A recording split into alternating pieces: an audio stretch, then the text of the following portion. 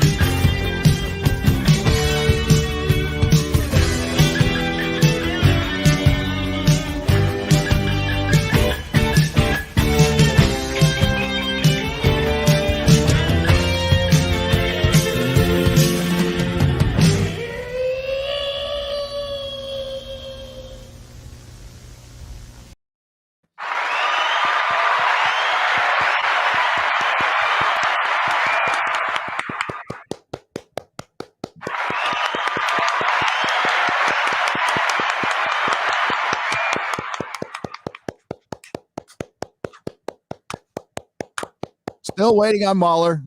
He might be sleeping because there was a daylight savings time. So we're just going to go ahead with the real BBC bagging, boarding, and chatting a comic book show. So we have our bags, we have our boards, and we have our mouths. So we chat about comics, pop culture, toys. There's going to be a lot of toys in this one, folks. Lots. This will be a kind of a prelude to tomorrow's hot toys, or is it fully articulated? It's fully articulated this week on Robert's channel. Fully articulated tomorrow, which will start at 7 p.m. UK time. Whatever that is. I was screwed up on it on Sunday too. I'm like, we're getting ready to go, and you're like, dude, calm down. It's 75 minutes. Yeah, dude. Oh. We're an hour away. We're over an hour away. Oh, okay. For the record, daylight savings time is stupid. Because we don't farm anymore, and for the most part, and yeah, it's dumb. So get rid of it. As a matter of fact, we voted here in California to get rid of it back in 2018, and it hasn't happened yet. So not really sure. That's the one thing. Arizona does it right. They don't have it. I don't think Hawaii has it either, because like I said, it's stupid. So lot to talk about.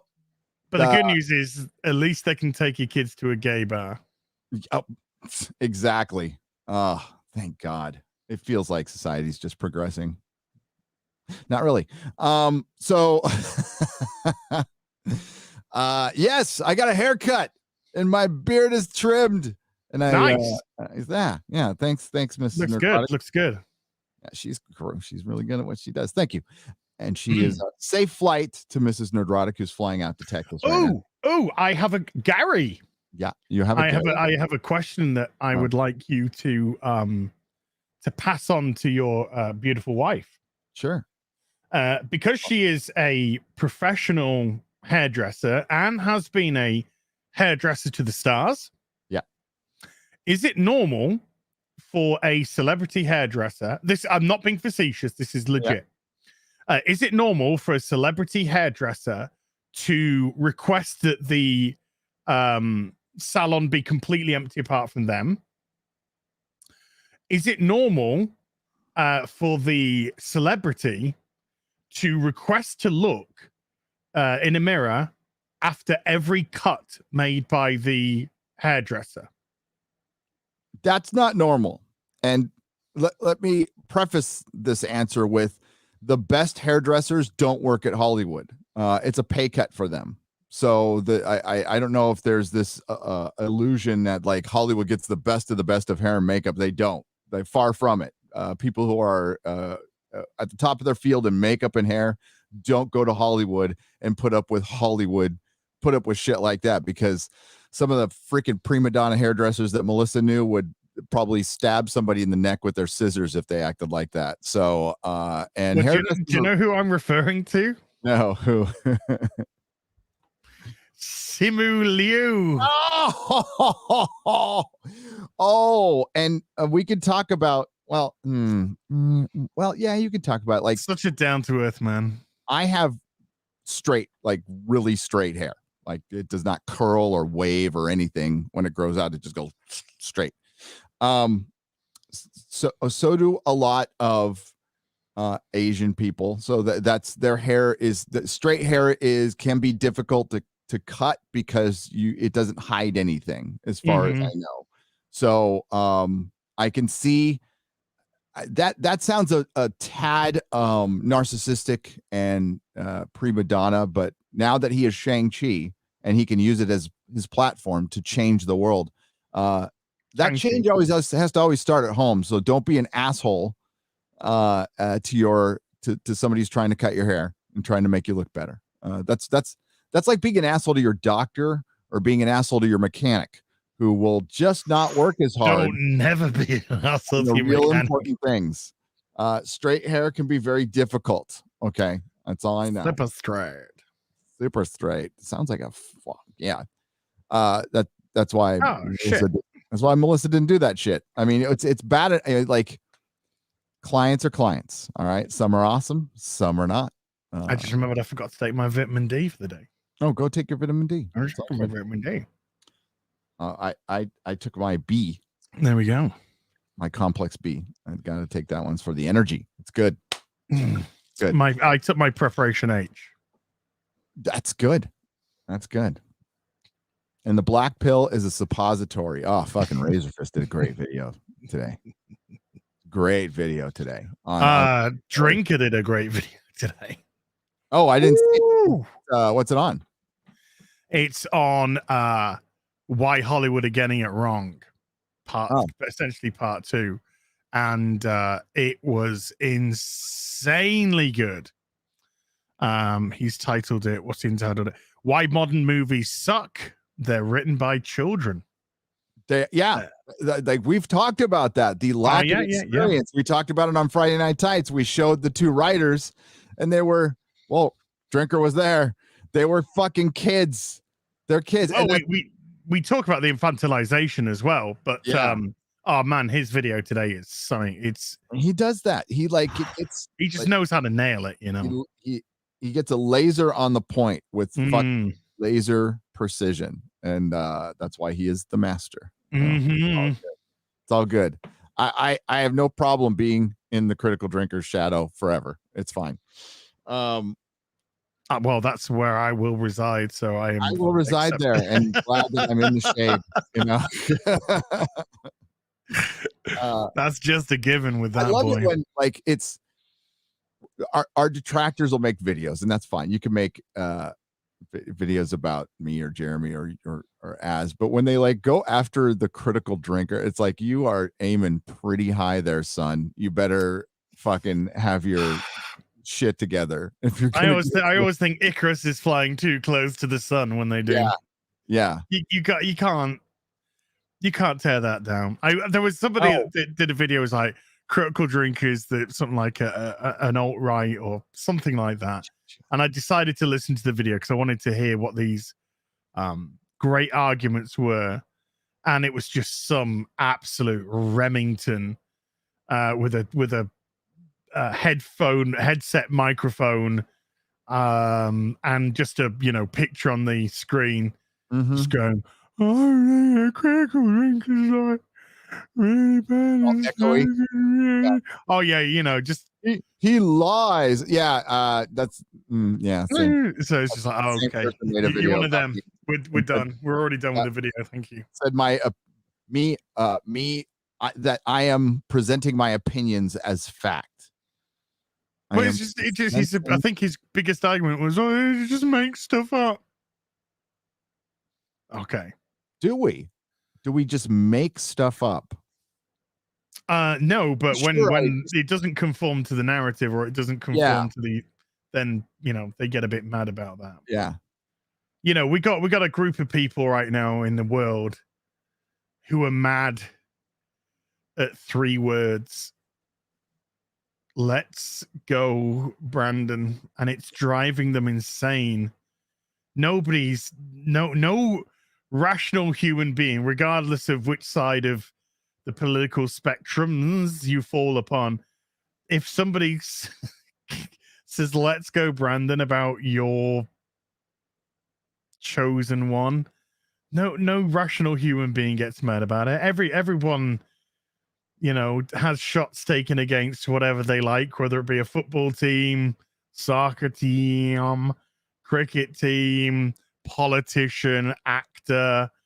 It doesn't matter. So this whole Let's Go Brandon is just exposing insanity on social media right now. What did somebody say yesterday? They said, Let's Go Brandon is the right version of Seek Hail. Okay. For anybody who says we make shit up, when I say that CRT, what is it?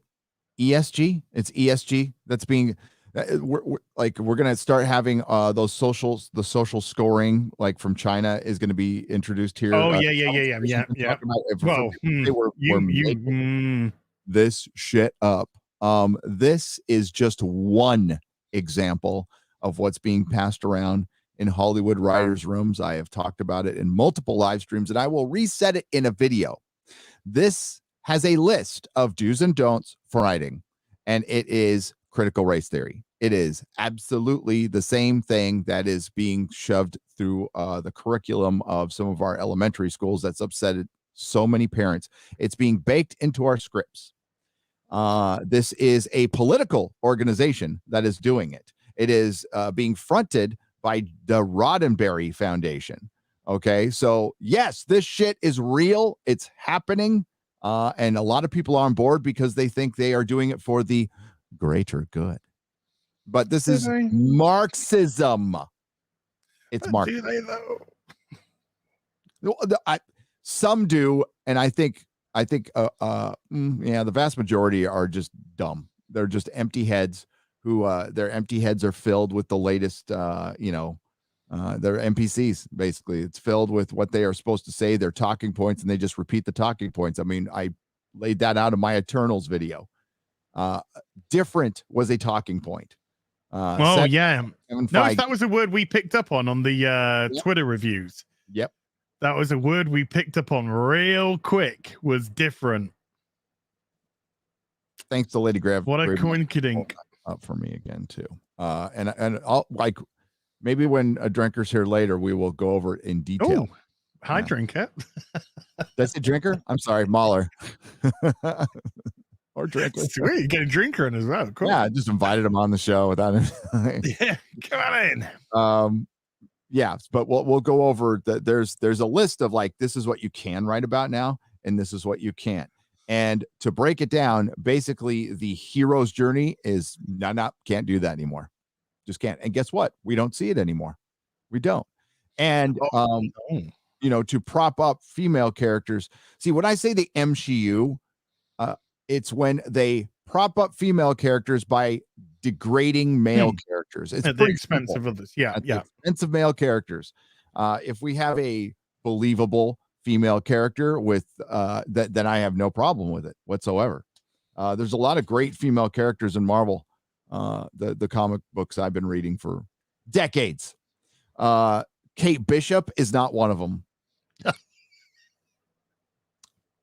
She started out. The world's greatest archer. The Young Avengers was a book that was good. I liked it. It was supposed to be the Teen Titans of Marvel, and that's what they were. That's what their role. But now they are supposed to take over. And the reason they designed Kate Bishop the way she was, they simplified it so to make it easier to cosplay.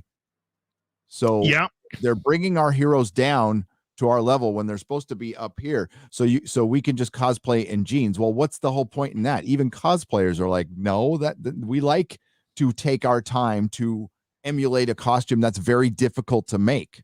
That's why they did Ms. Marvel's costume the way they did. Yep. That was made for cosplay. That's why they changed Batgirl's costume to Batgirl from Burnside, because they thought that would be easier to cosplay. True, and this is true. This isn't bullshit as well. This is true. Oh, dear God. They want life on easy mode. There is no easy mode for life. You know what? It was probably on the easiest mode it would ever be on a couple of years ago when I was experiencing the best economy I have in my lifetime. things were pretty fucking good. People are starting to realize that. That's why a little phrase like "Let's go, Brandon" is going on right now.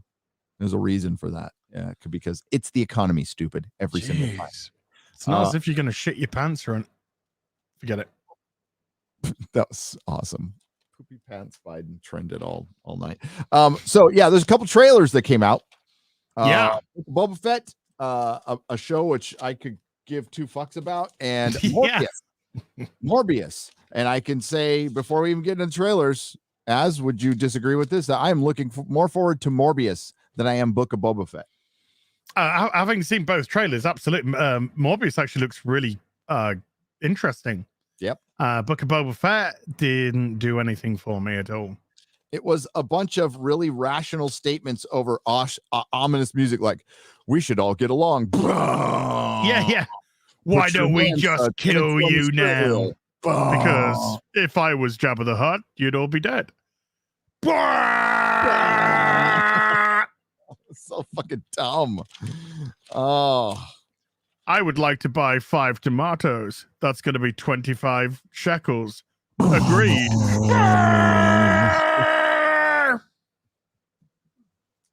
Oh, Jesus. They say that you're a bounty hunter. Not anymore. Well, I'm going to jump for you. Okay.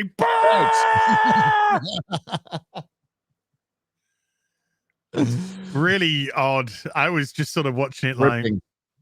Yeah, I was waiting for everybody to just go, "Oh my God, it's Boba Fett!"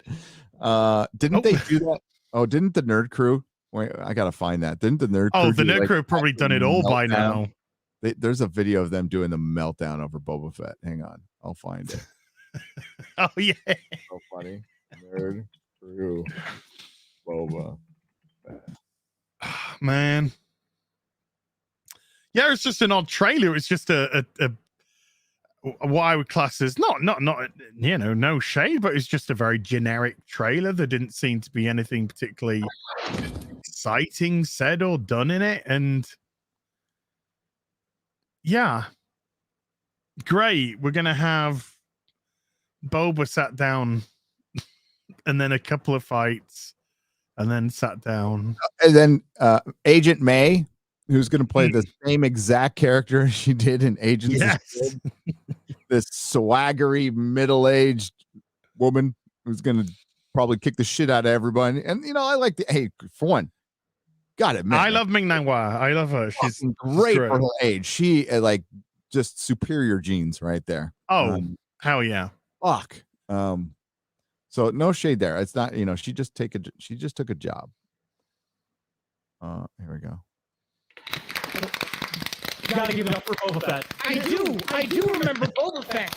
Give it up for the man and the Mandalorian armor, ladies and gentlemen. Boba Fett. Remember Boba Fett? Boba Fett. He's coming back. Boba Fett. Boba Fett, but I remember him. I remember his costume. He's got a big breath and he flies. He felt it was like a pit monster, but He's so cool and mysterious. He wears masks. He got out of the Starlight pit monster.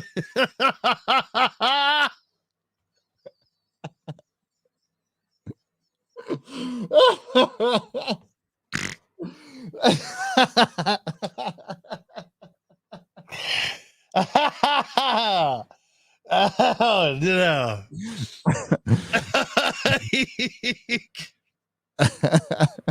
They're not wrong. Gentlemen, Hello. I had no. Oh wait, I think I know what happened. The clocks went back, didn't Daylight saving. So, I should. So it's still 10. It's still 10 a.m. in America, but it's 5 instead of 6 p.m. start time for us. I was like, you guys start an hour early. What the fuck is going on? My bad. I'm here. Hello, everyone. We already predicted daylight saving. Gotcha. Damn it. It's my bad. Yeah. We won. We won the bet. Oh, next week you'll be dealing with me remembering daylight savings. Good luck with that. So is it this weekend you change?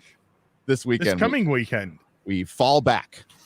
This coming week? Well, that was not there for a long time then. Just a week difference.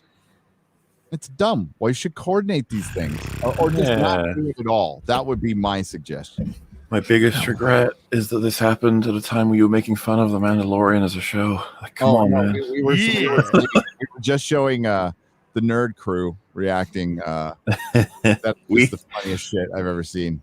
We did that edit on EFAB at the end of our reaction to episode 6 because you guys remember that episode. Everyone went nuts. Boba Fett shooting stormtroopers. You got the Sarlacc pit. You got the Sarlacc pit. Oh, have you talked about the trailer? Oh no, we're saving it for you, dude. Oh, sweet. We have just been basically just getting warmed up. Been going for like a half hour, or 20 minutes, not even a half hour. My God. Yeah. I'm here. I have seen the trailer. What are we? There's another trailer we're going to talk about. You might want to dip out and see it later. The Morbius one. Oh, I really don't care, but I'm absolutely willing to do that for you guys. I liked it. I thought. Oh yeah, okay. It was a good trailer. But like, I'm a big freaking Morbius. So He came out of the Sarlacc pit. Yeah, I know nothing about Morbius other than is he a vampire? Is that the idea? He's the living vampire. He's the living vampire. He wants living to vampire live in the world now. But he started out as a villain, and he's going to be part of the Spider-Man cinematic universe that Sony's starting, obviously, right in front of Marvel's face and the world. Back because they don't fucking need Marvel. Which is hilarious. You know what it is? It's like a kid with all these expensive toys, and the other kid has one expensive toy, and he comes in and plays with it. But he's starting to bring in his other toys, and the other kid is like, what are you doing? He's like, I won't need to come here eventually. You know that, right? Like, I'm going to have all my own ones. Oh, and Sony were begging Marvel just a few years ago. Oh, God, I know. Oh God, who's the? I can't. Who was the bat? Who was? Is it? Yeah, Francis Buxton. That's what you were talking about from Pee-wee's Big Adventure. The guy who wanted Pee-wee's bike. He had everything. He's a big rich guy, but he liked Pee-wee's bike, so he wanted to steal Pee-wee's bike. Have you not seen Pee-wee's Big Adventure? Yeah, a long time ago. Oh, dude, that's a classic movie. That's a great movie. It's Tim Burton's first directing. Yeah, come on. He's gone across the country in Tequila and yeah. Oh my God, I smoked so much pot and watched that movie a lot. Back when I was. Did you go to a dingy, dirty cinema and start whacking off? No. I mean, not by myself. I might have a girlfriend, but. Well, Pee-wee did. Hey, and at the time, I was against him being canceled for that. You want to talk about cancel culture? He got canceled, man. Like, ruined his career. Oh, that did. Yeah. I mean, yeah.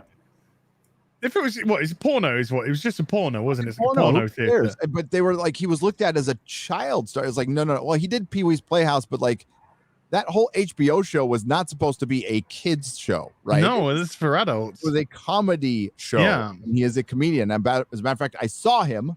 I was about 20 feet from Paul Rubens on Sunday night, and he looked great.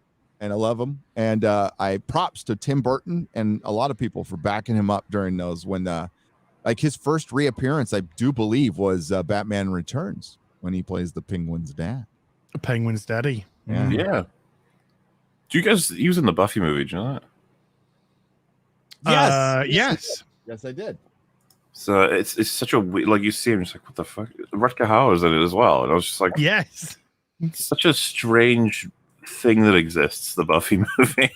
So yeah, Kristen Swanson's based as fuck in reality as well. She is. Oh yeah, she is based, dude. Unlike the rest of Hollywood. The rest of Hollywood. Well, obviously she's not getting work anymore. Yeah. No, probably maybe because of it. I don't know. Well, there you go. I just checked her IMDb. Latest projects 2021, 2021, 2021, 2020, 2019. It's like, oh, is it she's still doing stuff, I guess. They're all movies as well. But I guess they're all movies that none of us have heard of, probably. Cheap movies. Hey, if she's working, that's good. Yeah. That's good. Yeah. One of the movies she was in recently is called Killer Under the Bed. Oh my god! Oh, jeez. That sounds Oscar baity to me. Oh my goodness. My shoes. Yeah. Is there a monster under the bed? No, it's my shoes. Oh, yeah. It's my shoes. Speaking of based people, yes, this is sarcasm. I just love the backlash that Colin Kaepernick has got when he equated he equated being in the NFL as slavery. Yeah. And I mean, far be it for me, but I didn't realize that Candyland signed $25 million a year contracts for slaves. Meanwhile, people said he didn't seem to have a problem with the slaves making his Nike merch. Oof. Yeah, right? A 4-year-old girl who was chained to a table, who hasn't seen her mother. Yeah. Colin Ufanik. Nick. Yeah. He's he's a lol cow. That's a sweet steelbook you got there. Mm. Are there a bunch of features on that thing that I hope so anyway. Like with Blu-rays, I'm like, come on, give me them behind the scenes. Nowadays they don't do it. I mean, just because unless gag reel deleted and extended scenes, the making of 4 of the most epic scenes. The comic book origins of the Suicide Squad. That one looks pretty interesting. Bringing King Shark to life. How James Gunn made the Suicide Squad Starro. It's a freaking kaiju. 3 retro style trailers. Director commentary. Oh, there you go. 4K. So have we ever spoken about how they never did a director's commentary for The Rise of Skywalker out of shame? That's one of the funniest things I ever heard. It's like JJ was like, I ain't doing that. I ain't talking about making this fucking movie.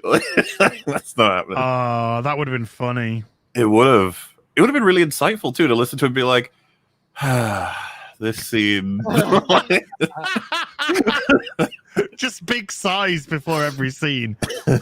And this one. Fuck. So yeah, the holding the dagger up to the Death Star. It wasn't my idea, but I just went with it. Like, we needed something to make this other scene make sense. Well, dude, it is in his Force Awakens audio commentary, which I've referenced loads in my videos up to this point. He is a confident bastard in that one. He's like, "Yep, this is all worked out great. This is every choice we made was the best. Everyone loves it. We just know what we're doing." Rise of Skywalker is like, "I ain't talking about it. Just leave me alone." I ain't talking about this shit. I ain't talking about this shit. No. And yeah, if you guys remember, that's one of the things that Red Light Media pointed out that I thought was really interesting. Phantom Menace, prequels, the behind the scenes for them, this like amazing footage of everything that's so candid in the production and how everybody who created it felt and how everything went. And it's all, you just watch and it's really interesting to think about in terms of creatives. But behind the scenes with Star Wars from Disney, it's all very specific. Everything is done for very specific reasons. Everybody's very happy. Everybody's very edited. Everything's very well shot and lit. God, I can't remember the YouTuber now. I wish I'd love to give him credit. There's a whole YouTube video on how Disney's stuff is produced like political ads. Yeah, and he does like shot for shot comparisons. It's a video from like 4 years ago. It's fucking good. That's exactly what you were talking about, MauLer. Real quick on the supply side, because this is a comic book show. So I just pulled a comic book out of a bag and board. This is an old polyurethane one. You can't really tell, but you can see there's like a little yellowing going on. That's damaging your comic book. So if you put it next to a brand new, see the difference. Oh yeah. So that's why you want like they're cheaper and they're good to get your comics home and stuff, but you don't want to keep them in there longer than 2 years. And it's worth the money for your good comic books, not for every comic book, to get the MyLights. Nothing past 2010. Basically, yeah. For me, I'd say Bronze Age, but yeah, you put them in here and you don't ever have to ever replace it ever. This is an acid-free board.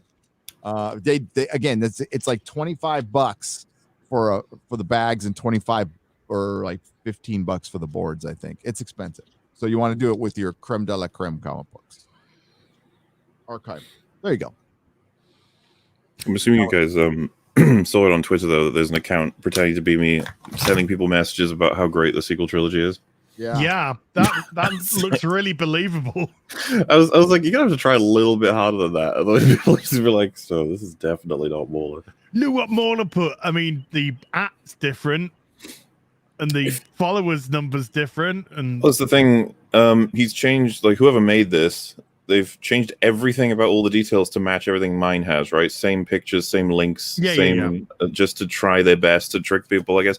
And a lot of people are like, "Oh, is it just a bit of fun?" And I'm like, I don't think so. I think it's meant to do some damage, but that's fine. I don't think they will. You can report it for impersonation. Yeah.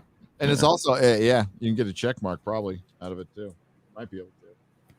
Twitter is so stupid with check marks. It's like taking them away from people when they don't like them, as opposed to what the obvious fucking function of a check mark is. Well, it's okay because those blue check marks that did all the racist commentary against the black conservative Tim guy, they all didn't even get banned. Never mind. Yeah.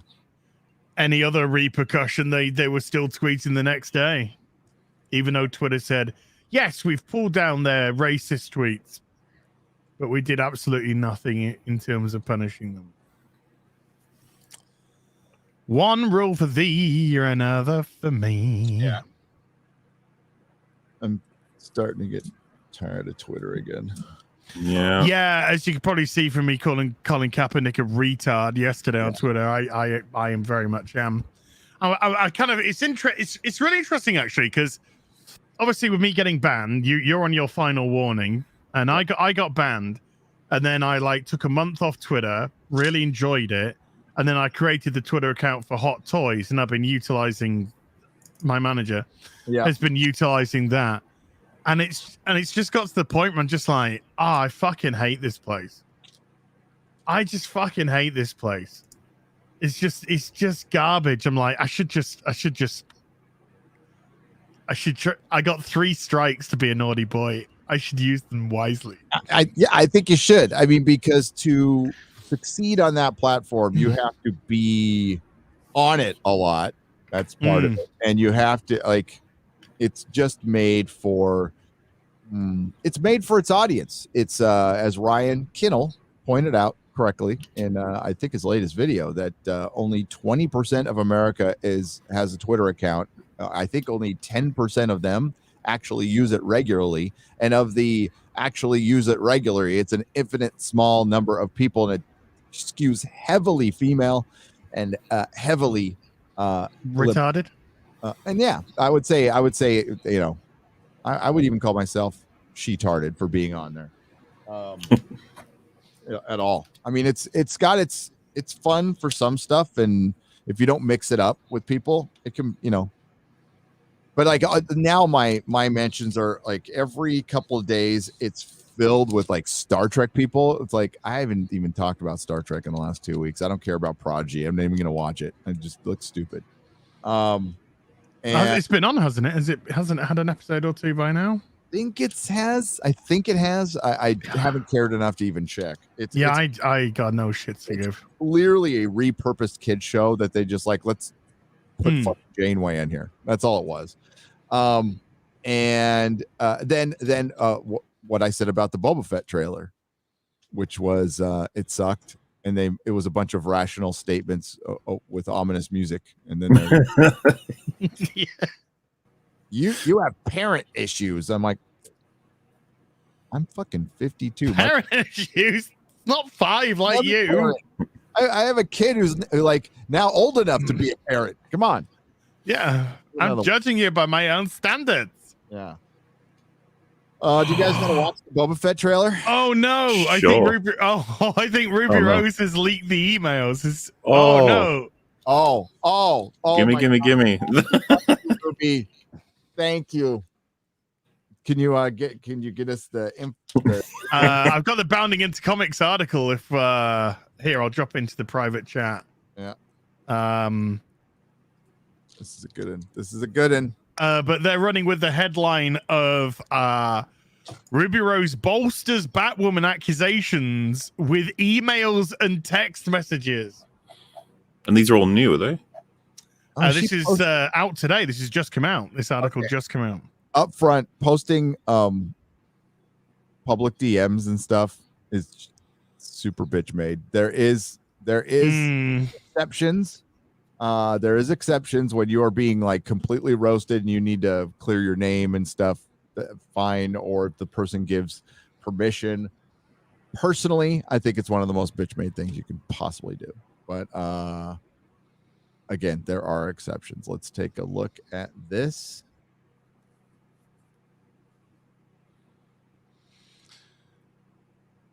Ruby Rose bolsters Batwoman accusations, like you just said, in support of her claims.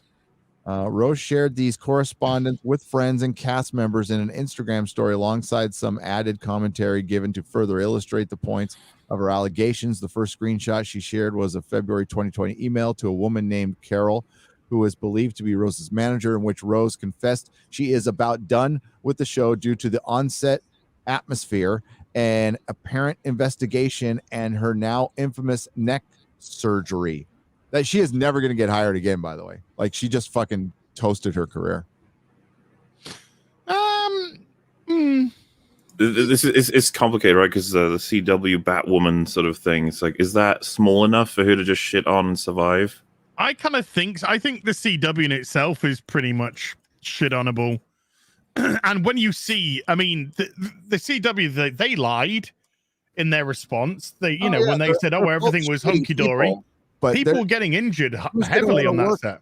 Yeah, they're both shitty as fuck. Don't get me wrong. I'm just enjoying the Schadenfreude, but like she's not gonna like our boy Fisher, like he's not gonna get work either. They're gonna quietly say yes, and then can I email this guy without him blasting it all over the fucking internet? Like that's a problem, even if it is for good. I'm not saying I'm happy about it. I'm just saying she probably fucked her career.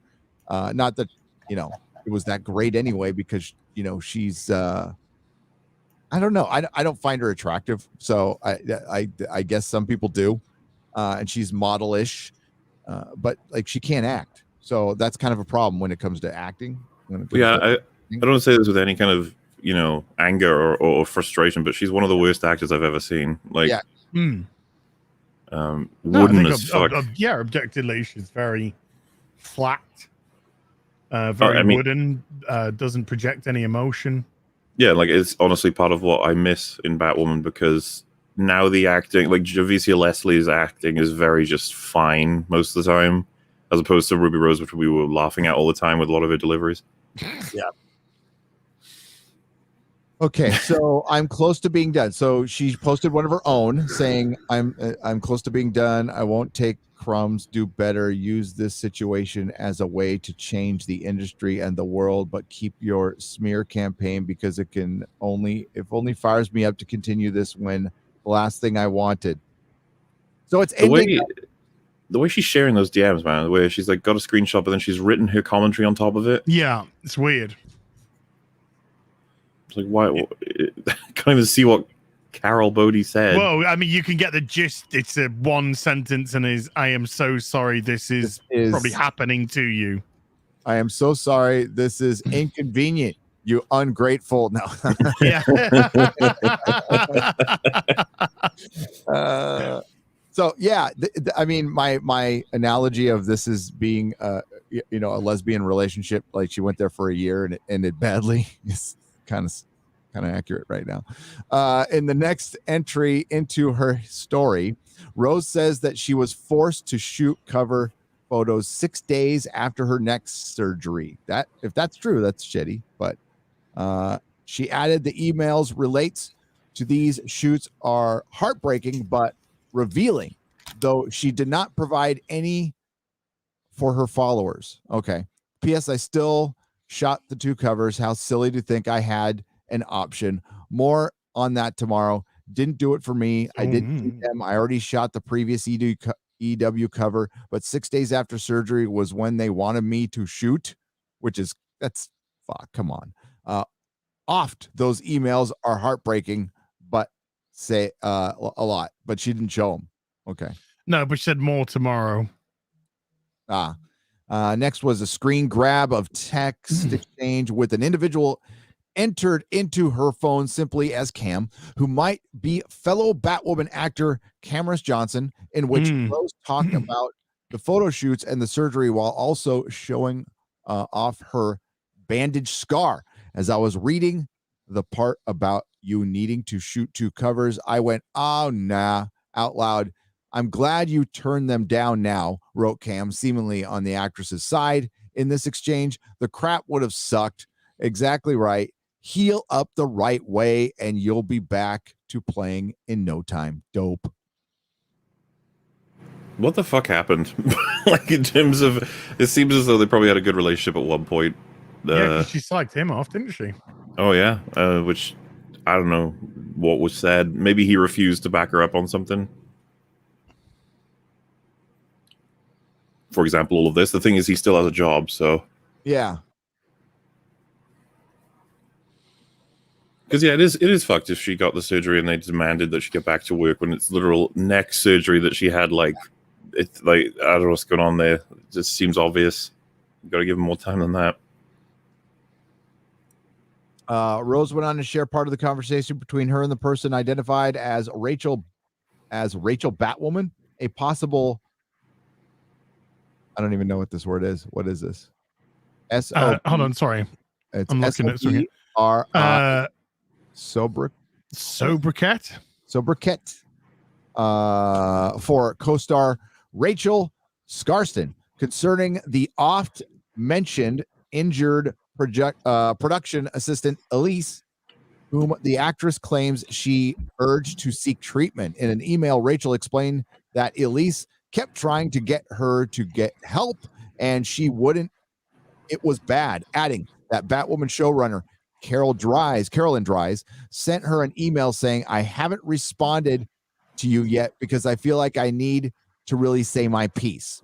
This is awful, the individual concluded. In a caption affixed to the screenshot, Rose further explained Elise was an actual PA, the person in the article, presumably the former PA Alexandra Baxter, who recently made headlines after calling Rose a dictator in response to her accusations. Isn't one call sheet I checked 3 months ago worth I don't know what that means, but also I knew this just sounds like a lot of little back and forth between a horrible boss. Well, yeah, and the fact that Ruby Rose is releasing this piece by piece by piece as opposed to together to make one singular point is just like, why are you dragging this out? Just out of curiosity. So Elise was the PA. Also traffic was so horrific. I'm going to be late. I'm stressing. While both Rachel and Dries conceded, as did Rose in the subsequent email, that the crew was working day and night while people were getting badly hurt. The big concern on everyone's mind, including Carol and Dries, was apparently at the no yelling clause. In a message to Rose, Dries claims to be appalled by the onset verbal use, though Rose does accuse the showrunner of offloading to the concern to a director who wasn't even directing that episode. Okay.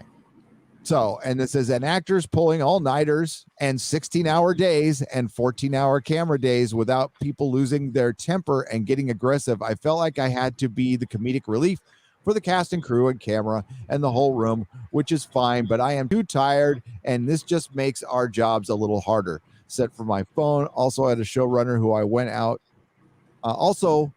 As a showrunner who I went to about a no yelling memo to then offload it to a director who wasn't even directing this episode. Also, okay, blah, blah, blah. That's repeated information. Jerry told me about that. I'm relieved to hear you found a way to keep some comic relief, because usually it's the number one doing the yelling. Yelling at crew is unnecessary. 100 times 100. I have never had to raise my voice or work once in my career. People need coping skills.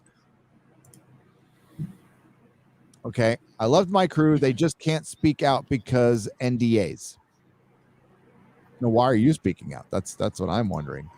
The next image showed a continuation of the no yelling clause discussion, where Rose requested a no yelling role in an effort to keep the love and patience up, the morale up. As of last night, absolutely catastrophic. I don't know if it's Dermot or what or who or how, but people were yelling at each other and walking off set, and it was so stressful. Eddie was like a piece of Scotch tape on the side of the Titanic. This might sound like a very strange ask, but is there a way to have a no yelling at the crew or production or anyone on the set rule? Just a no yelling rule. That's a Joe Roth rule on his films, just to keep the love and patience up, the morale up. It's stressful and hard enough on the crew and actors pulling all-nighters and blah, blah, blah, blah, blah. Yeah, I mean, why are If people you make- on Batwoman? If you make that kind of rule, what happens if someone breaks it if it's unofficial? Just, I guess I'm saying, is it like meaningless to be like, okay, no more yelling, everyone? Then someone yells, they're like, hey, no more yelling. Hey, yeah, take a time out in the corner. This is a good one. As she continues in her Instagram story, Rose also accused Dries of being an inauthentic LGBT activist and trying to monetize the gays in order to make people feel included. Rose also intimated she has emails testifying to this bombshell fact. I think Az has been saying that we've been saying this all along. They're pandering to you. They don't really care about your cause or your movement or you as an individual. You can tell if you watch the show, it's designed to just be like, aren't gays neat? Like, yeah, okay. Puppy, yeah. Off to bed, but deciding between releasing Carolyn's emails about not being an LGBTQ activist, there's the plus bigot or feminist, but saying she could be one for others through the show. What did I say about a month ago? One of the sayings I heard a lot in Hollywood is, I will be whatever you need me to be. I bet. I.e. monetizing gays is how she found the desire to make people feel included, or the email exchanges when I did leave, and the truths in that from all three of them. Let me give them time to act privately, which is all I wanted. Mediation, not litigation. Appropriately, we should be fast, considering when I went to hire a litigation lawyer, Greg had hired them all. Damn. Yeah, Greg's gonna get out in front of this, and he's probably gonna litigate the crap. I mean, she might feel like this is her only option. I don't want to get into the hows and who force, because I don't really care. I just kind of watching it happen. True, but we're all waiting for the proof that Carolyn Dries looking to monetize the gays. That's like a stake in that vampire. That's like one of the most significant things. You are not wrong. That would be a bombshell. Because that gays, they're gonna love it. We only brought you into the show because you're gay, Rogue. Well, it kind of backs up what a lot of us have been saying for a long time. Like, this shit is not real. Okay, so what they're doing is they're destroying things we love to prop up things they don't believe. Yeah, which is pandering towards a 5% audience, and they're not truly pandering to them. They just want, and they're only pandering through them. So it's to the 5% audience, but it's also to get those really gullible, TV viewers out there, who like the Batwoman and stuff like that. Except, people have their limits. They obviously have their limits because they stopped watching Doctor Who. They stopped watching Batwoman. So it's another case of the producers think they're smarter than the audience. But Hollywood's filled with a lot of dumb people with fucking money. That's a fact. At the same time, she also sets her sights on Batwoman executive producer Greg Berlanti for being, in her view, two-faced. Well, I mean, he's a producer in Hollywood. You just described his job. What do you mean? Yeah. And an email sent from Berlanti to Rose, the former can be seen showrunner, glowing praise on the actress despite his accusation questioning of her authentic ethic following her injury. Yeah.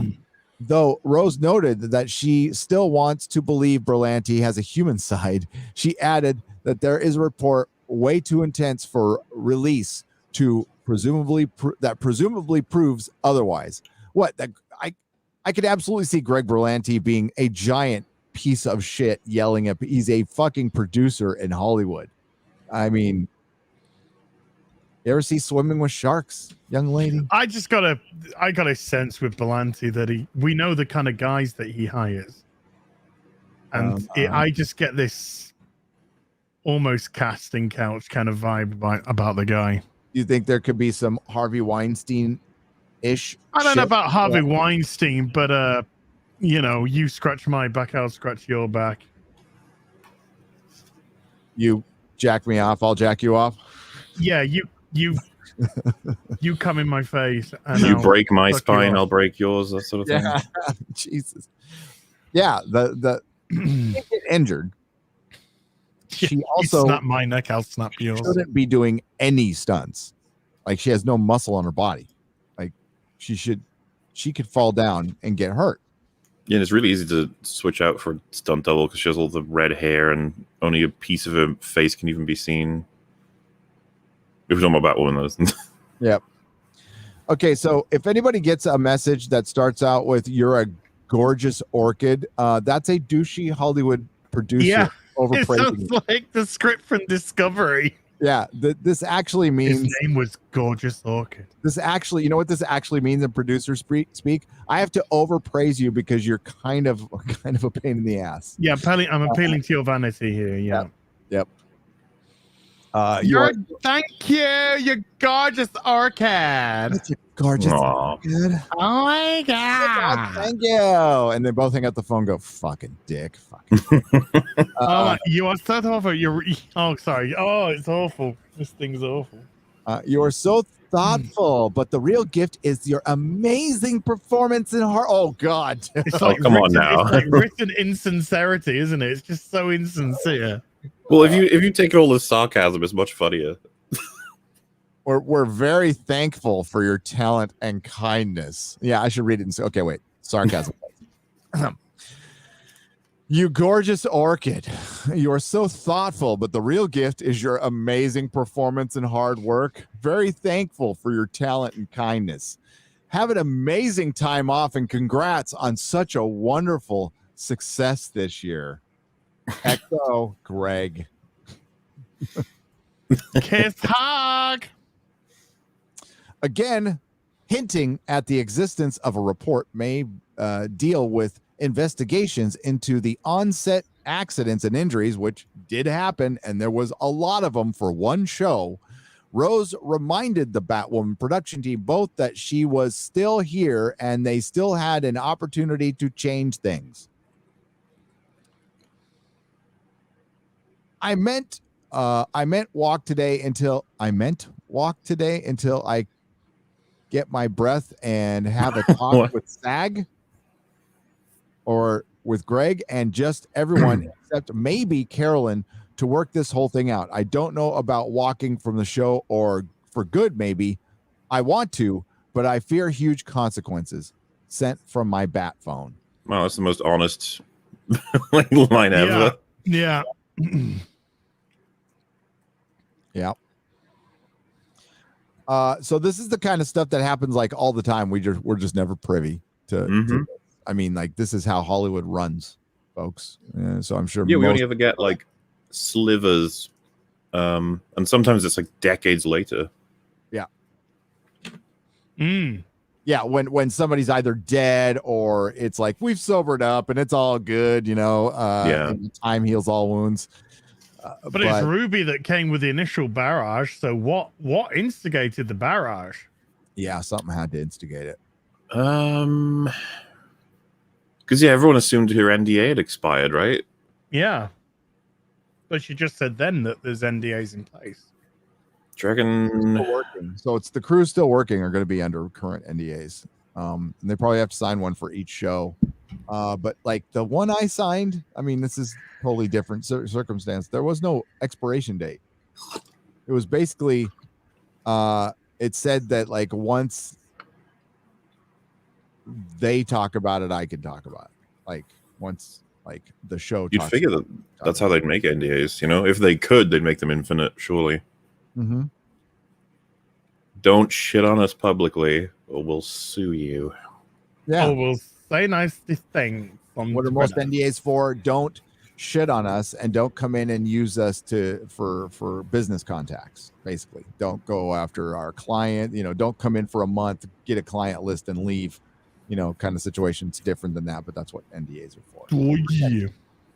Protection for they exist for a reason because they were necessary. Wow, interesting little development that we had not planned on today. Ruby Rose. Batwoman continues to be more entertaining behind the scenes than on the actual show. Oh, the show is garbage. Posted its lowest ever demo this week. 0.07 on a 0.419 views. Not 0.07. 0.07 demo.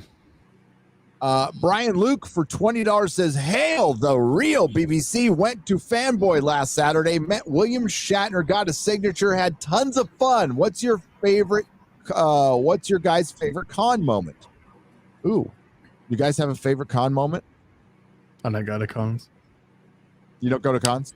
Okay. I used to go to comic book cons when there were comic book cons, you know. I would go to buy comics. I wasn't going there to see anyone fancy or famous or anything. I just went there to buy comics I wanted. And I'm the literal opposite. Like, I didn't go there to buy anything. I just went to see famous people. Yeah, I can't remember. I think I've told this on EFAP, but not on Real BBC from memory. But I went to Cardiff Comic Con in Wales to see Anthony Stewart Head being Giles from Buffy. Mm. And at first it was a bit of a nightmare because we were all lined up and it was an enormous queue and it was already like, I think half the day was already done.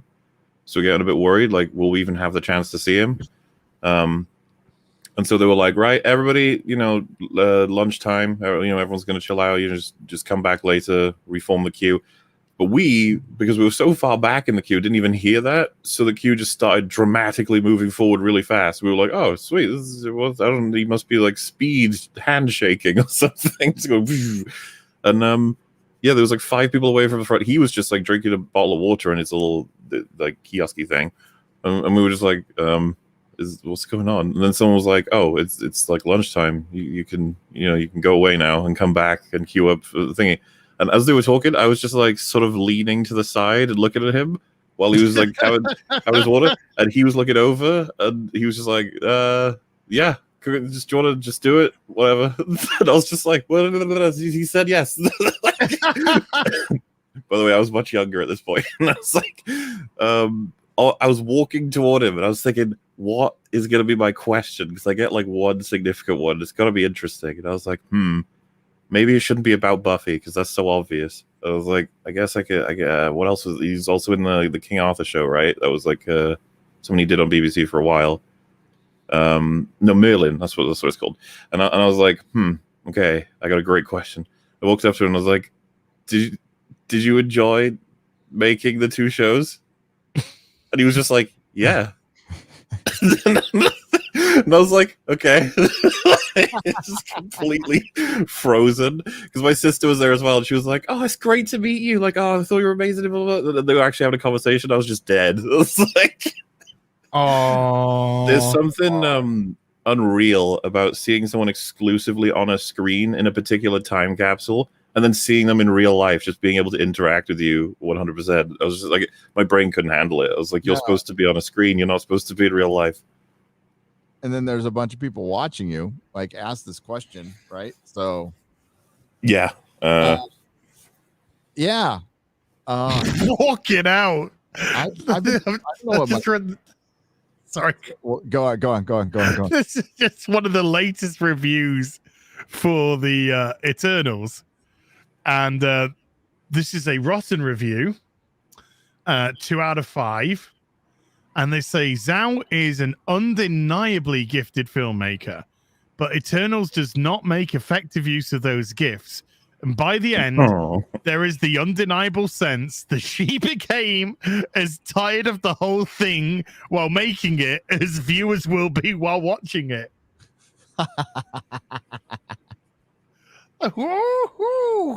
Oh, two favorite Comic-Con moments was hang on. Right here, baby. Yeah. Stanley. That's awesome.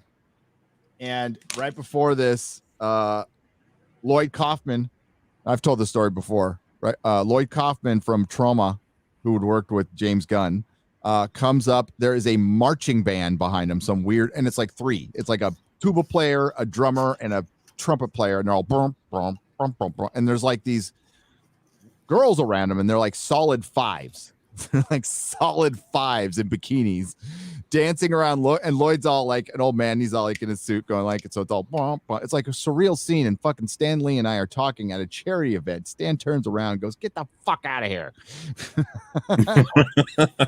Whoa. Stan Lee said the F word. You know, he says the F word, but it was weird at the time. And then my other favorite moment is when I'm Carmine Infantino, who, you know, drew for Spider-Woman, used to be the editor-in-chief at DC, used to be kind of equal to Stan Lee. He was bringing DC around and stuff. Did a lot of revolutionary things that ended up getting him axed.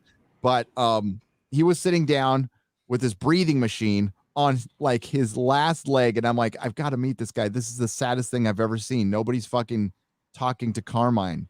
Like, so I felt like, so I just gave him a bunch of money and like had him draw Spider-Woman. He didn't even know, he couldn't remember how to draw Spider-Woman. So I had to describe Spider-Woman to him. And he's sitting there drawing and we're chatting up and he was a nice guy. And then Stan Lee walks by with his entourage and he's like, fucking egomaniac, just needs an entourage wherever he fucking goes. So my favorite moments are when old comic book creators, you know, just yell at each other. It's then talking about each other. It's other favorite moments. The Battlestar, all the Battlestar Galactica panels were great. All the Firefly panels, all the panels leading up to Serenity. Nathan Fillion like knows how to work a crowd like no fucking other human being I've ever seen. The last Battlestar panel, the last Buffy panel, I got to see Richard Donner talking about doing Superman 2. The Donner cut of Superman 2 and talking about Christopher Reeves. That's probably my favorite panel, my favorite single panel. So much because I've been to like a gazillion of them. But Seth Green, right? Seth Green bumming a cigarette off me and then hiding in my booth because he was hiding from somebody. He was like really fucking stoned. Like you could see the smoke rising from his brain. Yeah, lots of weird. Hey, what the fuck's he up to nowadays? I haven't heard shit off him since Son of Robot Chicken, really? Is Robot Chicken still going? I don't know. Yeah. I think he makes a career being like Hollywood celebrity. So sometimes you could just make a career out of being Hollywood celebrity. You just go to cons, you sign for $100, $20, make enough money, start a podcast. They're all starting podcasts now. They're copying us. Yeah. And they talk about each other. Get your other. own gig, motherfuckers. Thank you for the super chat. And that was Brian Luke. Nathan Robinson for $20 says a long time ago, DC and RK had a beef. It was the size of a tangerine. The mistake were tangerines. I'm a tangerine. Oh, heck. Somebody is eating me. Ah! Sorry, Nathan. Nathan's no more. He is a consumed tangerine. Oh no! For 20 British pounds. Proper money. Proper money. Instead of staying angry over the current status of Marvel, I started working on my own fan project, a graphic novel that replaces the Avengers Endgame with the Avengers Infinity Gauntlet. There you go. Yeah. So, I think Endgame has dropped in its popularity over time. I think when people watched it, they loved it, but nowadays, more people have been like, it was. Cap picking up the hammer was cool. Yeah, that was cool. as we suspected it would. I mean, how many times did they reshot the shit out of that movie? There's entire huge scenes that are missing, like Robert Downey Jr. in his Shield uniform, which we have set photos of. So what do we not know? Captain Marvel was supposed to be in a bunch more, so thankfully that didn't happen. Yay! But speaking up doesn't do anything, folks. Don't worry about it. Just stay quiet. Nothing will change. Ruben Christopher Haynes. Ruben, what's up? For $20 says, hail to Gary, as in MauLer. Thank you for keeping everything in perspective. Big media entertainment have no new ideas. Everything is a rehash of the same crap. Nothing but to laugh and walk away. Love you all. Toast to you all. And toast to you, Ruben. Thank you. Hail. Toast. Sean Johnson for $25. And marmalade. It's my 30th later this week. Your 30th birthday? Well, happy birthday early. To you. I just wanted to thank you guys to all of you, or I wanted to say thank you to all of you for keeping my spirits up and reigniting my passion for good storytelling. I decided to work on a second novel because that's how we win, by creating. Yep. We win I'm by brushing my teeth. brush your teeth. That's how you win too. Thank you, Sean, and congratulations and happy birthday. And I hope it's the best birthday present to yourself is being creative. It absolutely is the most rewarding thing. Kind of like starting your own business. Having fun as ASMR toothbrushing, real BBC. he's getting there. He just needs one of them. He needs to lick the ears thing, right? That's what they do on Twitch. Did you floss, Brit? Jacob Hawks for $5. Question for the panel, minus MauLer since he doesn't know how to read. Wow. Wow. Are you illiterate? Time is confusing. What can I I say? know my letters. I can read. Yep. Good Nightcrawler stories. Always been my favorite. Well, the best is God Loves Man Kills. There is... Good title. Yeah. I can't remember there's a Nightcrawler miniseries. It's decent. It's pretty good. But like all the Nightcrawler stories are within greater X-Men stories which he is a part of. But if you're looking for like exclusively Nightcrawler stories, that wasn't very good. They did a miniseries. Derek Robertson drew it, but the writing wasn't very good. So he said, "As is just spitting on his keyboard." He is. Spits it all out my keyboard. Yeah. All right, you ready for the Boba Fett trailer? We'll get back. Very much so. Yeah. I'm gonna run for a whiz. Go run for a whiz. I'm gonna run for a whiz, and then we can do Boba Fett. I'm just a simple trailer trying to make my way in the YouTube sphere. Gotta get out there, get the views. Get the views. I mean, this show with a Mandalorian or a guy in a Mandalorian costume is going to be totally different from the other show in the underworld of Star Wars with a guy in a Mandalorian costume.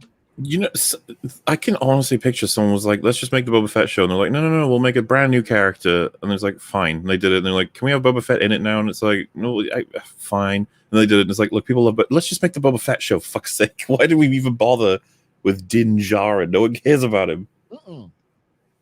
No, and somebody put up I forgot who it was. Sorry. Somebody put up a tweet where Jon Favreau even says, like, after Jango Fett and Boba Fett, we have a new story of a new Mandalorian. So there was no fucking intention of bringing Boba Fett back.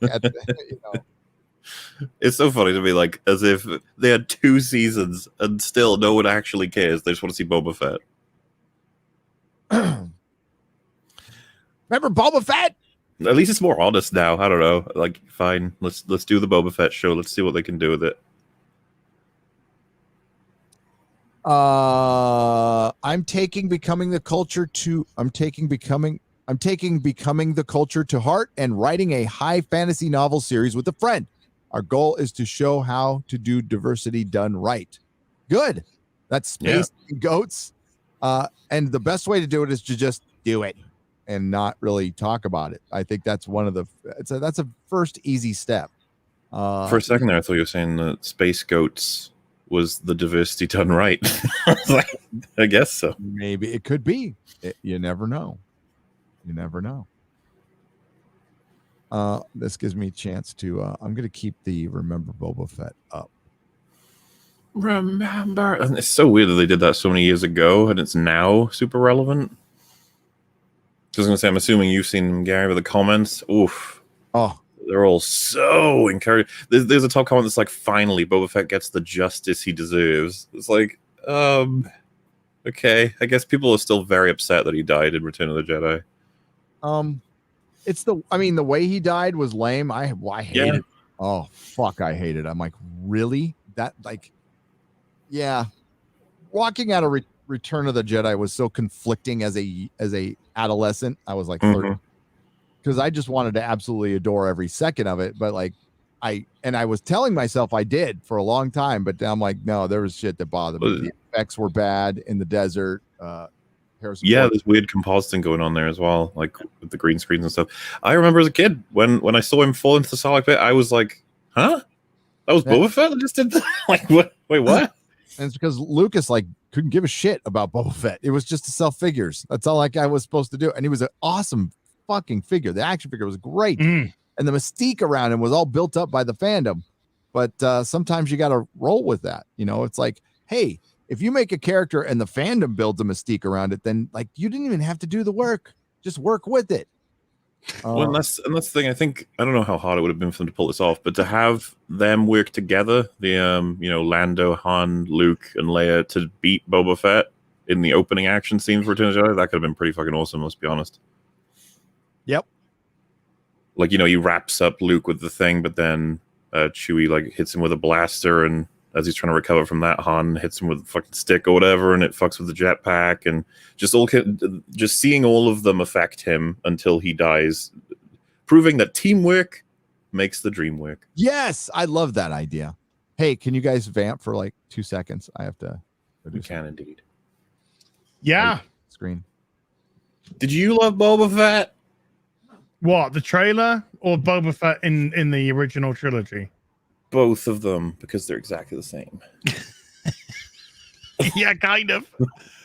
In the original trilogy, he was really awesome, wasn't he? It's just so cool. Yeah, man. As a kid, you were just like, who's that cool guy with the cool armor that's just looking cool and being cool? And then in Return of the Jedi, who's that cool guy getting eaten by a giant savage? Who's that cool guy getting made to look like a fucking idiot? No. Yeah, I was upset. I was upset as a kid that Boba Fett got whacked into the Sarlacc pit, even though he's meant to be a bad guy. Yeah. And but the thing is, I don't see a Disney miniseries as like, there we are, it's fixed. I was like, well, no, it's done. It's what happened to him in Return of the Jedi is done. That's just done. That's just the way it is. The idea that this show will make it all better is kind of weird. But what was his fate in the extended universe? Didn't he get out the Sarlacc pit? Oh yeah, he got out. There you go. Definitely got out. That's that's the fans saying no, we're not having that. We're not having that nonsense ending for him. Thank you. Which happens with George Lucas, not entirely unusual. Like, because like the whole Han shot first thing is just like, this way. And it's like, George, it's not that way. And he's like, no, it is. You're like, no, it's not. I'm sorry. Yeah, it's Han shot first. He's a scoundrel. I just like the idea that that's how passionate fans are about his work, where it's just like, we refuse to accept that this was the event. This was this other thing was the event, actually. Yep. But because he did shoot first, that's just the thing. And then George was just like, I can't have my hero shoot first. And then we're like, no.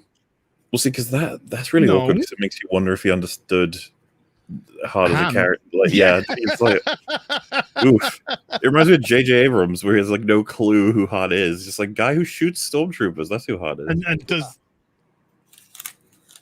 that, which his son somehow remembered. Well, you see, as Kylo watched the original trilogy, the little VHS box set. Oh my god, I'm so glad I watched your video and not the film itself. Yeah, you're much better off. Because when I saw that bit, I watched it twice. I was just, why? Why is he doing that? You ready? Yeah, sure. Excuse me. Let's do this. Rational statements backed up with loud noises. Tatooine is a place. Tatooine. I am not a bounty hunter.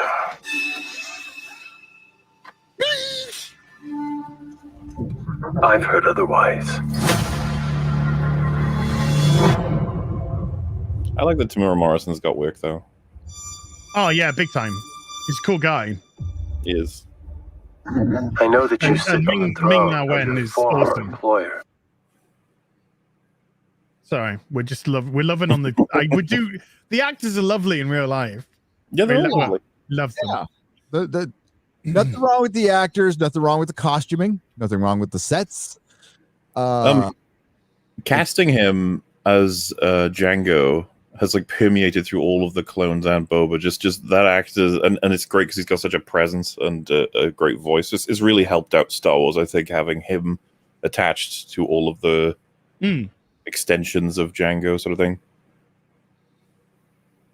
The artistically, there's nothing wrong. It doesn't do anything for me. It's like, Everyone's just posting ATSTs, ATSTs. Yeah. I know that you sit on the throne Did you of see your the red former liquid? employer. But that's a woman. Jabba ruled with fear.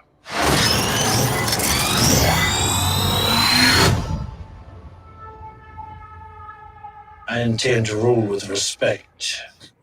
So I find that a little bit rational. awkward, considering he just walked into Jabba's palace and shot Bib Fortuna in the face. I intend to rule you with respect. After I shot this guy in the face, I'm going to start now. I wasn't ruling with respect before, but I'm doing But it I'm starting from today. at this moment. Okay, It was just one hiccup. It's fine. One hiccup.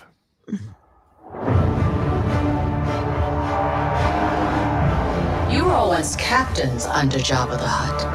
I'm here to make a proposal that's mutually beneficial. Why speak of conflict? Well, okay. Cooperation can make us all rich. Sounds perfectly reasonable. I'm here to make a proposal that's going to be mutually beneficial, and then It's so epic for how normal it is. Like, I'm setting up my business. Why she got a couple of bin liners over her tits? Well, it's the fashion at the time. Okay. Or maybe one bean liner that she's wobbled across. Going to hire people. Is that Jessica Biel? No, I don't think so.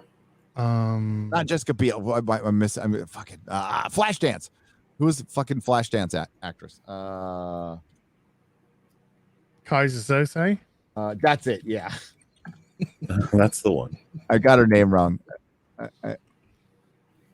So in a chat, let the trailer play. Stop pausing it. Jennifer Beals. Thank you. Jennifer Beam. You guys Is have paused. Is that her? Is that Flashdance? Looks too young. I don't know. Kind I of. just- Flashdance was like Yeah. 1980 Well, fucking 8 or something. let's see. Book Let's see. of Boba Fett. Sorry. Book of Boba Fett. Hey, he looks like he's shifted a few pounds. It does look like he's done a little training. Jennifer this- Beals. Yep, that's Jennifer Beals. That's Flashdance. What? Looking good. Yeah, look She's at that. looking great. You think Wow. she'll do a Flashdance scene in Book of Boba Fett? That make me want to watch Do it. it. Wow, maybe she's doing the trash because she's got a fucking bin line around her tits. Trash dance. Trash dance. Oh, I like- everybody got a foot loose. Yeah, you guys have paused like 3 times, and there's already someone in the chat being like, "Stop pausing." I'm like, "Oh, they'd never survive if they watched a different you show." want to see that, darling? I'll go back a little bit though. So I want to make a business proposal. We got to hear more epic lines from Mr. Boba. Everybody will get equal shares, and you'll get full benefits, Including dental. including vision. And A couple of Gamorrean guards at the back Sexy as well, Gamorrean guards, Yeah. Nice. 4 weeks paid vacation. Would you all like a refreshment? Don't forget to validate your parking. I'm going to sleep now. Oh, I wouldn't want a blowjob off one of them. God. Why speak of conflict when cooperation can make us all rich? What prevents us all from killing you and taking what we want?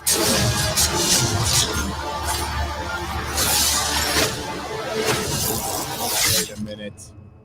Wait That a minute. footage makes me think this is all from one episode, by the way. This is all Yes, from the the first first episode. Yeah. Yeah. They often do that. Yeah, that was Steve 1, the new ship. Steve one. I'm just We need that scene where they're like, "Hey Boba, what's the name of your ship?" And he goes, "Boba Fett's ship." Boba Fett starship. That's the name of it. yeah. Do you like that little weapon? By the way, it's got that little electric going. I'm just like they It got. doesn't seem to have any serrated edges at all. I like how they got the big guards around here, and then they focus on the 5'4" body positivity guard. That's just the one thing I just think that it's so Disney to do that. And Doctor Who does the same thing now. All security guards are just, yeah, you know what I'm saying. Grumpy woman. If you had spoken, Easier to kill, I guess. Yeah. They can't run very if you had fast. spoken such insolence to Jabba, he'd have fed you to his menagerie. Please, speak freely.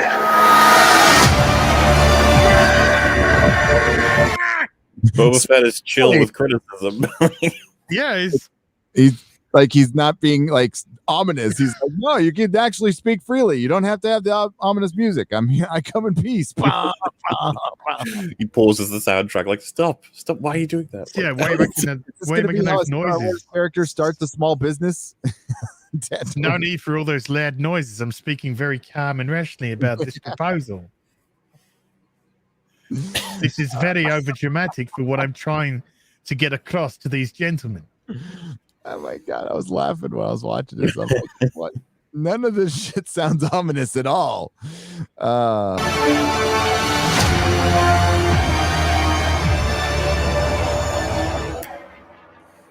seen him flushing his toilet, and it's like, dun, dun, dun. Yeah, that would be the after scene after all that. Just hear a and then Boba Fett coming out with a towel light. There we go. The plumbing works. Yeah. December.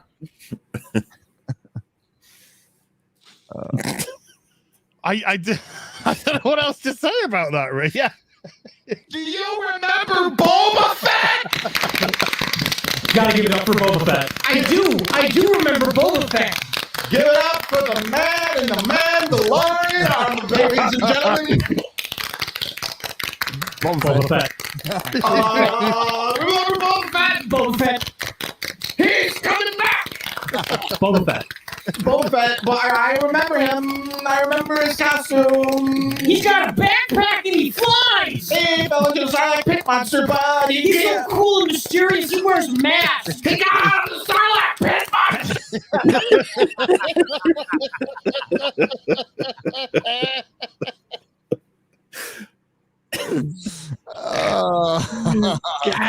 Sarlacc pit monster. It's just so good.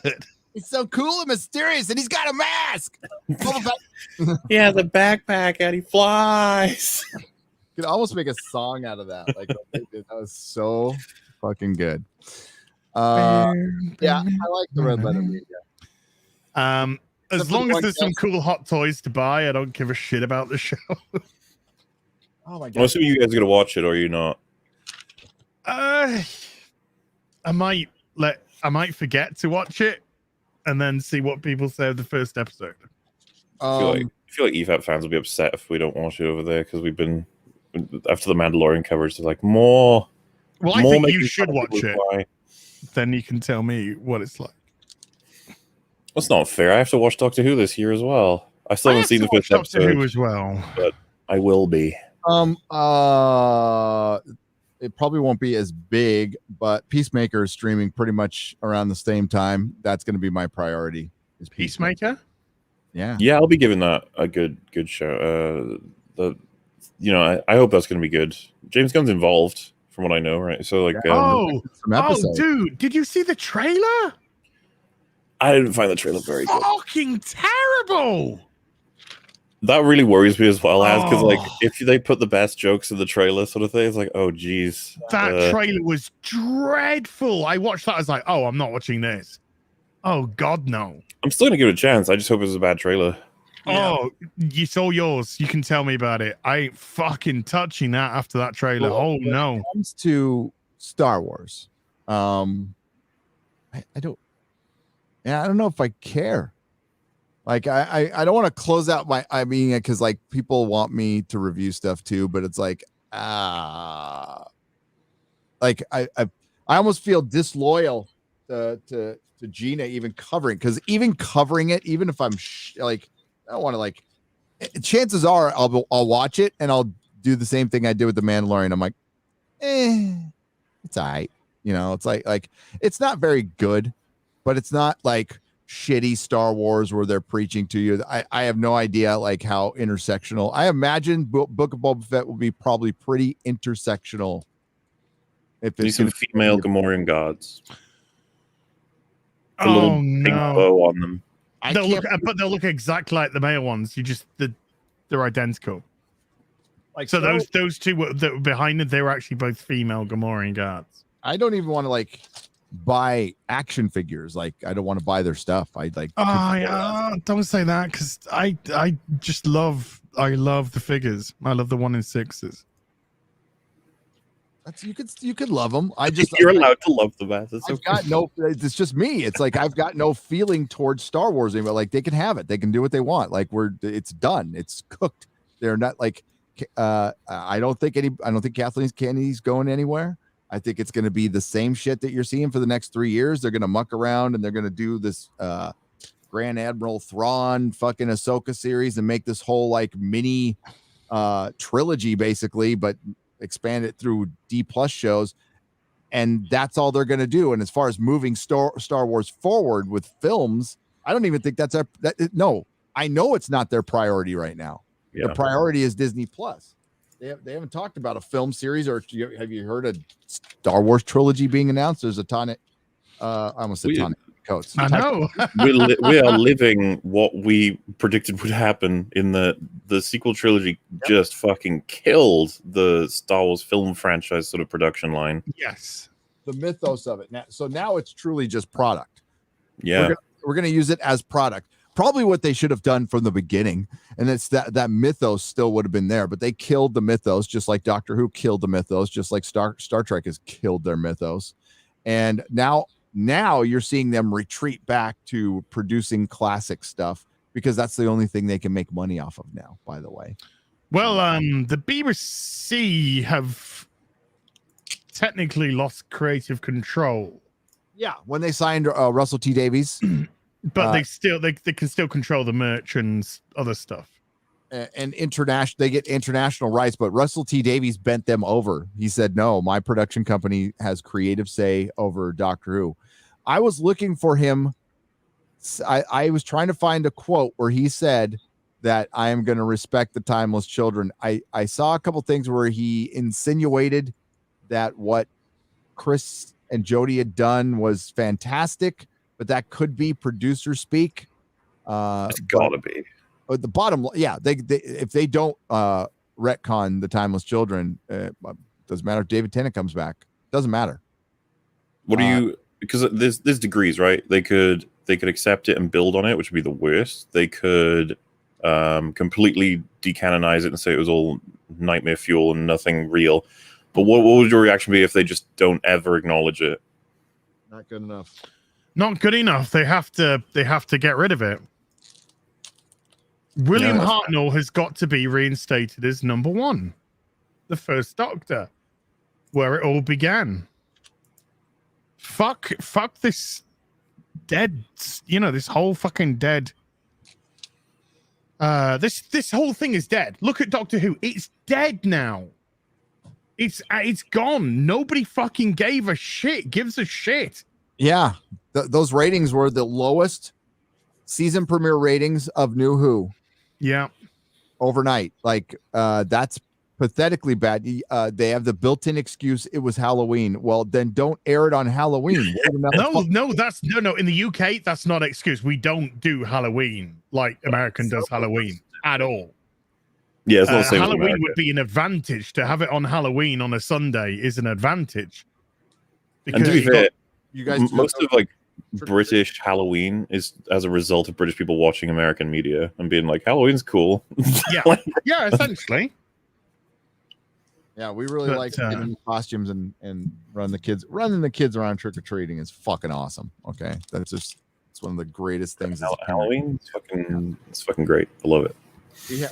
We had a whole street in our neighborhood that did Harry Potter, just Harry Potter themed. Fucking like the whole neighborhood got into it. It's so fucking cool. Yeah, that I like. But all right. I mean, we saw with the sequel trilogy, we've had times where creators will literally retcon each other at the level of hundreds of billions of dollars. So hopefully Russell does just give us a couple throwaway lines. That's all we need. Here's the trouble, though, and this is what we've all been trying to warn about. This isn't a simple recon. It was done for ideological reasons. Yeah. It wasn't done for creative reasons. So you're not just retconning somebody's creation and worried about like just pissing off one producer or the people who worked on the show. You're talking about pissing off an ideology. So you risk pissing off the alphabet community for some reason. Why? I don't know. It doesn't matter, because when you play that hard in identity politics and you go that far into it, you better make some money off it, because you're locked in that position. You are fucking locked, because now if they back out, they're backing out on all of it. And it's going to look like, because they built up that whole narrative that the alt-right exists, because there was alt-right Doctor Who fans, right? Because like all of us alt-right people really love Doctor Who. Except for Captain Jack moments, we had to, I guess, ignore all that. Although he was our favorite character. You see how ridiculous it is. But now they can't go back on it, because it's all perception and optics. And rational people would go, of course they could go back on it. Why wouldn't they go back on it? No. It would be a crime against their religion to go back on it. It would be a crime against the cult.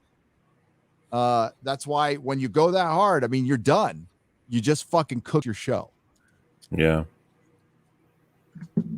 What a fucking shame. Yeah. So it's happened to Star Trek. It's happened to Doctor Who. It's happened to Star Wars with the sequel trilogy. And look at Eternals. Eternals, you have 10 characters as diverse as they could come, and it's not worked for critics because you have sacrificed story for ideology, and as soon as you do that, it's over. It's fucking over. And I agree with you guys. I'm just surprised that there was a limit for them. And listen, RTD is the guy. He is the one guy who could go against the cult. He's gay man. He's a gay man who created this. He's trying to save his legacy. So I fully support him for going against the cult. I would never ask him to go against his values or his ideals. Mine wouldn't disagree with this. Live and let live. Free speech, free expression. I just think the Doctor, a singular character in one show, is a male character. You could bring back Captain Jack, one of the most popular gay characters in television history. Yeah. Oh, but we can't bring him back because you know what? No, you know who could bring him back? Russell T. Davies. Russell T. Davies could bring him back. And I would, for lack of a better description, whip out my dick and pull and bring Captain Jack back. It's a little close to home there, Gary. Sorry, I'm too soon, but little close to home. Yeah. guys, you already know what's happened. Russell T Davies and David Tennant have had a phone call about all of this already. Like, how are we saving this shit? Yeah. David Tennant's probably like, I'm this available if you want to, take advantage of that in any way you want. Because, it's like a panic button the BBC have hit for Doctor Who. It is. You're absolutely correct. And if they were smart, if Chris Chibnall were smart, but we're dealing with egos here, he would understand that he fucked up, and there's a way he could fix it. There's a way he can take part in the fixing of Doctor Who, that he fucked up and allowed Flux to be an opening for the retcon. And that way people wouldn't be as hard on him. You would actually go out with something positive, Chris Chibnall. There was a moment in the opening episode, a brief moment where it felt like Doctor Who, first time since I've watched the show. And it was that Claire scene, that little Claire scene. The little Claire scene. Yeah. That was, With the Weeping Angels. I'm like, what is it kind of like? Yeah. They just felt a little bit of Doctor Who going on, and took you this fucking long to get a Doctor scene. By the way, I've watched all of Star Trek Discovery. It's never once felt like Star Trek. Not once. No. No. No. No, and listen, and the worst thing about Discovery is it knows it's shit, and it knows it's breaking all of the kind of like Star Trek iconography, and even to the point of last season where Saru, who was the captain, once again, Burnham didn't listen to his orders, disobeyed him, went off and did what she wanted because she's a selfish cunt. Said, right, you're being relieved from your second in command. You're being relieved as commander of Discovery. She turns around and she goes, you're right to do this. As if she needed his fucking, as if he needed her permission to fucking batten her down from commander. And then from there on in, though, from every episode forward, she was still the commander. If not in name, she went to all the fucking meetings with them. She's talked instead of Saru all the fucking time. Oh, Jesus Christ. Just fucking... I hope Discovery Season 4 starts off and Discovery just goes like... Meh, meh, out of the dock. Poof. I knew you were going to say that. Just blows up. The end. I love the theme. Very short season this season, folks, but there we go. Yep. I heard this season is shorter, just like the Doctor Who season is shorter. I mean, how big this is only 8 episodes, isn't it? This one. Yeah, and like Jodie didn't even get a full fucking third season. She's basically doing 2.5 seasons. Her seasons were shortened. She was put on a better day. Well, I don't know. Mm-hmm. Is Sunday night a better viewing day than Saturday? Yes, in the because UK. Saturday night's the night where everyone goes out. You go to the pub, you socialize. Yeah, same here. Saturday night viewing is a bit of death, really. But that's where Capaldi and others had theirs. But Jodie was given the Sunday slot, which is a much better slot because people are not going out because they have work the next day. Most people who do 9-to-5 jobs, etc. So Sunday gets it's a much better viewing, much better rated slot to be on. And she couldn't beat Capaldi's. She couldn't beat Capaldi. Capaldi pretty much beat her almost all the time on the extended stuff because she wasn't popular. People didn't like her, and you tried to force it on people. And then the channels who were all about Doctor Who all the time couldn't handle the truth, couldn't speak the truth to you. And then their channels stopped growing, and then they started going after us because we were speaking the truth. Yeah, that's a 1-to-1 with Star Wars. It's one of the same thing that happened. All the channels are like, yeah, we love TLJ, right? It's like, we don't. It's like, oh, shit. The Boba Fett series poster has dropped. I've linked it down below. The plumbing works.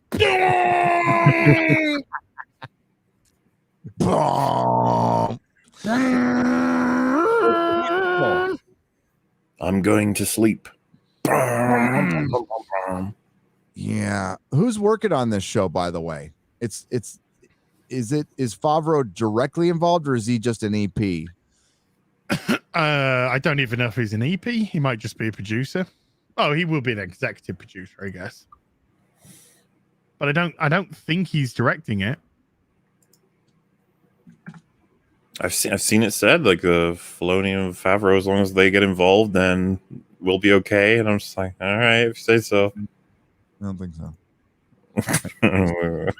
Flat out, don't think so. I don't know about Filoni. He's a fucking snake. Robert Rodriguez.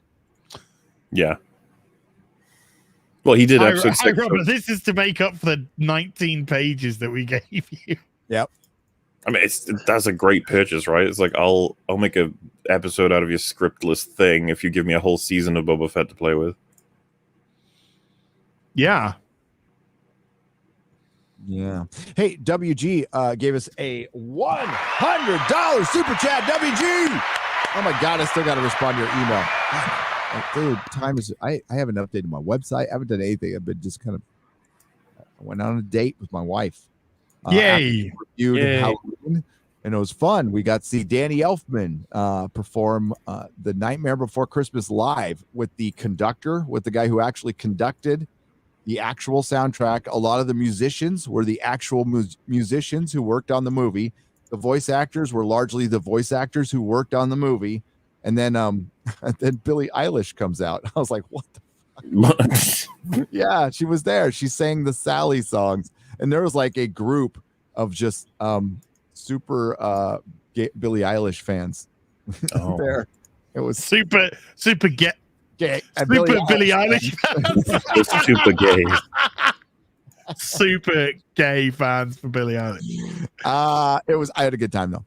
Then he played Dead Man's Party with Steve Bartek, the guitar player from Oingo Boingo at the end. It was fucking awesome. It was a good time. It was, you know what, the best part about it was just being in an amphitheater full of fucking people having a good time. Yeah. I bet that was good actually. Yeah. Really fucking good. Had to go through a lot to get there, but it was worth it. Now, but I don't want to pay $300 again for a rapid test. That was fucking stupid. It's weird because go on. Hail BBC panel.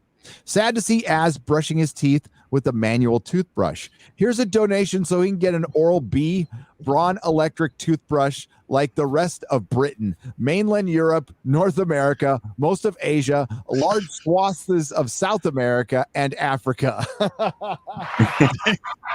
WG, do you want to know? I have one. Thank you. I do actually have one. Thank you. Yeah. It's not charged at the moment. It's not charged. So never mind. I had a joke in there. I'm gonna leave it alone.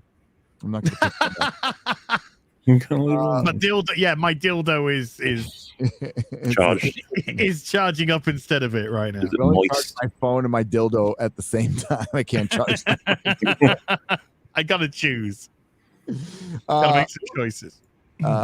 No Zaku Boy for $50. Thank you. Who sees into the hearts of men and the undergarments of women? Peeping Tom. Who sees into the hearts of men and the undergarments of women? Peeping Tom. This week, Tom must quiet a feminist menace with a sonic shriek. Is Tom's stern male gaze enough to tame the shrill? Oh, the shrill. Ooh, I feel that's going to be a tough battle. Dude, this book is being written through super chats over time. No, dude. Speaking of Peeping Tom, dude. Tales of Disbelief featuring Peeping Tom. No more Peeping Tom. Yeah, baby. Peeping Tom no more. Oh my god. That's an epic issue. That's an epic issue, that one. Holy cow.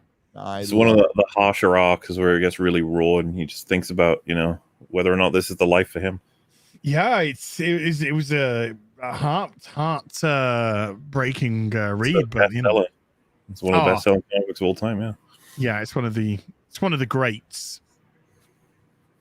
Oh, not showing that one off.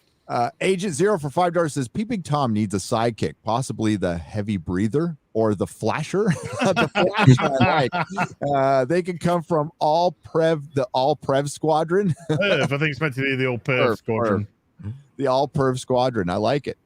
The heavy breather. No, it should be mouth breather and then mouth breathers. Mouth breather and the flasher. His powers to like breathe the heavily. Beta. You can have the the whole Beta. room or something. That's and the flasher still flashes. He's just really fast. He's really fast. I didn't see anything. I love announcing all this. Like, so it's just like, I'm the cuck. You're like, oh, okay. The cuck would be a great one. Would you like to sleep with my wife? This is Peeping Tom's like brother. The cuck. The cuck and his wife. It could be something like a big Barda kind of thing. You know, it's like oh, like she's this giant behemoth that would kill you.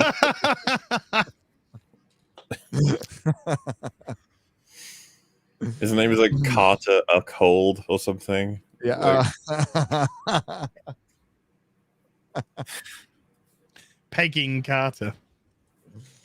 Oh yes. Oh. The Pegger. Ooh, the Pegger. That's a good one. I just have a bad image in my mind for that one. Just bring some female representation into the group and call it the Pegger. Who's the villain of this like story? Who's the villainous character? What would they be? Censorship. Captain Censorship. Brandon. Let's go. Yeah, I think Brandon. Oh, you know what? Whoever the villain is, their hideout would be on the censorship. Like it would just be this censorship. Oi. How many big titties are there on the censorship, Peeping Tom? I cannot say. They have lined the walls with lead. And whenever you get onto the censorship, there's certain words you can't say anymore. It's like a spell. Oh, look. Do you recognize this character from the movie that just came out? Whoa. It's Chang Chips. Yeah. Looks exactly like he did in the. Have you seen that they've got rid of Danny Rand now? Yeah. Oh, look. And Iron Fist is an Asian, written by an Asian, drawn by an Asian, because Marvel love themselves some segregation. They do. And Iron Fist will be canceled. Yeah, be canceled very soon. Why don't you just make a new character? Because why really make a new character when you can take away a character? Can you imagine how much worse it probably would be if they made their own in terms of just how bad they would be? Remember fucking, what was it called? Safe Space and Snowflake or whatever? Apparently in the Blade comic that Kibblesmith is writing, he put one of the team members in. He put B negative into his Blade book because B negative's a vampire. Yeah, he's also a beta. What's going on here? Whoa. Oh my. Yeah. So that's a man titty. Going on here, man. This is 80s Cap stuff. So when everybody was reading the X-Men. All right, so yeah, Boba Fett. That trailer was There's nothing intrinsically wrong with the trailer. It's just the music was OTT based off what was actually happening in the trailer. It's going to be a show of him doing cool things. That's mainly the idea. I'm curious how they could fuck it up, you know? Like, they should be able to walk this one in. Just, yeah, Boba Fett shoots people and rules Tatooine. There you go. Everyone's happy. Well, I mean, okay, when are they going to insert the cute thing? All right, because you know they're gonna. There's going to be an equal to Baby Yoda. There has to be. Well, I mean, Nawaz's pretty damn cute, if you ask me. Ayo! Java had like a grandkid or whatever in Java the coffee. There's no way. Like, for one, this should be like the closest thing to rated R content Disney should be doing. Same thing with that's what the Mandalorian. That ain't happening. PG-13 is as placid as it gets. No blood, no nothing. Yep. Baby Rancor. A baby so- Rancor. Oh, there's a 1 in. Is it 10? There's a 1 in 10 Rancor that you can support. You can back if you want to on HasLabs. Yeah, I don't know. It feels like this show is just it only exists because they don't know what else to do. It's probably like the safest choice for them right now. Yeah, what they need. They tried to take a risk and they did it in the laziest way. So they got the. I mean, that's what happens when you take a lazy risk by let's just put some round-headed guy and some other guy in charge and let them do what they want. And one guy is known for just copying shit, and that's about it. And the other guy is known for trying to piss off half his audience, and they got exactly what they paid for. A match made in heaven. Yeah. What could possibly go wrong? Oh, the air. Ruben. Nice. Is that the So-So Toys one? It is the. Does that have the change of portrait? You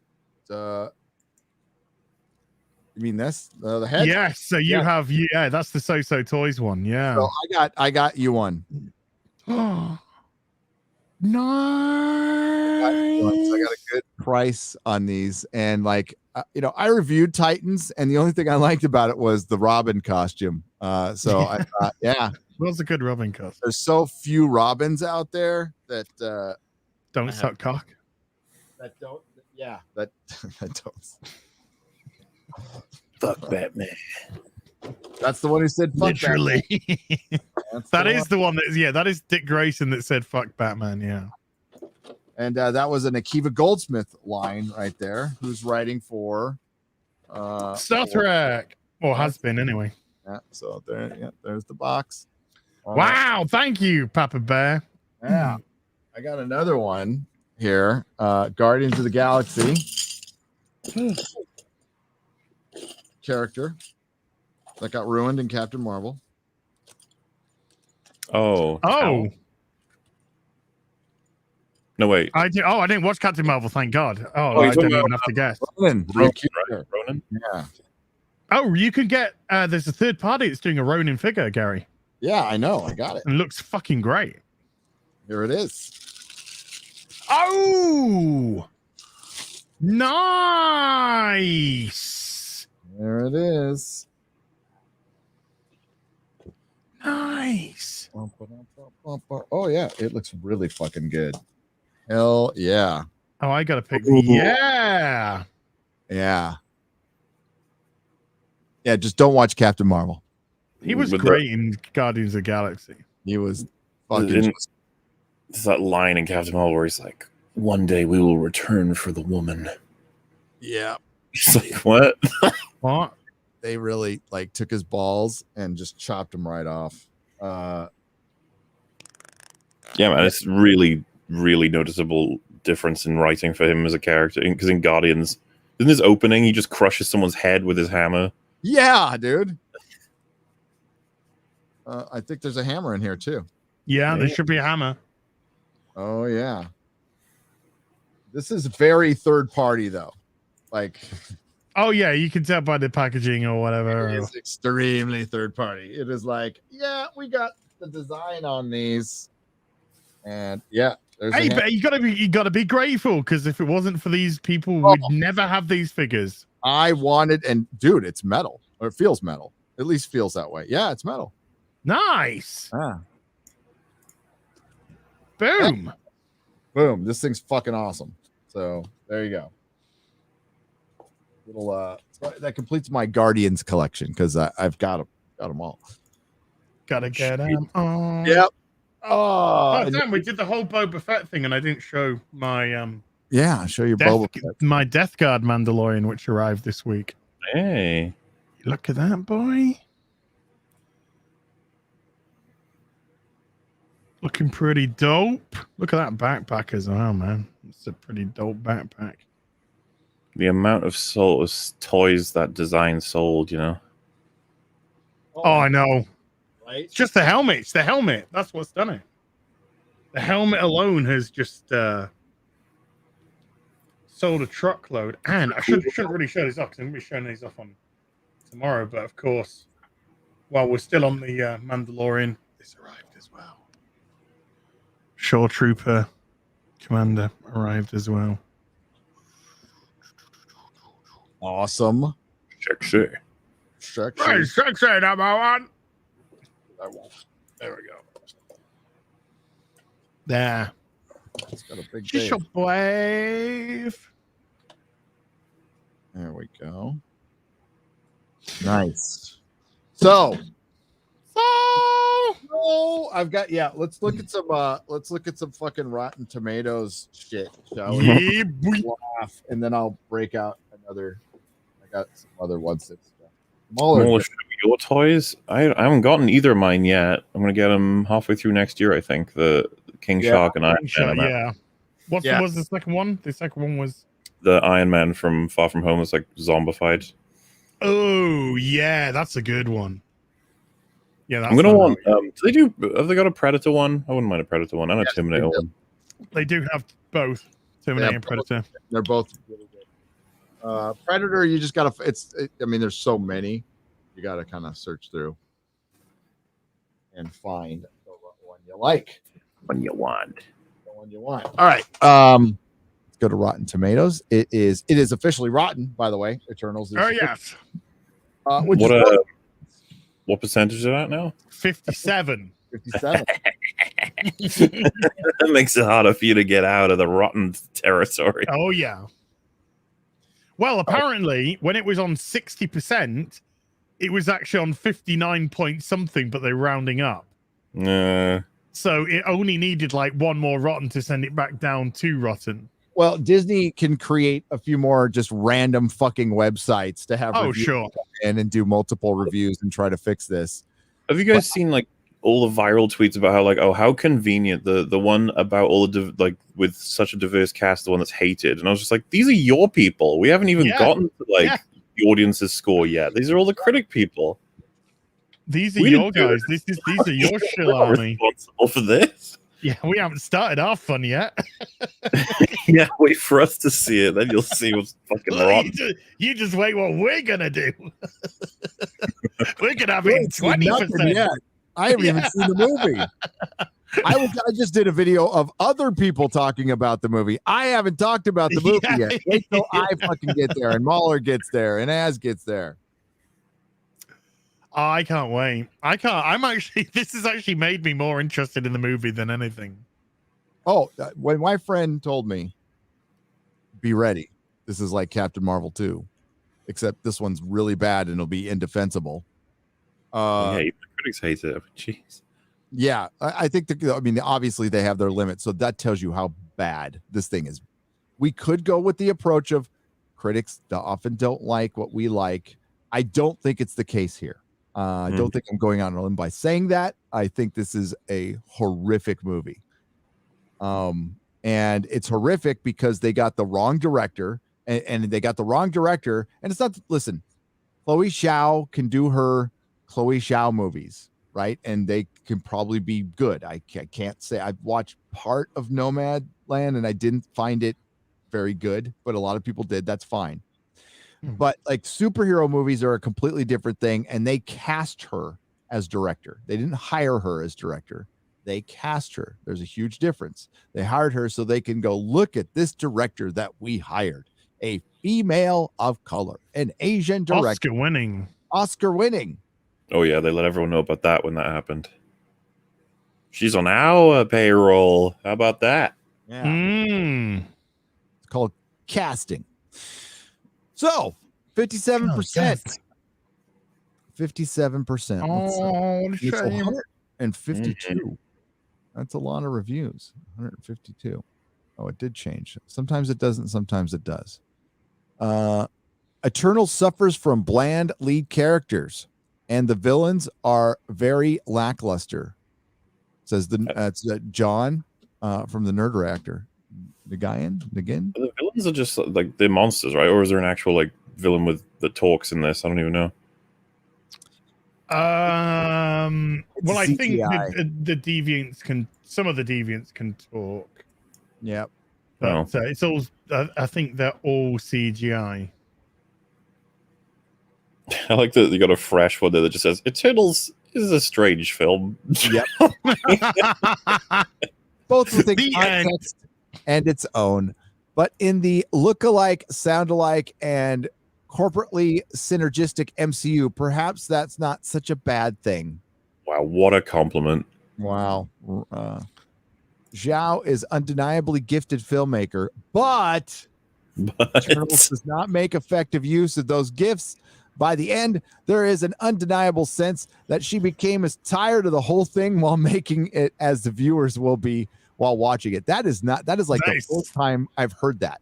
Yeah, that's scathing, man. That is great. Yeah. Oy, oy, oy. Oy, oy, oy. The critic field isn't actually dead, that they can actually share their own perspective. I didn't even think this was possible. I think maybe they just waited for a couple of big ones to say, this is actually pretty boring. And then they were just like, quick, just get in, go in now, go, go, go. Everyone, if we do it together, they won't fire all of us. They can't get rid of all of us. Yeah. Yeah. Because what were, I don't know, a bunch of us saying before this year? This is going to be Marvel's worst year. These are going to be the worst movies. The worst TV shows, because they went woke. They went full on woke. They bought in. They drank the Kool-Aid. They have joined the cult. Kevin Feige went to Bohemian Grove and he mock sacrificed a child to Moloch. That's where we're at right now. Okay. That, by the way, that's just a joke. Just a joke. I would never be serious about something. It's like not that. a joke. Destroy the child. Destroy. Yeah. And here we are. We're at the end. And Sony, by the way, the two best superhero movies I've seen this year are the Snyder Cut and the Suicide Squad. The Suicide Squad was a lot of fun. I liked it. That's both DC. Although I didn't love or even like Venom versus Carnage, at least it tried to be fun. And I think the Morbius trailer looked good. I liked it. I'm far more interested.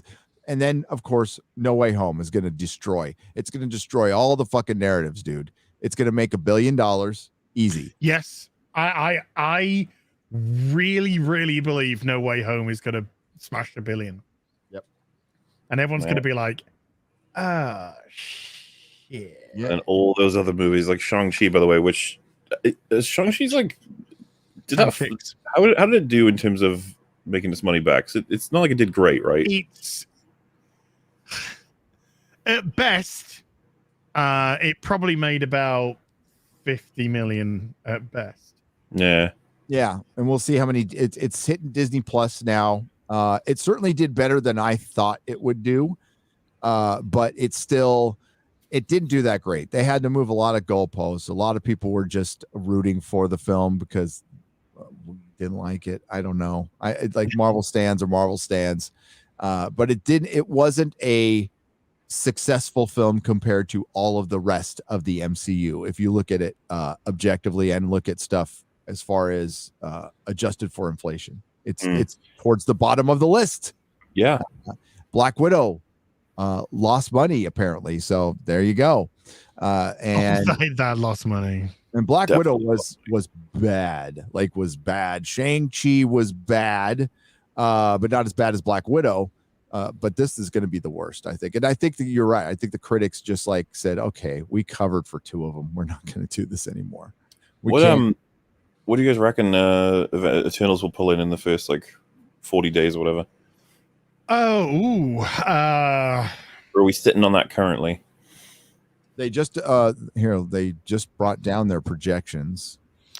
Oh, sorry. Hold on. Sorry, MauLer, I just want to adjust. I just want to adjust to my Chong-Chi. Made at best 50 million. Probably didn't make any money at all. maybe not. Probably lost a few bob by the look. Worldwide, 417 mil. That's all. That was his total. That's what it. Yeah, that's all she wrote. Wow. 200 By the mil way, budget. might Well, be considered a flop from Marvel Studios when they look at that numbers wise. Like, not quite a flop as significant as other things, but that's not what they want. Surely, no, they make these movies to make hundreds of millions profit. Yeah.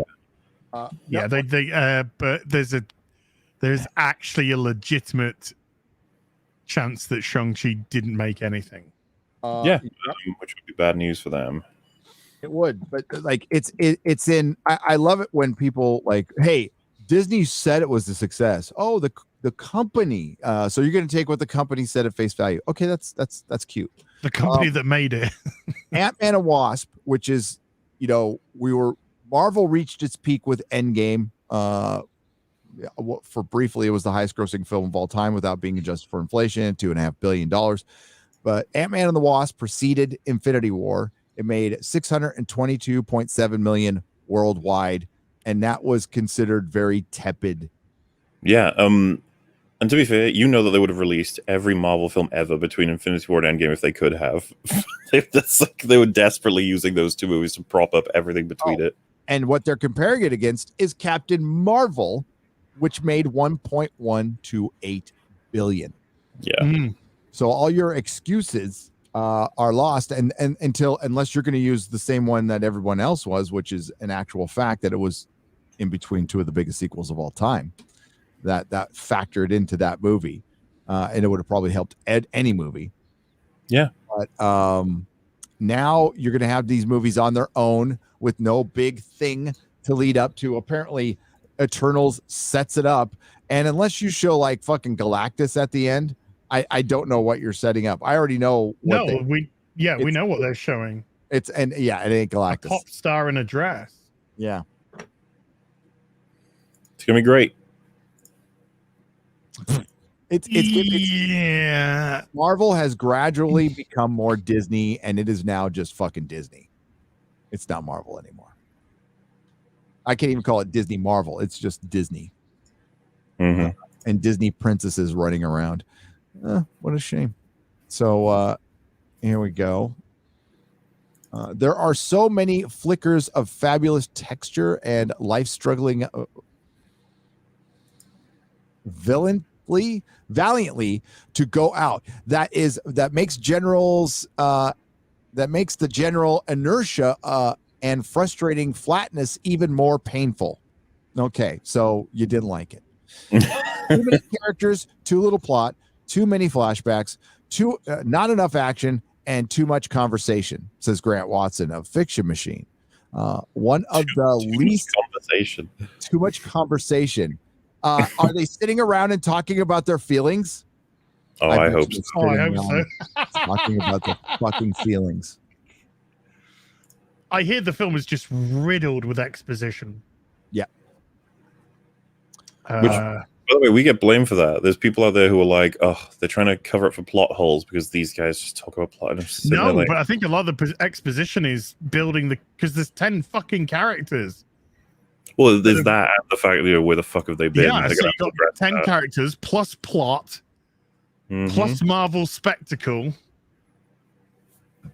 Yeah, I mean, the Avengers had movies to build up their other characters before they even put them in Avengers. Because of all of that, it's like you got to make because if it was like phase 1, it probably would have been much easier because you don't have to account for everything else. But then it wouldn't make any sense because I don't even want to. Oh god, this poor movie. It's just this dying animal on the road. Yeah, and it's fenced off, so nobody can go help it. No, it's just, yep. And the fences don't come down until what, the 5th of November, whatever it is. We all have to look at it with a telescope. Like, what's going on over there? There's loads of blood. I'm still on the road. I'm still alive. I've lost a lot of blood. It's like the race has started. It's just this dead animal. All the other Marvel movies are in their cars. The jockey's trying to whip it. Come on. Do something. Nah. MauLer, you're getting soft, aren't you? I feel sorry for it in a sense. It's just like, what a shitty movie it's destined to be. They did it to themselves. They did. You're right. You're absolutely right. They did it to themselves. They deserve no They deserve no sympathy. This is hubris, sir. Hubris. I agree, sir. In the end, The Eternals is a fine movie, and sometimes significantly more than that. That is too mired in exposition and predictability and predictable franchise informing plotting. So exposition. Zhao has graduated from delicate artisan indies to overprocessed, soul challenged assembly line Hollywood junk in record time. Wow. That like is that impressive. Did it change over? It did change over. It's weird. Why does it do it for this one and not for everything else? Matt Lynch in Review Online, a jumble of clunky dialogue and exposition dumps with no stakes until the typical VFX-packed climactic fights. Eternals is one of the most flavorless films in the Marvel universe. Which is saying a lot. Wow, flavorless films. That's what they've become. There's nothing individual about any of them. They all just slop together. Yeah, I mean, as time goes on, I mean, the shine will come off and people will see it with a much more critical eye. And I mean, if you were Warner Brothers and you were smart, you have the biggest opportunity right now to take over and maybe continue this for a little while. It just doesn't look like that's going to happen. Zhao is a baffling choice, a filmmaker who is ill-equipped and out of her element with her discomfort visible across nearly every frame of the film. That's a top critic. She's out of her league. Straight up called the female woman of color director out of her league. What female woman of color. The female woman of color. I just wanted to make sure people knew she was a female. Okay, female woman, female, like the Asian female woman of color or something. Asian going. Female woman of color. I love it when the guy on the red carpet's like, and you being a woman of color. Oh. Mm-hmm. Eternals is unlikely to leave audiences wanting more or remembering much. That's the problem right now. No one remembers any of the shit that happened in Phase 4. This is harsh shit, and I'm here for it. Though it may well whet the appetite for the day when the Fantastic Four and the X-Men finally arrive. They could have arrived already. Yeah. So my argument is Endgame was such a success that Marvel thought that they could experiment, which wouldn't be bad if you experimented creatively. But they decided to experiment ideologically. Ideologically, yes. And that's a huge difference. And that's a huge difference. Huge difference. John Wayne is here, back from the dead. Follower of the channel for like that. Why no content on Hot Toys channel? I am subscribed. It's not ready yet. That's why the channel's not ready to open up yet. It will be soon. It will be the latest early 2022. Mm-hmm. But it's probably going to be out and ready before the end of this year. I'm closer and closer each day to having it in a position to go. I think a lot of people just in general are getting we're coming out of the pandemic and entering the new normal or great reset, whatever you want to call it. I think there's a lot of people who are just like getting back in the groove again. So it's not just I'm getting stuff ready. My wife is, a lot of people who have changed jobs I think there's a huge, transition, for lack of a better word, going on in the country right now. And yeah, we are trans. Do not criticize us. And I think you've highlighted as well, No Way Home. That'll be the evidence that things will be almost back to normal. If it can crack 1 billion, it'll be like, holy shit. I don't think there's a problem. I think it will. I think it'll go through. I'd be surprised if it didn't. Like utterly shocked it doesn't. What do you think to Eternals opening weekend? Oh, back to that. Yeah. It was initially 100 million projected, and I agreed with that. I was like, yeah, I think it'll make 100 million over the weekend, you know, with that's worldwide. That's worldwide, because I think it's releasing in other countries too. I think here in the States, it will still do comparable to I think Shang-Chi or Black Widow. I'm just talking domestic. Domestic? What did Shang-Chi do domestic? Because Eternals was domestically I think tipped to do 100. 70. Chang Chips was that was 55. So it exceeded.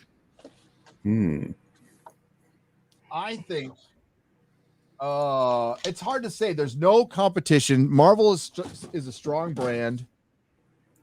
I say 60 to 70, and I could be wrong on that one. I think it has a decent first weekend and just drops like a fucking rock, and then Ghostbusters comes out 10 days later. That'll just kill it. Yeah. What do you think, MauLer, for domestic, American domestic? I think there's a chance that this might actually get we might do the same thing as Shang-Chi, where they're like, oh, see, look at those numbers in the opening weekend, and they're like actually kind of okay, like significant. We're like, oh wow, but then it will just tank. Because like the curiosity will be dead, and there's gonna be no word of mouth advertising for this. No one's gonna care. So I'm curious if the numbers will actually be impressive at first, and then it'll just die. I think that might happen, especially because this time of year. What's your number though? So for total domestic is what you're asking. For, domestic weekend, opening weekend domestic for Eternals. I'm trying to think of 80 million. That's probably going to be way too high. Yeah. No, I know. I'm going to go with 87. Okay. I'm going to go with 87 million domestic weekend, and then they're going to go, this is amazing. And then internationally, it's going to do a $5. Yeah. £5. And then the following week, it'll get halved, and then the following week, it'll just be 1% of what it had. And I think it's going to drop off real quick. I think the projections for Ghostbusters are suspiciously low. I think they said 30 to 40 million opening, kind of like Dune. I'm like, unless it's releasing on a streaming service, if they show Bill Murray in a trailer, just a second of him. Dude, it's the same as if they showed Toby in the next No Way Home trailer. Oh, which is going to just... I think the final trailer will show one, if not both, of the boys. I'm almost convinced, as everyone else is, that the final shot of the trailer will be the 3 Spider-Men coming out the portal. Or just teaming up, getting ready to fight something, I think it's going to be Doctor Strange doing the portal with them coming out of it. All three, stepping out. There'll be some line where, Tom Holland says something like, oh no, what are we going to do? And then you can hear Toby's voice say something, the camera pans, and there he is. And you'll be like, ah! Well, have I read this correctly, Gary? But is Marvel bringing back Uncle Ben into Spider-Man, and he's now going to be Spider-Man's greatest villain? What? That's what I read. That's what I saw today. What the fuck? What are you talking about? What is this? Uncle Ben is coming back into the Spider-Man comics, but he faked his death, and he's been a villain all along. What? That's got to be a troll. That's got to be fake. What the hell? It's Marvel. I am not dismissing this at all until I see. It was but it's definitely not happening. It was Agatha. She kept him hidden all along. Damn. Uncle Ben is... Fuck. Uncle Is Ben it became Spider-Man's ultimate villain. Uncle Ben is one of the most important people in Spider-Man's life, but now he has turned against Peter, badly injuring the young hero. Is this like an Ultimate Spider-Man? I don't know what Spider-Man comic what it says. Last issue, Peter was badly injured during a battle with Uncle Ben, hurled from the back of a dragon. Now Ben stands over the broken and imprisoned Peter, saying, killed him first. Ben tells Spider-Man that no amount of swinging from webs or heroics can make up for his failure. What the hell am I listening to? Like, what? Spider-Man and Uncle Ben is one of I don't know what the context, because I quit reading fucking Marvel comics. Recently, in the pages of Amazing Fantasy, a young Peter Parker. So is this like an alternate story? Where I know. Like I said, I saw a little. I mean, if it's like a what if, whatever. I mean, but I mean, like. Did Kurtzman write this? Somebody. Yeah. So a few deaths loom larger over Spider-Man's life than the beloved Uncle Ben. Spider-Man's failure to save Ben was the catalyst of the superhero's career. It was even Uncle Ben who taught him with great power comes great responsibility. But in the mysterious land, one of dragons and elves, Ben has become Spider-Man's greatest. And so it's like an alternate reality. Fine. That's fine. I was thinking like they did this in canon in 616. I would just like fucking flip my lid. Even though I don't read this shit, I would just like, no. But it's like an alternate thing, so whatever. Still the sentiment of it all, though. Isn't this how it starts, though, Gary? It kind of does. Like when you make Wolverine gay in an alternate universe where he's macking on Cyclops? No, Hercules. Cock. Oh, right. Oh, okay. So, yeah. So the only thing I don't like about this is this head. So that's gonna go. Tobey Maguire head, is it? Not Tobey Maguire. Is that a Tom Holland head? It's a Tom Holland head. So it goes and it's replaced by that. Yeah, baby. And it's like cloth. It's clothish. I like. I like. What's that, Asgy? Wolverine isn't gay, correct, Megan? He's bisexual. Because he was like, how can I get to sleep with Phoenix without Cyclops getting mad? I'll stick my dick in Cyclops instead, because that's how sexuality works, folks. Yeah. That's how sexuality works. I checked online, that's how it works. Check out. That's sexuality according to Marvel.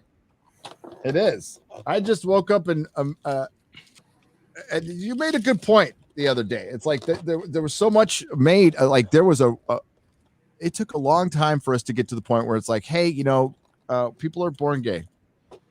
People are born gay. It's and then they're trying to undo that.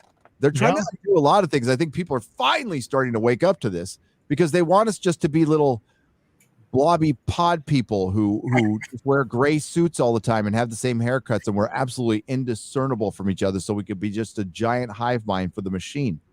And this is the kind of shit we fought against in the 80s. Remember, every fucking artist and everybody was talking about 1984 is the thing we feared the most.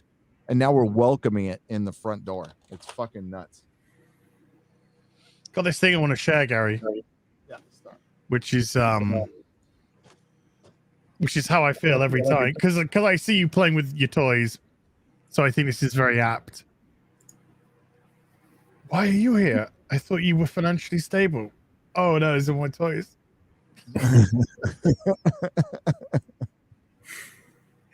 That's me. That's me in Squid Game. Why are you here, Az? I thought you were financially stable. No, I just buy toys. Hey, I'll grab this one here. So what's? Are you going through all of Squid Game, by the way? As I saw you stream the first episode. Yes, we're doing episode by episode. If you want to jump into one, I'm more than happy to. Well, I wouldn't want to impose, but episode 6, I'd gladly talk to you guys about. Oh, okay. Yeah. So what an episode. I've now watched Squid Game 4 times from front to back. I think I've seen it 3 times because I watched it with 2 other people, getting them through it. Here we go. Let's get it out. Ooh. The tension. Oh, sweet. Cobra Infantry. Ah. I wish he had a hood. I wish he had a hood on his head. No, I'm just kidding. Yeah. Is there because hoods, evil guns that shoot people dead are fine, but hoods, they could hurt feelings. Netflix is weird, but like, should they not rush a Squid Game Blu-ray?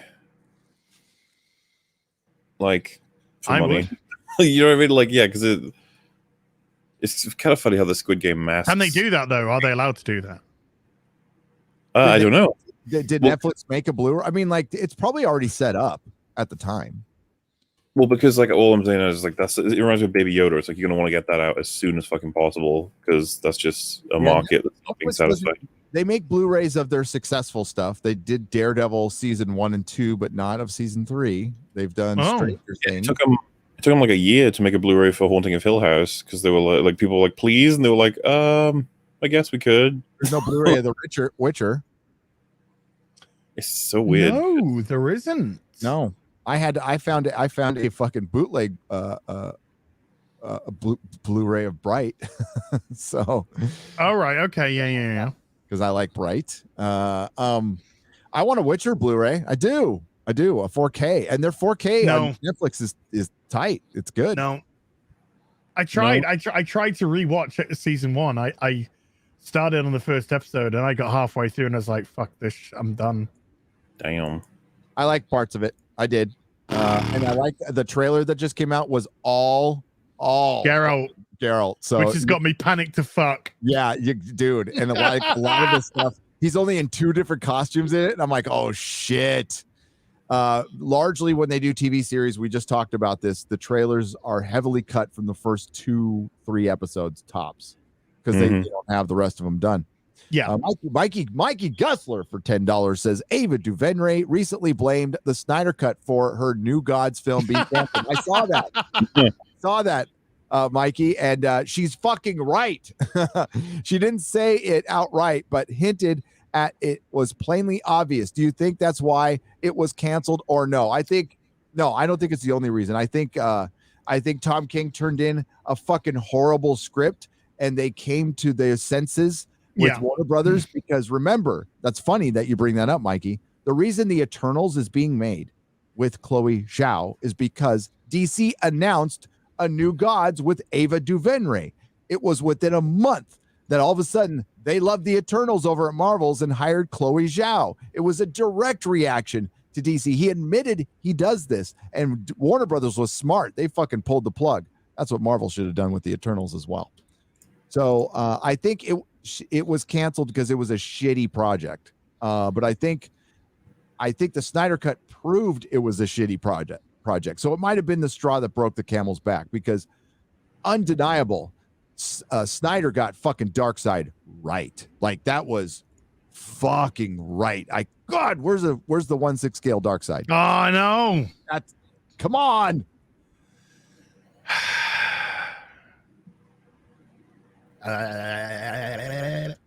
No. The third party has done a Nightmare Flash. You know how the Flash turns up? They've done a Nightmare Flash, so he's in all his armor. I can't get the Flash. I refuse to get Ezra Miller as an action figure and have him in my fucking room. I'd fear for all the women, all the female action figures. He might strangle them. When you go to bed, he wakes up and strangles all the females. Oh, maybe that could be. Hey, I got bit. That's the Peeping Tom's villain, the Strangler, played by. Oh, and it's Ezra Miller. Oh my God. The Flash. His ultimate villain. Nick's Radio for $5 says making Uncle Ben into a villain would be kind of like turning Thomas Wayne into a Machiavellian turd and having Bane break his back. Oh wait, they did that. They did that. And it was just like, oh God. when oh god, when Tom King did the Bane story, and then at the end of the Bane story, we saw like Gotham Girl and Thomas Wayne Batman next to Bane, and we're just like, what? How is Thomas Wayne Batman there? Because he wiped himself out in the recent Flash Batman crossover, and then we had to wait 60 issues or something to see how Tom King got Thomas Wayne into the universe. It was just like, oh, he was just about to like get consumed, and then somebody like turned up and went, "Here, do you want to go to my universe?" Just don't. It's fine for an alternate universe, but just stop it. No, Tom King's terrible. He's horrendous. The Choker. Oh, that's a good one. It said the strength. The Choker. The Choker. There. Oh, that one. Yep. I agree with that one. That is good. Yeah, he wrote like 15 good issues of Batman, and then it just all went to shit. Yeah, then he just like, I want to talk about my my male depression in a fucking superhero comic book. It's like, it's a real thing. But you know what? You know what helps with depression? A fun superhero comic book that doesn't remind people of their depression all the time. That would be fucking great. Gets their mind off it a little bit. Look at that Silver Sable. Yep. There's my Silver. They're gonna. Sony's gonna probably make a movie with her. It'll be a trans. It'll be trans. I love this red and blue fucking Captain America look. Always loved it. Ah, hell yeah. Not like that anymore. Nope. No, these are like American way. Nothing 80s comics. You can probably get them for $1. I fucking love this shit. I just love it. Love it. All right. Let's get to some super chats and then read some more bad reviews because it's fun. Yay! Phoenix Tangent on the Streamlabs side for $5.99. That avoids Mama Susan. Thank you. Hail Gary as a MauLer. Gary, don't buy the house with the recent flood history. If it flooded once, it will flood again, and it's something you want to deal. It's something you don't want to deal with. I live through annual major flood events, and Hurricane Harvey was the one that got me. Well, the reason we had to look into it because we don't know if it was a flood from the creek or if it was a flood from a pipe. So we're going to look at it. We've got like a top 5 or 6 of houses we want within what we can afford, and yeah, it's a big decision. But thank you, man. Thank you. We will be careful with our decision. This has been a long fucking process. We're not going to rush it now. Poor Melissa's out there by herself looking for houses. She's going to meet up a friend later, but she's going to be there for like a week. We'll see. We will see. I've got the meetup on Thursday. It was last minute. Sorry, but I'm going to be at the Endgame Bar in Mesa, Arizona from like 4:30 to 8 on this Thursday. And I'm going to leave. I got to bail right from the event back home so I can get ready for Friday Night Tights.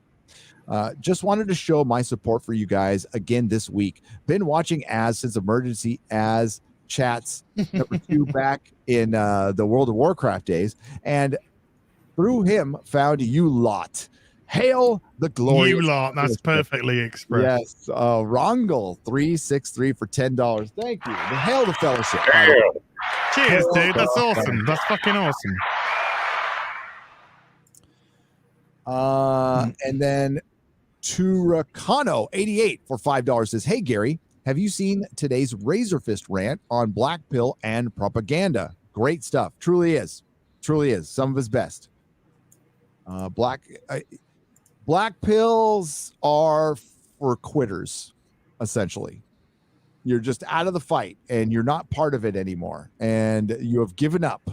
I'll black pill when I'm dead." Well, yeah, that's the way to say. Yeah. It's easy to black pill, and then you just realize that a lot of this shit is actually just the West, and the world's is actually going on as normal. And when we look at, especially in terms of our entertainment, recently, thanks to Squid Game, I found multiple different foreign TV shows which I thought were absolutely wonderful. Alice in Borderland, My Name, stuff like that, which has just been so much fun to watch. We don't have to look just to the West, you know, and I think it's a huge indication of how popular Squid Game is, that people are just wanting entertainment. And I think it's a damning indictment on Hollywood. That's why it's been so popular. The whole and agreed. It's because they part of it was there's people have been starving in the desert. I like Squid Game. It's not the greatest thing ever made, but I like Squid Game, and I can understand why it's extremely popular and it's risen to the levels of Stranger Things on Netflix. But like Razor Fist's bottom line is what, again, he's not reinventing the wheel here. He has said this before. I have said this before. Many people have said this before. Black pilling is part of the propaganda. That's what propaganda is for. It's not to change your mind. It's to demoralize you, to make you feel alone. What did I hear at the meetup the most that I passed on to both you guys when we talked in private conversations? I heard that I didn't feel alone when I found you guys. I thought I was alone. And, you know, you actually were thinking the same thing I was. And, you know, it turns out we're the majority. We're the vast majority. And the whole thing is to make us feel separate and alone, divide and conquer. And that's what they have baked into scripts, into narratives of movies and TV shows now. So it's not just the news. That's why when I see that, you know, that what it was called TTIF or whatever it is, that we'll go over again, you know, that's pretty fucking sinister. It's pretty sinister. And if anybody has any doubts that this is Marxist, you know, Razor Fist in his video has the leader of BLM first words out of her mouth were, I was trained in Marxism. I am a trained Marxist. I am a trained Marxist. And there's a lot of people in Hollywood who are Marxists who will not tell you. They are hiding it. Why are they hiding it? If they're so proud, why are they hiding it? Well, they know it's unpopular because they know they are in the minority. So to keep them from becoming the majority, we need to stop it, speak out against it now, and fight it tooth and nail everywhere, entertainment, sports, wherever you need to fight it. In the knitting community, fight it wherever you can and don't give up. But it might seem overwhelming. And again, last year was demoralizing for everybody. And that's why the powers that be took full advantage. So we need to buck up, little camper. Because things aren't going to be bad forever. They're actually getting better. They are getting better.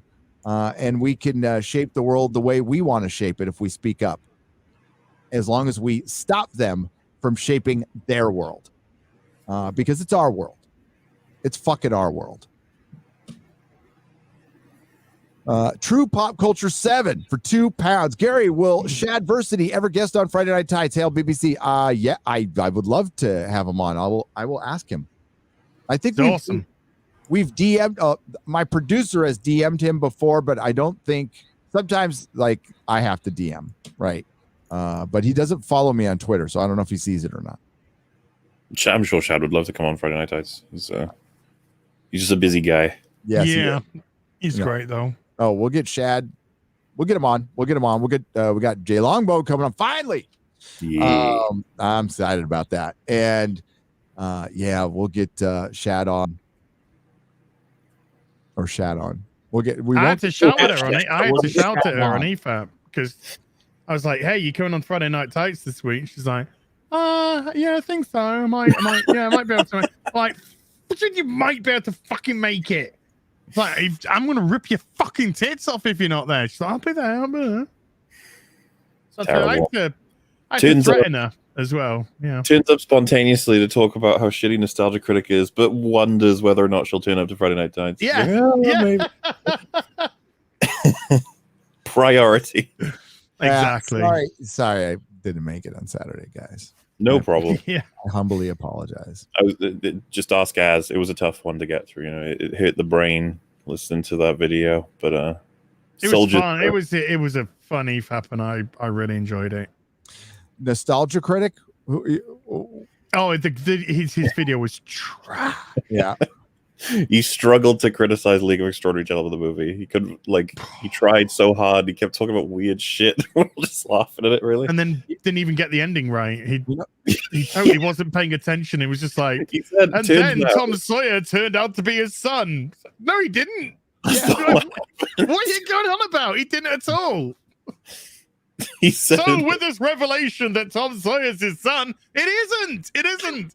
It casts a whole light on. No, it doesn't. Oh wow! We were lost. It was like, this film's not hard to criticize, man. Yeah. You know, it's funny. It's you guys covered that, and all of a sudden, that fucking video starts getting recommended to me. Like I fire up YouTube, and there it is, and I'm like, what? Is it listening to our?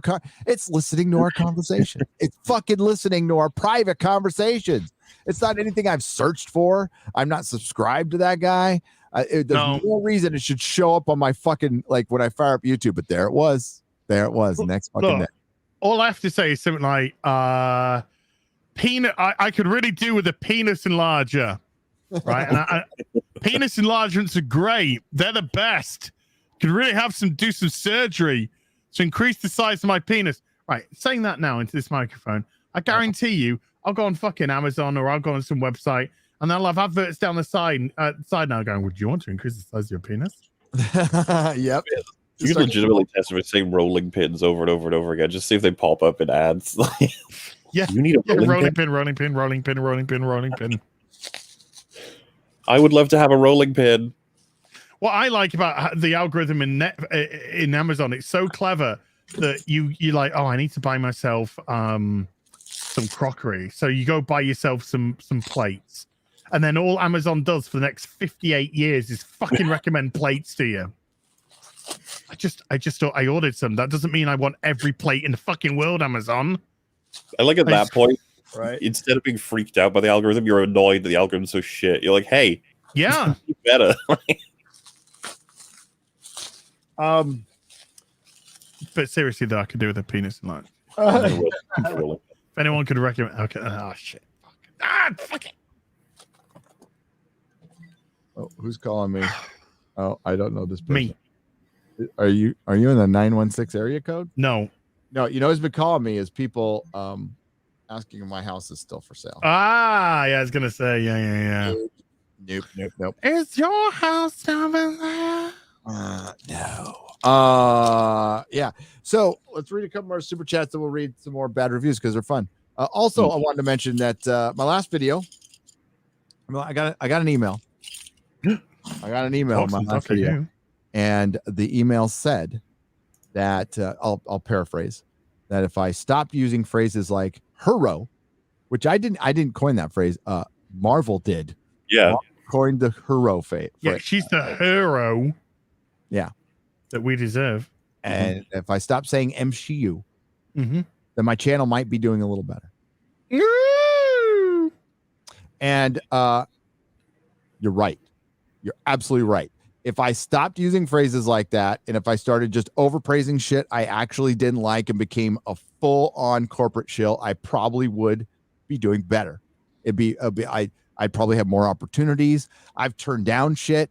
One of the things I promise is I will not have Hollywood movie stars on this channel. I'm not going to interview people, creative people. That's not what I'm here to do. This channel is 1,000% opinion, and I want to keep that opinion free and as objective as humanly possible with stuff. So no thanks. And I've turned down financial opportunities because of that. And I'm not going to chase actors or creatives around for a fucking I could care less. And it's boring, quite frankly. I mean, they don't really tell you anything exciting anyway. So I disavow Gary. I'll suck anyone's cock in Hollywood if you want it to come on my show. Anyone. What if your email to Kathleen Kennedy would have an interview with just you on a Nerdrotic noon or whatever? If she agreed to a pre-approved set of questions, and the first one would be, do you work for Lucasfilm? What's your employment status like right now? And the second one is why did you, if she would answer directly, why did you make the biggest mistake in cinematic history by not putting Han, Luke, and Leia together? And then I would ask her directly. So it would be yes if she did the pre-approved list of questions, and one of it was what you did to Luke Skywalker, was that done deliberately? I know the answer, but I would just love to hear her say it. I mean, I would watch I the want to show. hear you say the words. Say the fucking words. I picture she would be like, well, Gary, we chose the storyline that we did because we felt it was right. What's your next question? Like, I'd say that's not a fucking answer. Not a fucking answer. How pissed are you at Steven Spielberg and George Lucas? Because it's pretty like from a 1 to 10. If you were a tree, No, she's Spielberg's girl. She's Spielberg's gal. He's got her back. He's got her back all day, every day. I'm sure she has a big old chip on her shoulder. It felt like she had to prove so. Well, she did. Look what she did to Star Wars. Destroyed it. That all stems from something personal. it would be super interesting just to see what she would do in like a zoo format. If we could roll back time and give her all the knowledge she has now to see what she would decide to do with the sequel trilogy, like give her another shot just to see how she would decide, because she probably wouldn't hire Rian Johnson after what happened. No, like, but I think she'd still go down the Ray. Totally. Try and do it better. Yeah, because I wonder if she'd even hire JJ. I wonder if she would say, JJ, you got to do the trilogy. You can't like leave. I know.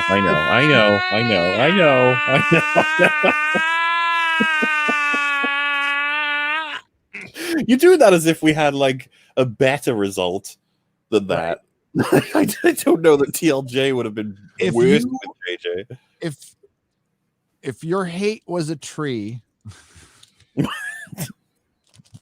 what tree would your hate be for George Lucas and Steven Spielberg? That would be one of my questions. A grand oak. Yes, of hate. Yeah. Oh no. No, I say the MCU to make you laugh for one. And it's not because it's true. It's true though. It's true. It is. I mean, like okay, look at the Hawkeye poster. Let's look at the Hawkeye poster. People are going to think there's no big deal about it, but it's all in the symbolism. So let's go to the Hawkeye poster. This is an Avenger, a main Avenger. But he doesn't even have the name Hawkeye in the series. This is a main Avenger. All right. And like, we haven't seen him in his proper costume. This is probably going to be his first proper story that we should have gotten a long time ago. And lucky if he manages to survive. They could have made like a Taken fucking miniseries or some shit. Yeah, it could have been so good, man. That's not it. Hang on. I want to see the full poster. I'm not there for this. That's yours. One of you two. I am not touching it. Do you hate men and women? Yes. Do you hate everything? Yes. Yes, I do. I hate all men, women, all and everything, apart from kitty cats and dogs. Well, apart from animals. All right. So I like if apart from Belle, who's been a right little twat the last couple of days. Look who's standing in front. Oh, obviously, of course. Well, because this series is going to be about setting her up. Some people call her the greatest archer in the world. When the series ends, he's out, she's in. That's the idea, right? Yeah. Yes. Exactly. And then the popularity of the brand Hawkeye will go down. Because we never really got to see the proper Hawkeye. I mean, like his journey through comics is fucking brilliant. It's like he was in the 80s when we were kids, one of the most popular characters, one of the most popular Avengers. And in the MCU, people like He's the one with the bow. Bows and arrows. Because they didn't do him right. I mean, like they didn't give him a proper costume. And they didn't show like he's Bullseye. You make him, it's not just fucking arrows. Like he's deadly with a bunch of shit.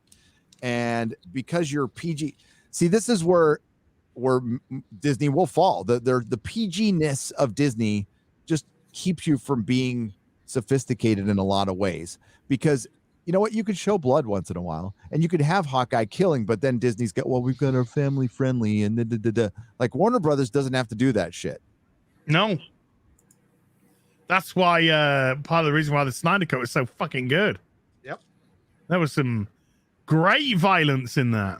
Well, that's the one thing the critics didn't get what the fans liked about it, because critics don't understand fans. The fans that did like the Snyder Cut liked the fact that Snyder took the heroes seriously. Maybe too seriously to some, but he took them seriously. Just a little bit.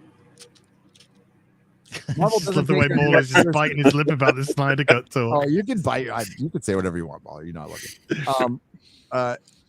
But this is not taking this right here is not taking your character seriously. If we want to talk about verisimilitude, we're talking about two heroes that have no powers. So Hawkeye, militaristic, has some training, clearly been to the mall. This one's been to the mall. And maybe she is more accurate than Hawkeye, but is she stronger? Is she faster? She says like the funny like words and like funny like ways. She's gonna be so awesome. You're not even ready. She was a good character as a Teen Titan, as a sidekick version of Hawkeye in the Young Avengers, which was a good comic book, which I read. I know there's a lot of MCU fans who haven't actually read the comic books. You know, like a lot of these characters, a lot of us comic book fans have known for quite some time and known they were coming and know why they were coming. But this is what we've been trying to tell you. So I think it is funny that people still give Marvel the benefit of the doubt. I just think they need to earn it. And it's a damn shame that Jeremy Renner, who by all accounts ain't woke. Kick ass. Yeah. No, he ain't woke. He ain't woke at all. But no, it's God. Like you could have done some really interesting things with these Marvel characters, but it's that Disney word is just so gatekeep, so preventative. Nice. That would have been fun.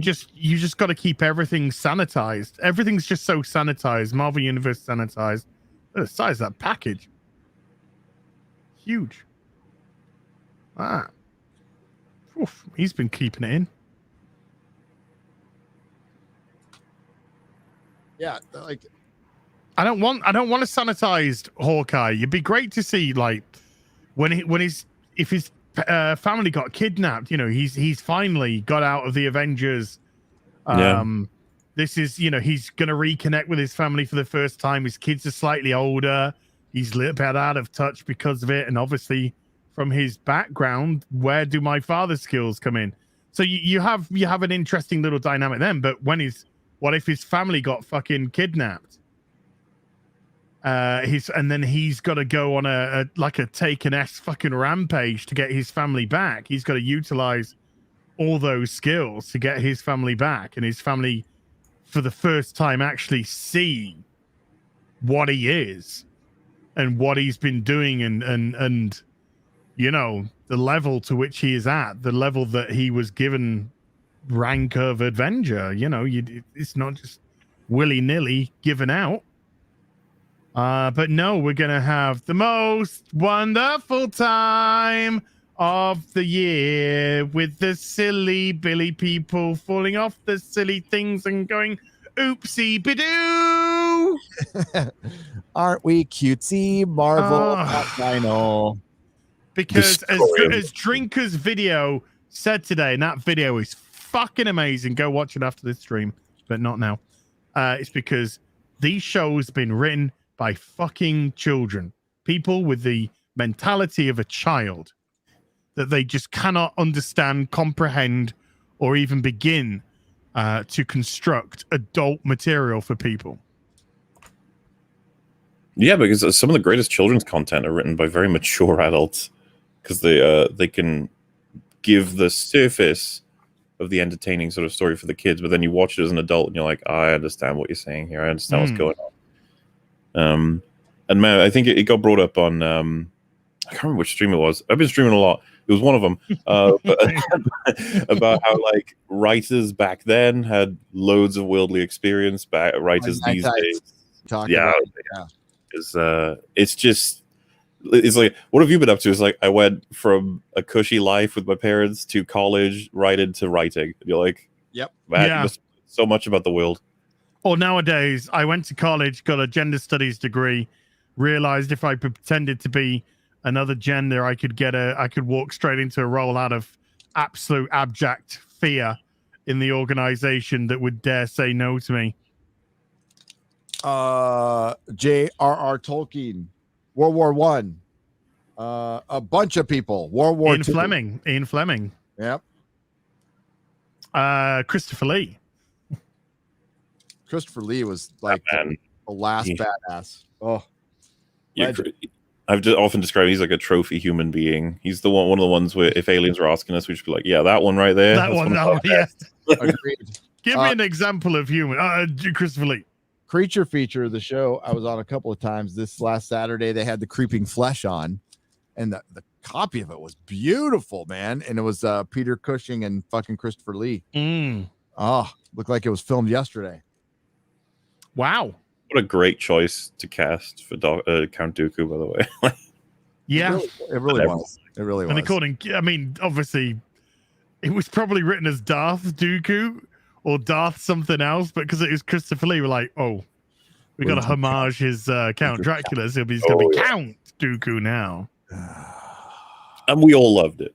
yeah. Nobody complained. Nobody cared. Yeah, it's fine. That's absolutely fine. Of course he's a count. Black pilling turns you into part of the problem. If you take it, you might as well throw out everything you believe in and join the cultural communist fascists trying to torch our society, says Apollo 536 for $20. Yeah. people have immediately corrected me. Actually, as he is called Darth Tyrannus, that is his Darth. Yeah, okay. Yes, but they all call him Count Dooku. Like, yeah, as is still right. They totally did that for that reason. It's not like Darth Vader had an alternative name of Count. He's got Anakin Skywalker. Count Anakin. I mean a different title. I'm Count Darth. Count Darth. Count Darth Tyrannus. Jeremy R. Moreno for 20 Mexican dollars says Jesus would never do that. I will. Rags. Oh, that's the fucking Hi, MauLer. That's the Alex Jones thing. Yeah. Jesus would never eat him. I will. I will. I will eat your ass. I'll eat your ass. Corn on the cob. Like corn on the cob. I will. God, that just makes me want to eat corn on the cob. Not corn on the cob. I'm ready. And then the backing vocals are just, I'll eat your ass. I'll eat your ass. Yeah. Slice them up, haul them up by chain. Chop their ass up, slice them up, go to haul them up. That can totally be a song. It's great. Positive review here. Eternals is going to be a divisive movie because it doesn't really work at the end of the day. What about the beginning of the day? Does it work then? What about the middle of the day? What about 11sies? Hey, look at this person that gave it a fresh score. I'm sorry to tell you, this movie is a mess.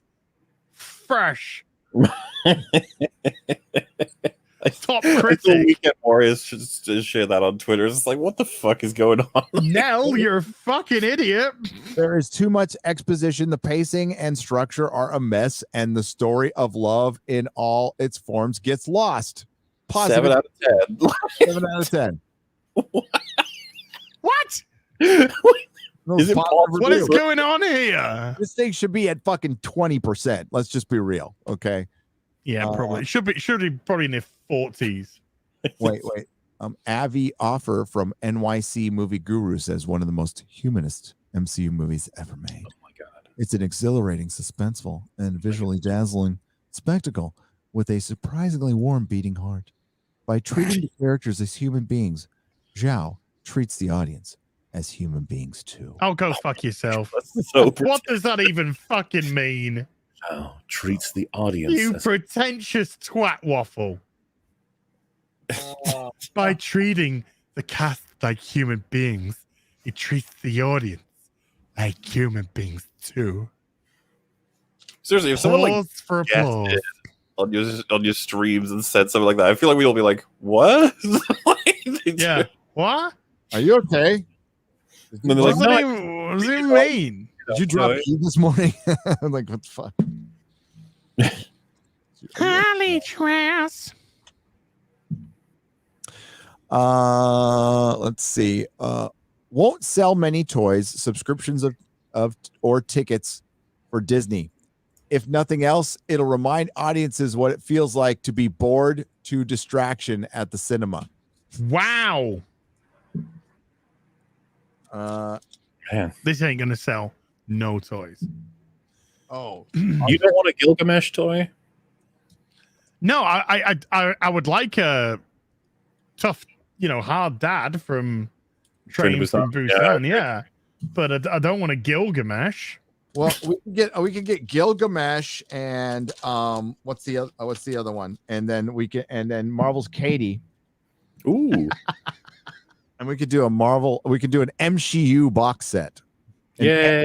MCU box set. Like with the Miss Marvel, when Miss Marvel comes out. I've heard you're really excited for that movie, Gary. It's like one of your favorites. No, the TV show Oh, Miss even Marvel. more excited. where they've basically turned her into a Green Lantern now Yeah. because her powers are fucking dumb as fuck. How dare you? How dare you? We can fist you. How dare you, sir? So now she's making Green Lantern fists instead of having her own big fists. He said muck making. We got Did I McMaking. say muck making? Awesome. I don't know. I'm hungry. Just don't even say I'm food. hungry. It's Don't seeping in. say food right now. Just don't even talk about food. You're fasting again. Yes, I am. How many days? One off, one off? What? This is going to be just a mini. I do a mini fast like once in every couple months, but I might turn this one into a good one. I'm taking it day by day, but right now I'm 5 days in. I took Dude, in 15 minutes, I'm ordering food. In 30 minutes, I'm leaving the stream. That's how it's happening. I was about to say, like, I'm so sorry for referencing Alex Jones eating people. It must be. I know, yeah. First thing I did was open up a menu. What do I have? Breaking news: Chris Pratt will now voice Morgan Freeman from here on in. My name is Morgan Freeman. Chris Pratt to voice Gary from Nerdrotic on the Nerdrotic channel. Awesome. I can take some time off.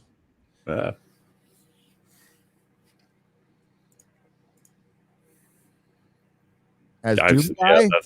It's great. Is that yeah? Well, okay, we'll watch that a little bit later. Oh, Carlos, thank you, Carlos Batista for $5. Thank you. That's a good call right there. We'll end it with a little Alex Jones. And then we have when are we getting the MauLer Ned Flanders movie reviews from Captain Hindsight? 50 Norwegian krona. Well, ain't that just wonderful? Oh my god! Okay, The Eternals is full of heart. A lot of heart. It treats its audience like humans. Oh, thanks, people. Ned. Bless their hearts. You'll get them someday. Who knows? We need some positivity in the world. Don't you agree, guys? Absolutely. So let's read more bad Eternal reviews because it's making me laugh and making me feel really good. Yes. And vindicated. Where Kubrick and Clark took seriously the idea that human evolution may be prompted by alien intercession. Sorry, I can't read. Right.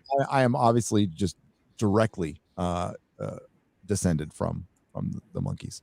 But we all are, buddy. We all are. Proud.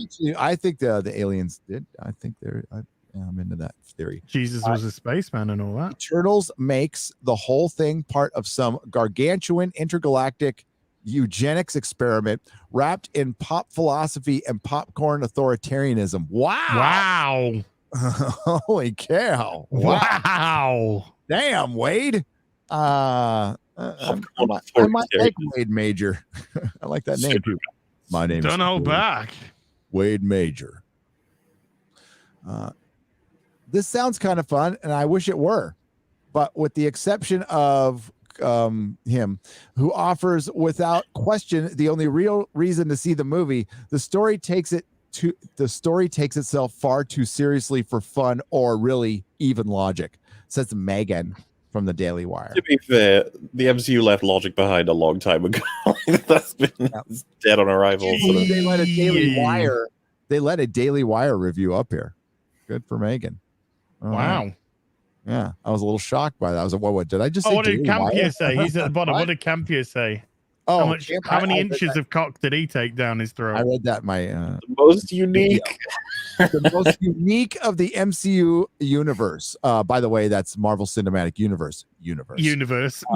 Eternals adds the largest dimension of new mythology and universe expansion than any other film before it. So it's good because there's more of it and it's unique. Yeah, there you go. Great. He didn't use the word different. He used the word unique. Yeah. Yeah. Which means different. Well, actually, it means singular, different to a singular level, but a one of a kind. Did you see the Babylon Bee video where the guy was trying to root for his kid, Brandon? Let's go, Brandon. Yeah. It was I think that's what John Campion was doing. I think he's like, oh, they got to that word different. You do know that it was fuck. Let's go, Brandon. Yep. Hey, I was driving down Interstate 73. It's a toll road here in Southern California that gets you from the Interstate 5 to the Interstate 405 quicker. And you go through Long Beach and you drive on this hill. And while you're driving down the hill, you can see the harbor. And I saw container ships. You couldn't count how many are sitting outside of Long Beach. It looked like fucking Waterworld. It looked like cities out in the ocean. It was insane. I was like, whoa.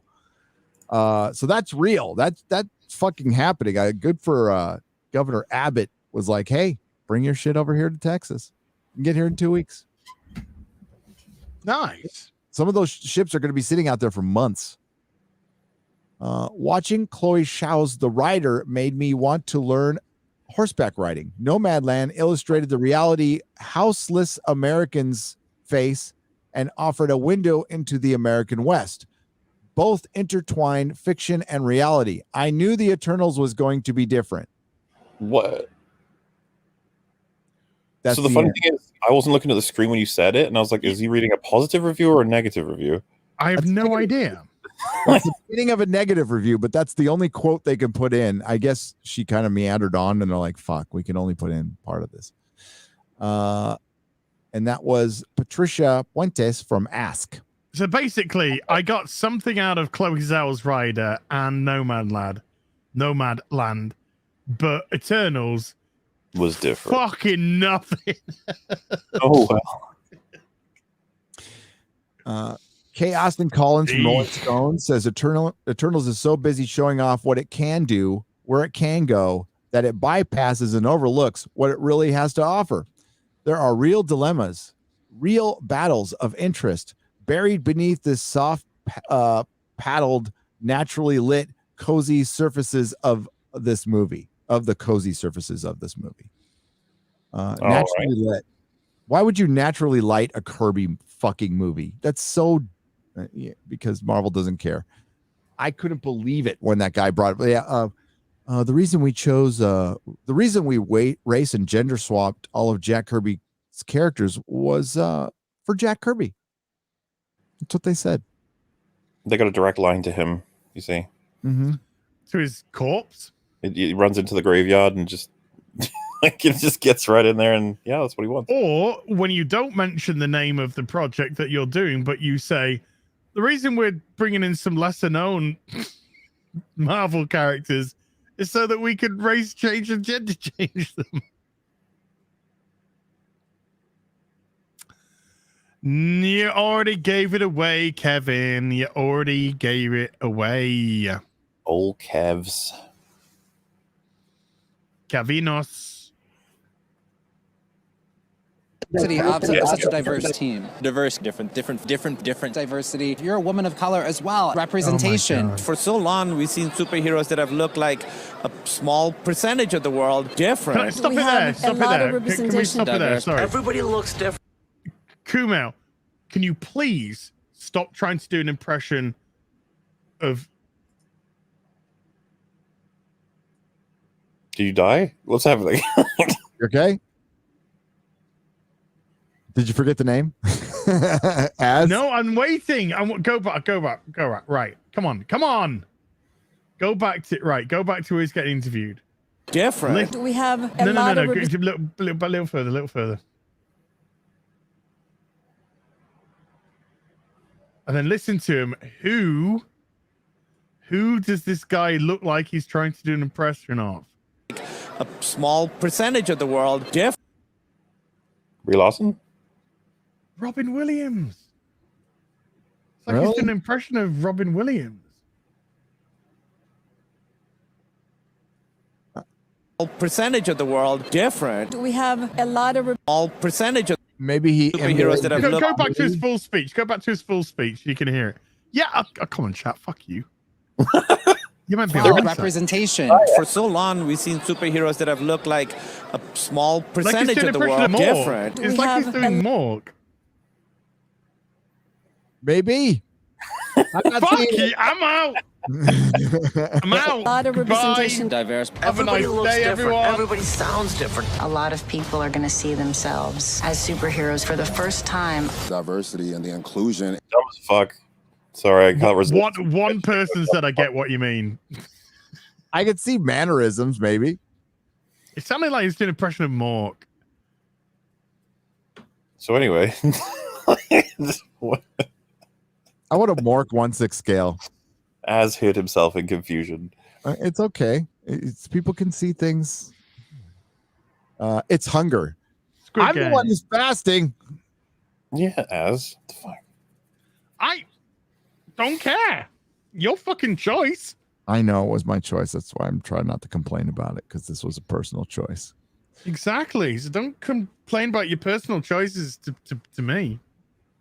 But I want to. But I want to. But I want to because I'm miserable. Rogue Dragon 62 for $26.69. That's British pounds. Real money. Real money. Proper money. Hail brothers from different mothers. Moved to my new house today. Hope your move goes well too, Nerdrotic. Well, congratulations on moving to your new house. I was so excited. I cannot wait to be out of fucking limbo and get the studio going and get like things really going. Oh my God, I can't wait. Kate I C. did vomit everything up yesterday during the night. Okay. I don't know. That's twice in like 3 weeks now. And you're not feeling sick and you're vomiting? No. Okay. I felt sick to vomit, but I don't feel sick. Sick, like you don't have I don't feel like I'm poorly sick or anything. I just like I just like kind of got in my stomach for I was watching something at my desk after I did my video and I fell asleep, and then I woke up and I felt a little bit like icky in the tummy. I was like, I'm going to bed. So I went to bed, and then I woke up like, I don't know, 3 a.m., something like that. And I went to the loo, and then I was just like, I think I'm just going to puke. And so I just spent the next 10 minutes just puking. And then I went to sleep. I feel fine today. Food, that might have been food. Might have been the food. Well, yeah, it's concerning. I don't want that to happen. I'm also against that happening. Yeah, I'm against that happening. That's concerning because, like, But I felt better after puking. Yeah, puking does often have that effect. It feels good. It's supposed to happen. That's your body getting that shit out of there. It's getting it out. It's getting it I out. don't like this. Get it Put out. something in me that's wrong. Yeah. Kate C, aka Snake Plush Kitten for $25 says they have a word for these reviews. If I could read the word, verbigeration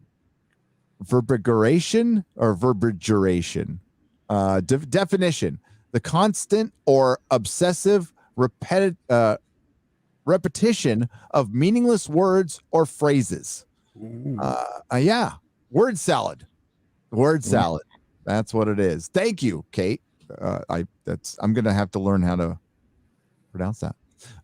Marksman on Streamlabs for $5. What's up, Marksman? I just say, as X-ray vision that causes cancer would make Peeping Tom an amazing tragic villain. He just wants to look at boobs, but he can't, otherwise he would destroy them. Could he destroy what he loves for a moment of happiness? Hail, Peeping Tom. Ooh. Damn. Maybe that's something that happens later on, kind of like that could be why he gives up on the suit. Yeah. That's why he gives, like, you could make it like a little bit like Logan, right? The adamantium is poisoning him, and you could say his power. I can't poison those beautiful big tartars. Mm-hmm. I'm gonna give up this life of staring at naked tartars. See, the final comic would be Old Man Peeping Tom. Yeah, but that's like X-ray. I don't have X-ray vision. I'm just a Peeping Tom. Do I have X-ray vision? You have X-ray vision. You have the ability to like see things all the way through to possible like realities. Yeah. God damn. Yeah. You're actually wow. Why I could like superhero cross-dimensional sneak a look at some boobs. I would say so. Taylor Ramirez for $1.99. MauLer Now is like that's he a OD'd beautiful on Batwoman. We watched episode 1 of season 3 last night. As when Luke hits the helmet off the table out of frustration, that it just wakes his dad up inside it, and he's like, "My son." What, don't you mean? Yeah, but when it lands on the ground and it's just got the most plasticky sound when it lands on the ground. But the part that we lost it is when he was like, "Wait, Dad, hello, how are you Luke?" speaking to me?" And his response is, "Because I'm your dad." Because I'm your...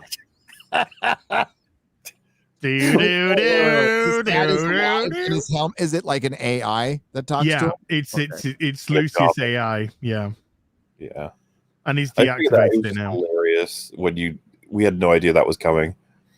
Oh, just you wait till you find out the reason why his suit malfunctions then. Oh, I'm excited, dude. I'm very excited. That episode was just awful. Episode 2's worse. Episode 3's worse. Excellent. Free Boredom for $4.99 says, "Hail Gary and Az. Last stream I sent a video to your email. It's only a few seconds long. It's Gary in Doctor Who, by the way. I left Cali years ago. Congrats. Thank you. And you were smart. You saved a lot of money, and I will have to look for that email. So I will look for it and read at the same time. See how that works out. Thank you, Free Boredom. Benjamin Flensborg for 50 Danish krona. Hi, guys. Fucking hilarious. The long Welshman forgot winter time. LOL. Love y'all.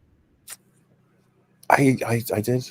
Well, I thought everyone switches along with me because Wales is the most important part of the world, you know? It really is. Except for the parts that are going to sink into the ocean. I was watching the country. Oh my God. Why am I blanking on the name of the show before Doctor Who? Country File. And Country File, which was last time I saw it was 2 years ago, was a charming little country show turned into the environment is going to kill you and Brexit is bad. And there's a little town, I guess, in Wales that has a seawall that's always had a seawall, but the government is not going to maintain it anymore. And now they're calling it the first victim of the first casualties of climate change. It's like, no, you stopped you're going to stop maintaining the seawall. It's the first victim of your country. It would have been claimed by climate change 10 years ago or 20 years ago. White Knight Leo for $5. Inside every man are two wolves. One is Boba Fett. The other is Eric Butts. Don't feed either of them. Hi, MauLer. Kick robot head.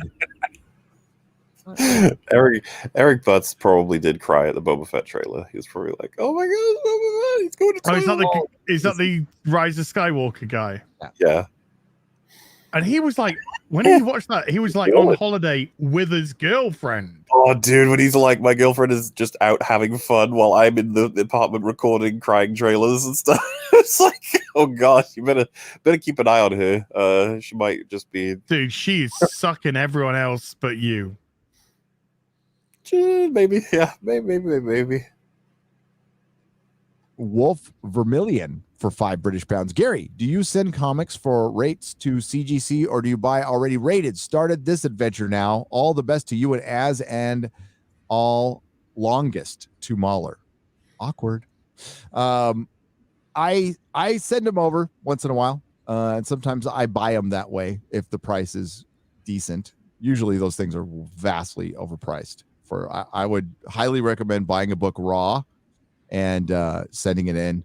The wait is a little long, but it's worth it because with certain issues, right? It's I'd say with certain, I am not a financial advisor. I got to say that on fucking YouTube because obviously you would confuse me with my rebellion shirt surrounded by as a financial advisor. Yeah, but key issues are fucking great investments. Like if you've got the money to go out and get a low grade Amazing Fantasy 15, buy it. Absolutely buy it. My nerdy home, Steph has just sent something through. Kel Surprise, Alec Baldwin has now protected his tweets. Oh, really? Yeah. What do you know? What do you know? What do you know? The Plit Thockins. The thought plickens. I think he disappears for a while. Yeah, I know somebody who knows of his wife's wife, and they say that his wife's fucking mental. But that's it. That's all I got. Not surprised. He seems some passing. That's it. That's all I got. Don't ask me for anything more. These tweets are protected. So is the okay. The hilarious Alec Baldwin Foundation? No, Yeah, that's I not was right. like, is it Hilaria? And Alec Baldwin Foundation supporting the arts, artists, amateur, and professional. Tweets are protected. Ooh, Kristen Stewart is engaged. Oh my what? God! Do you see that on the right? To who? To a woman? To a woman? She's just Wait, happy what? the Eternals has gay people in it. I don't know what the movie's about. I'm just happy.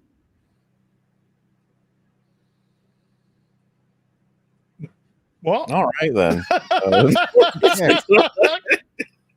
What about the Eternals? That's what she said. She's like, I don't. Somebody asked her like what she thought about the Eternals. She's like, I'm just happy there's gay people in it. Oh, okay. Okay. That actually sounds like a very Hollywood answer. Mm-hmm. I'm just glad there's gay people in it. I mean, it could be fucking shit. And nobody likes it, but as long as it's got gay people in it, that's okay. I think it's utterly fascinating that this movie that was made for critics is just getting review bombed by critics. Yeah. When did Kristen Stewart start eating carpet? I didn't even know she ate carpet. Oh, she did. Yeah, she's all. I think she has a bit of both, right? Well, she was dating Patterson, wasn't she? Mm-hmm. Famously, wonderful relationship. Well, it's very good for your career to. I mean, we already saw, what was her name again? Tilly from Star Trek Discovery, who's married and has a kid, is bisexual now. Well, she came out as queer, didn't she? She came out as queer. Yeah. I'm married to a guy, and we've just had a child, but I'd like to come out as queer. I take my kids That to is soccer Hollywood. practice every day. That is But fucking Hollywood through and through. Yep. Hey guys, money is tight with upgrades going on in the house. Oh, you don't have the super chat. It's fine. Thanks, CC Thorne, for $5. I appreciate it. But love you guys. Keep up the great work. MauLer, still want to hear about Nightfall. I've not begun. Oh yeah, that I gotta dig out Hush, but Hush is currently behind it. We have to do the test Sack of sending shit. first. So let's do that. I'm going to do that this week. I'm going to send you the test copy to make sure that the destination is good, right? That's what we want. Yeah. That'll be great. Darth Gorbag. Just some of your docs, your real docs, more Yeah, and I'll send it them down. right now. Like just post them, share them on the screen. I'm sure it'll be just fine. Yeah. Nobody will bother you. Darth Gorbag for 1515 says, "As help, I think I'm in love with my Final Fantasy 14 character. She's like a cross between a chocolate Easter bunny and a runaway model who knows how to handle a long spear."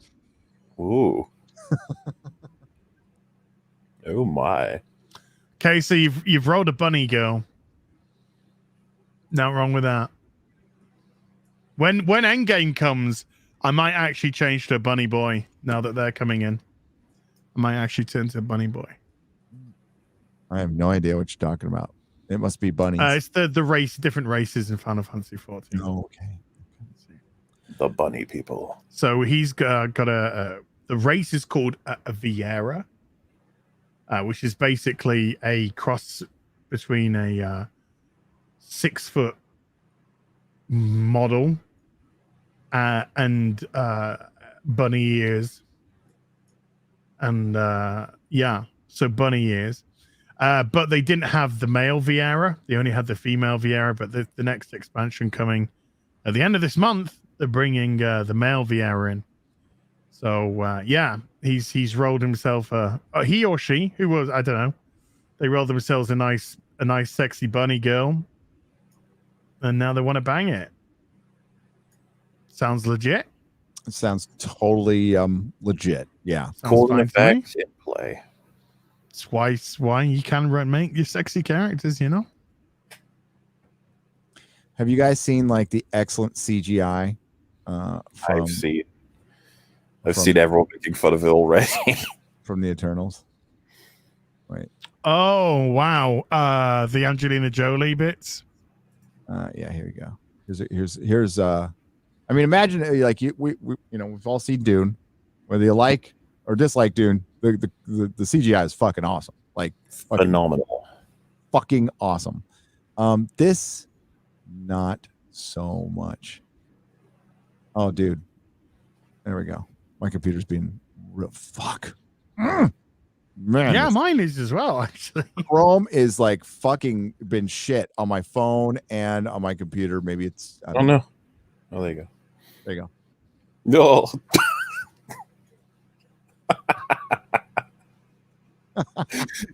Hey, look, it's nice. It's from like the first Tomb Raider game.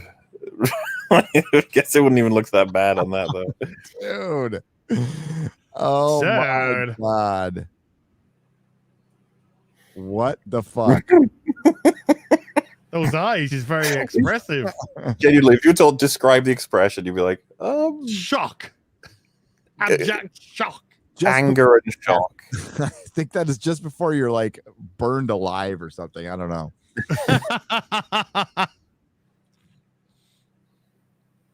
It comes from this. Hang on. If my computer could fucking handle it. Or not. I probably shouldn't push it. But why not? Let's try this one. But why not?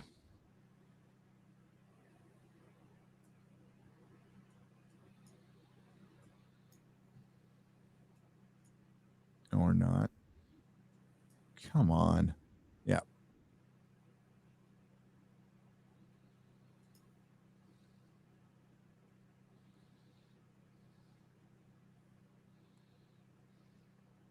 This is bloody ridiculous.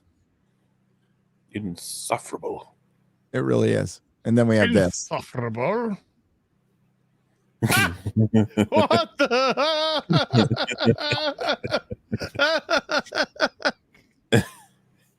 Nice. Like, we shouldn't make fun of geriatric heroes, okay? They're trying their best. Maybe, yeah. Maybe she's having a bit of a I don't know. Younger crisis, younger moment. Seizure, a stroke. I don't know. Did I leave the iron on? Wow. Yes, it's a boot face. Yeah. I just did a Joe Biden. Susan Dolan for $5 says, "Hail Nerdrotic as and MauLer. Here's a little bit to save pop culture." Oh, thank you. We appreciate it.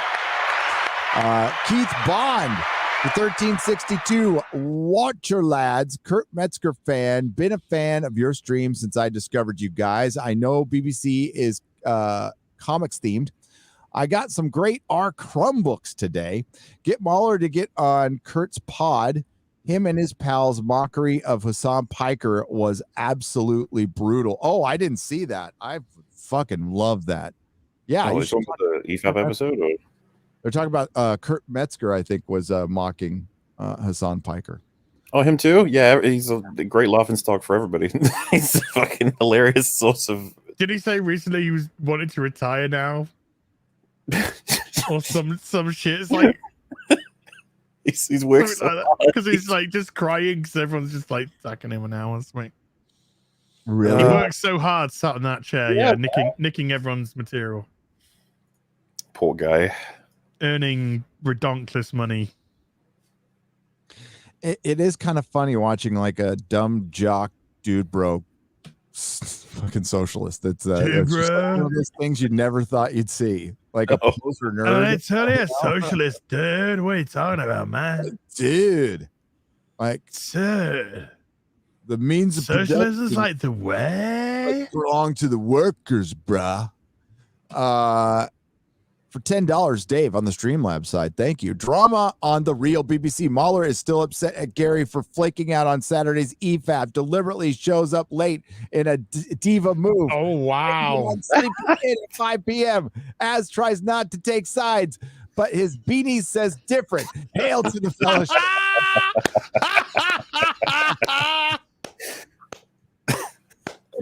Awesome. It was me thinking, 40 minutes earlier. And I was like, 20 minutes late. No. Oh, like I'm going to get on anybody for being late to a show. You think? Are you crazy? I'm just happy people are here. That was good, though. That was a good one. Oh no! Can we play a clip, Gary? I don't think I am capable of getting mad at MauLer for anything. And he can probably get mad at me, but I can't get mad at MauLer. Yeah, of course. What would you like to play? I mean, this guy's he's just gone too far now. Come on, dude. Oh no. Oh, okay. I've seen this. Active investigation in terms of a woman died. My friend. It's an active investigation in terms of a woman died. My friend. God. Oh, it's an active investigation, people. Come on. Look, come on. Oh. But we actually do have an answer as to why the CGI on the Eternals is weak in that position, you see. Annex before and after, you know, I got some alcohol, got some weed, some coke, and then some methernals. It's so true. It's it's a bad one. Guys, I've seen some of these images and holy shit. Oh, I could. Oh, I'll show you. Drugs, man. They will destroy you. Just destroy you. I mean, just looking at methernals. Methernals. How much weed was that guy fucking smoking? I was gonna say that ain't all weed. Yeah, you know. I feel like there's other elements. That's weed mixed in with fucking crystal meth. Yeah, with crystal meth. Like, I am not. This is crystal meth. Every one of these is crystal meth. Pretty much. I mean, cocaine could fuck you up really bad too, but meth has a very unique way. It makes you look like a zombie. I feel like one too. Top 2, absolute raging zombies. I still can't believe there was a zombie episode for Batwoman. That actually happened. They had That a zombie, happened. What? A zombie infestation in Gotham, and Batwoman had to save the day. And there was an evil white cop who started killing them. And she was like, "No, they're innocent people." And he's just like, "The zombies." The zombies and the people's brain. Literally tearing people apart and eating their flesh. Well, they weren't dead.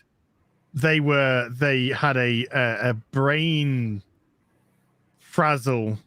There was a drug. They were taking a drug, and somebody put some other stuff into the drug, which made them want to eat brains.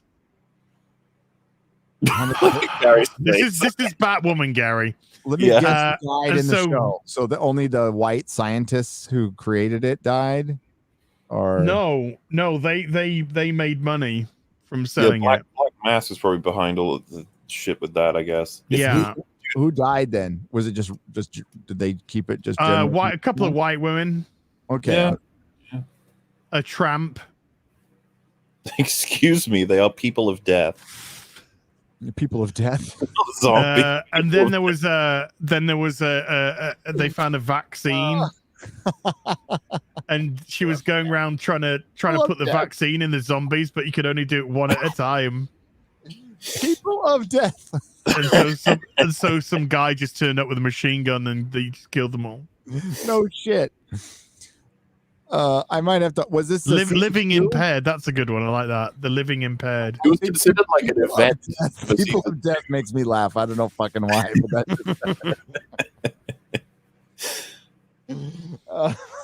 People of death. They're people of death. Oh my god. Oh my god, they're not zombies. They're like people of death. That was the season 2 episode, then, right? That was with yes. Javicia Leslie. Javicia, who is still probably contractually silent on all of this. I wonder if she hates working there or not. I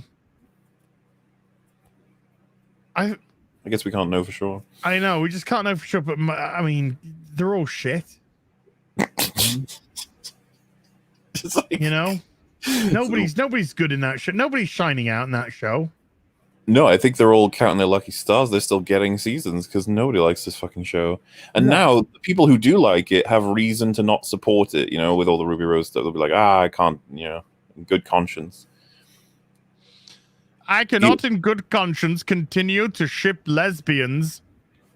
When you got rid of a lesbian, we didn't. Ruby Rose is bi, isn't she? They got the Flash Apocalypse coming soon as well. You don't want to.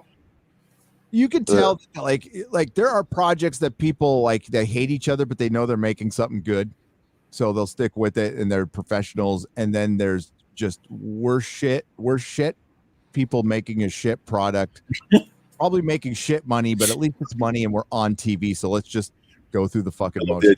They're all in a big circle. They're just like, we're shit. Well, Dude Gray Scott was just like, I want out now. Yeah, the one thing I believe is fucking possible. One thing I believe about all the things she said about him was that he was on the phone to his fucking agent saying, "Get me out of this goddamn show, please." Absolutely, 100% believe. So when did he leave? Just before the end of season 2. Okay. Yeah, because it's like the third episode from the end. He's put into prison, and then he just doesn't show up for like 2 episodes or whatever. Then he has like one scene where he's like, "Yeah, I'm in jail, by the way." Bye. Yeah, pretty much.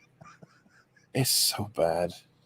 He Alice, who keeps getting released even though she's murdered shit ton of people, is out and about.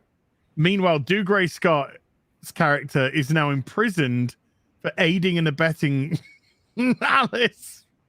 Which he did for like 5 seconds because he was trying to find Kate. It's terrible.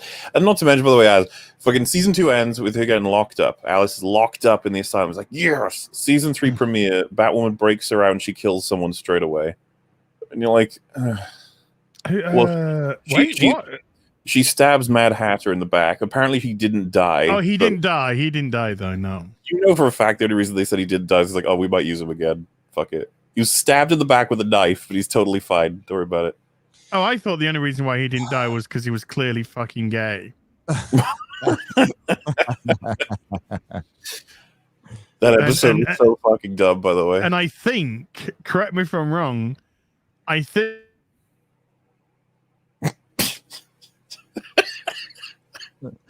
I think.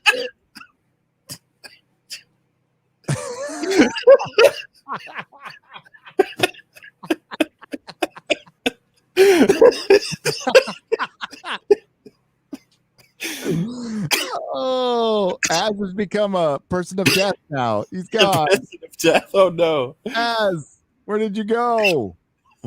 I Az. Well, I'm gonna keep him up there just as long as possible to make it feel like he's there. Wait, so let you full screen him while he's frozen? Is that how that works?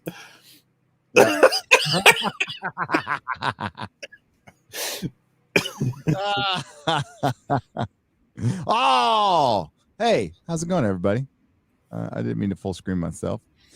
He'll be back. Welcome to the Buffy I Show. will keep an eye on my welcome to the Buffy Show. We will do that. We should, you know what? Can we do that before the end of the year? I don't know. I never know. We just talk about it perpetually. We're generating all of the hype. Well, it's like my Picard review. I got to get that finished too. My TFA series. I'm going to have like a good week to just work on it. Oh, I'm so excited.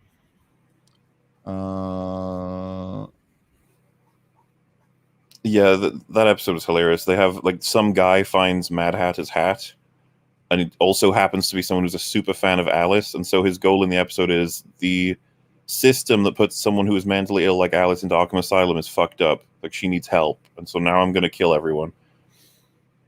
Something like that, you know, standard motivation. Yep. It's always just excellent content. Well, especially for Batwoman.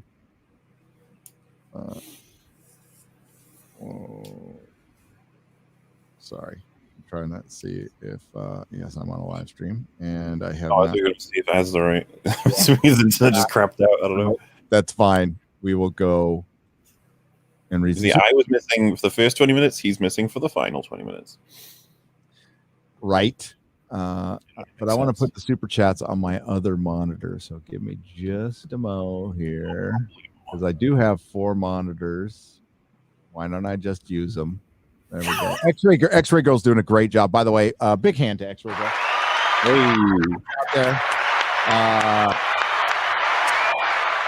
Producing this episode, doing a great job. She's He was one says, "Hail on full screen as his beard looks like a merkin."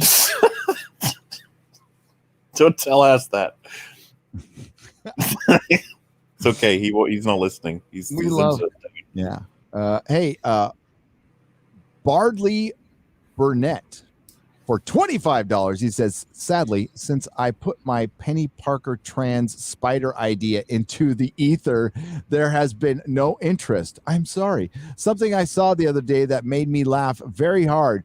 Don't know if you've seen it, but the winners of the 46th Saturn Awards were announced. Yeah, it was Rise of Skywalker, right? Yeah. And like Star Trek and like all the shit won, basically. It's if Rise of Skywalker winning anything, everyone in the audience is gonna be like, come on, don't do that. 86% audience score to this very day. Yeah, you can tell just from talking to everyone that is the case. I don't even know who the fans of that film were. There's somebody out there, I guess. The TLJ fans hated it. The TFA fans hated it. And then the fans of the OT hated it. And the fans of the prequels hated it. So that kid, Eric Butts, is he the one who cries all the time? He likes. He probably loved it. Yeah, he probably loved it. Probably liked it. Good for him. He probably loved seeing the Emperor. He almost cried when he saw the Emperor in the trailer. So there you go. Yeah. Brenton Palmer for $8.99 New Zealand. Hail the real BBC. Listen to you mad lads religiously from my digger cab. My digger, and that's Digger. I said digger cab. What's a digger cab? I don't know. You dig? In New Zealand, it is me, or is it the real BBC? How the real it's now the real long BBC. Yeah, it is. And hi rags. Although we'll be wrapping this one up very, very soon. Because I have to have my smoothie I should probably eat something as well. Yeah, it's good for you, from what I've heard. They're good. They're good. They're good. And I can have almonds. Almonds. I suppose I'll eat something when I'm in Arizona, but it's kind of hard to fast when you got to drive because, like, you can't make a smoothie in the desert. So, have a sand smoothie. We could have a sand smoothie. Yeah. MauLer, do an EFAP movie on do an EFAP on an EFAP X-Men marathon. And that's from Jim 505 for $2.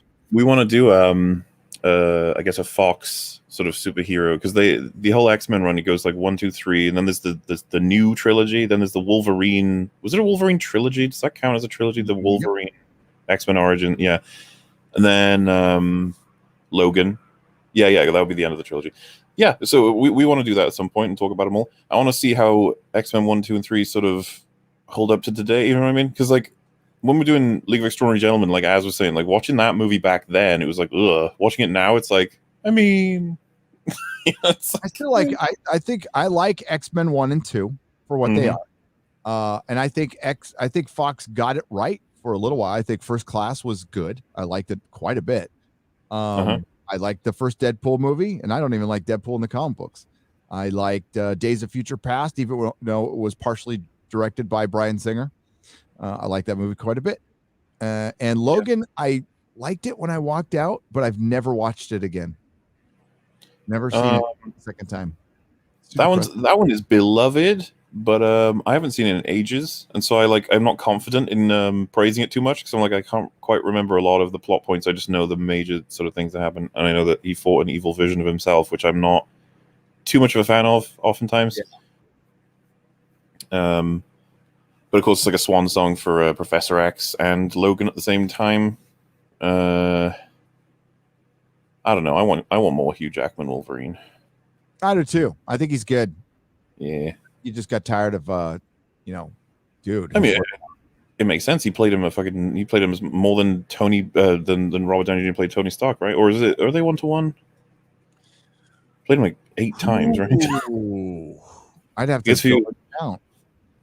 It's probably close. But Robert Downey Jr. stayed in shape, but clearly stopped like yoking up. You know, like he yoked up for the first couple of movies and just kind of said, nah.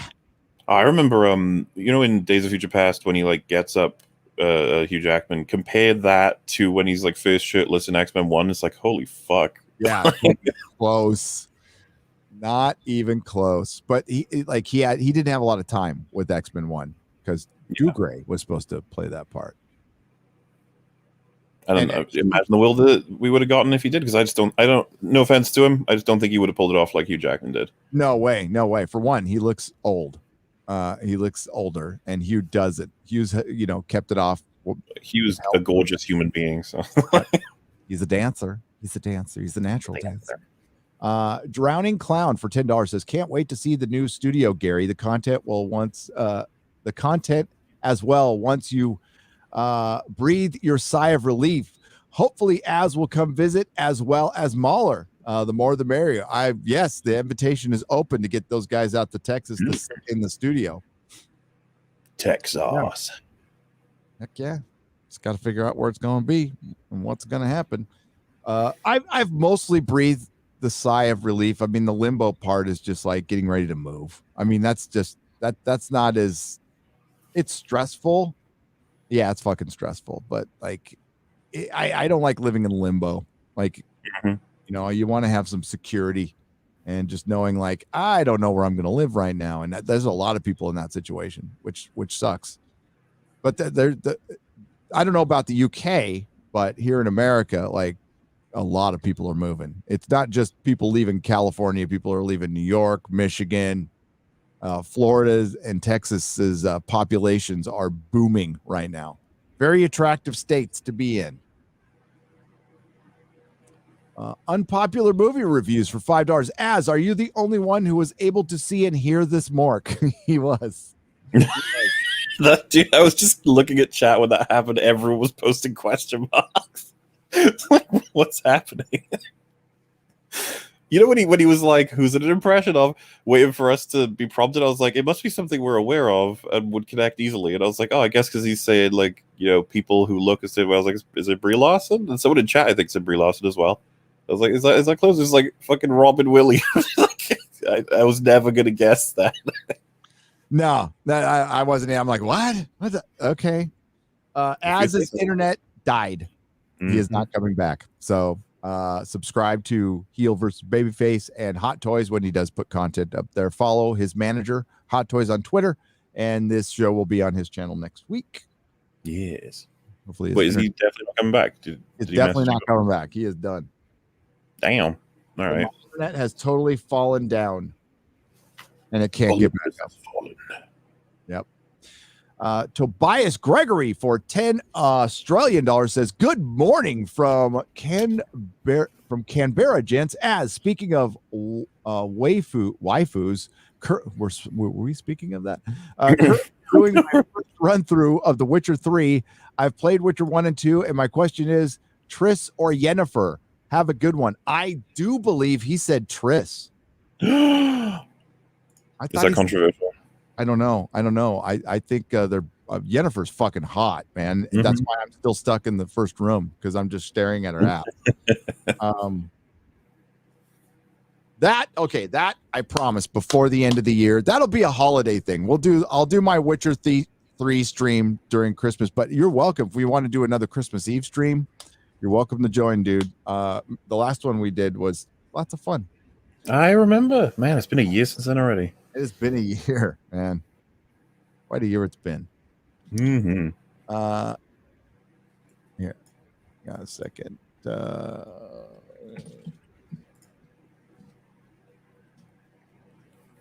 I'm typing a message to MauLer. Team Yen, Team Triss. I see that there's conversation and there is. Yeah, there's debate. I gotta say, I mean, I haven't seen Triss yet, so I'm Team Yennefer big time. I'm Team Yennefer's ass laying down naked. Psycho seconds for 10 Canadian pesos. Something weird something weird keeps happening every time I pull up an article talking about the new union of Image Comics. I hear something coming from my bookshelf. It almost sounds like Japanese laughter. We didn't get to that. Oh, that sucks. Yes, Union Image Comics. God damn, I wanted to get to that too. Image Comics started a union. It's 9 of their employees. I don't think it's any of the creatives. They haven't technically started it yet. If I pull up a Bleeding Cool is like the worst fucking website on the planet. But they're bleeding cool. They are bleeding cool, and they bleed your computer. Dude.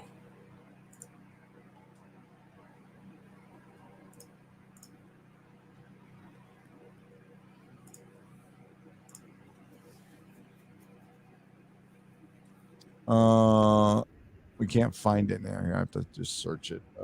Bleeding Cool Image Union.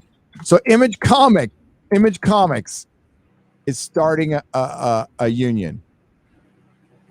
Good for them. And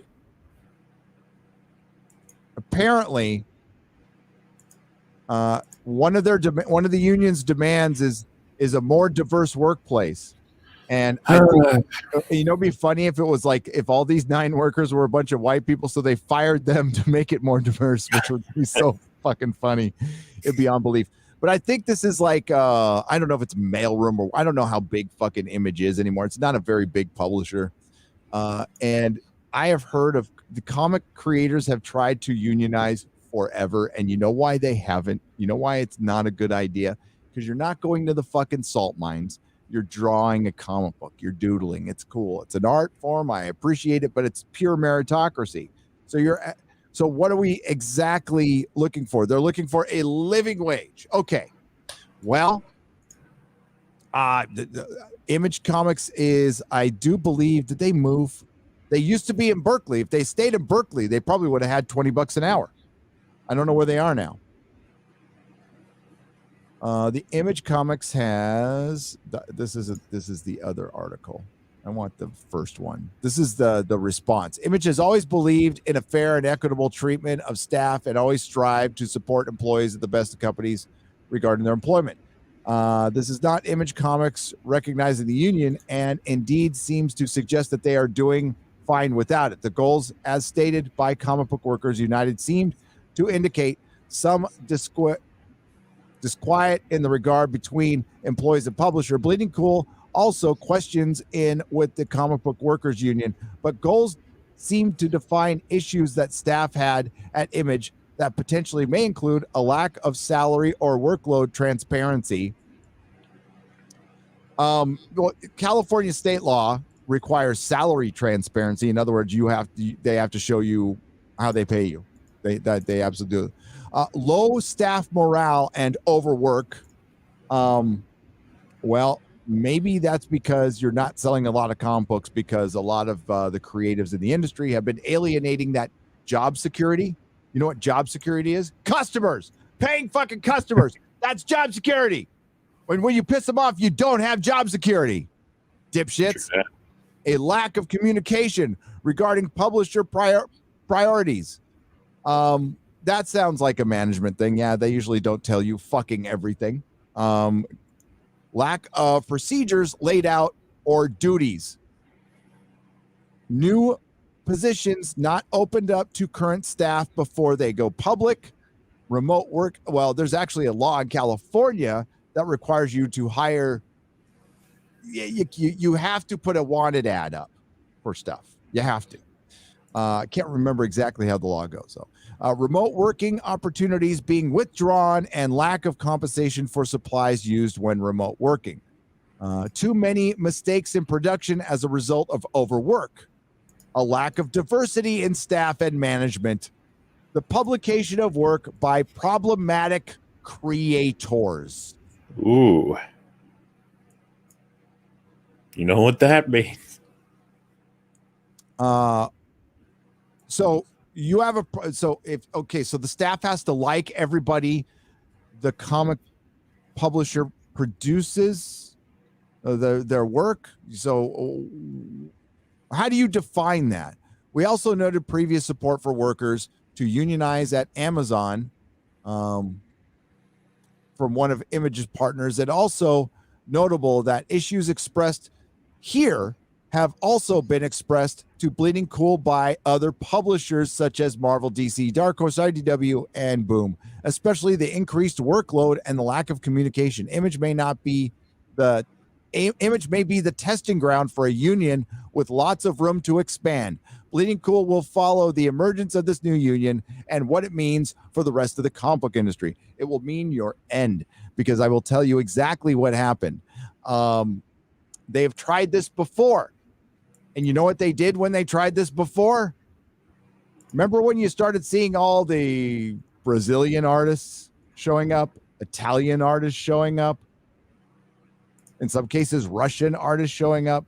That was every time the word union was spread around all the buildings of Marvel and DC. They went, sure. Meanwhile, meet your new artist, Benicio, whatever, from Italy, who will work for half as much as you will. And you guys do it to each other. You get what does Robert Meyer Burnett say? You deserve what you negotiate. You are not a necessity. You are a luxury item. You are a comic book artist. It's a joke that there's unions in Hollywood, which they're trying to break, by the way. People deserve a living wage. They deserve what they work for. Listen, when I worked at Technicolor, I worked a shitty shift. My pay was okay. They asked me to do quite a bit, and I did it. I fucking did it. And when I started feeling overworked and underappreciated, I went to the boss and said, I need more money. First time I did it, they gave me more money. I said, thanks. Okay. And when that started happening again, they didn't give me money. I went, okay, thanks. Bye. I left. I went and found another job. It's the comic book industry. And especially if you're not drawing comic books, if you're just working, lower level, if you're doing just basically office work, well, there's office work all across the country that you can go work at, probably get paid more and live in somewhere where it's, especially, again, I don't know where Image was in Berkeley, one of the most expensive places on the planet. I think it's in, did they move to Oregon? Image Comics based in Portland, Oregon, which isn't cheap anymore. A bunch of hipsters see, that's where all the young people went to go to retire, or that's where all the losers went to go to retire, is Portland, Oregon. And it became more expensive because it became like hipster heaven. So you turned it into a mini San Francisco. Yeah, a unionized. Some guy shot back at me yesterday, MauLer, and go, the workers deserve a live, and they deserve a living wage, and they deserve job security. Deserve job security. Deserve job security. Okay.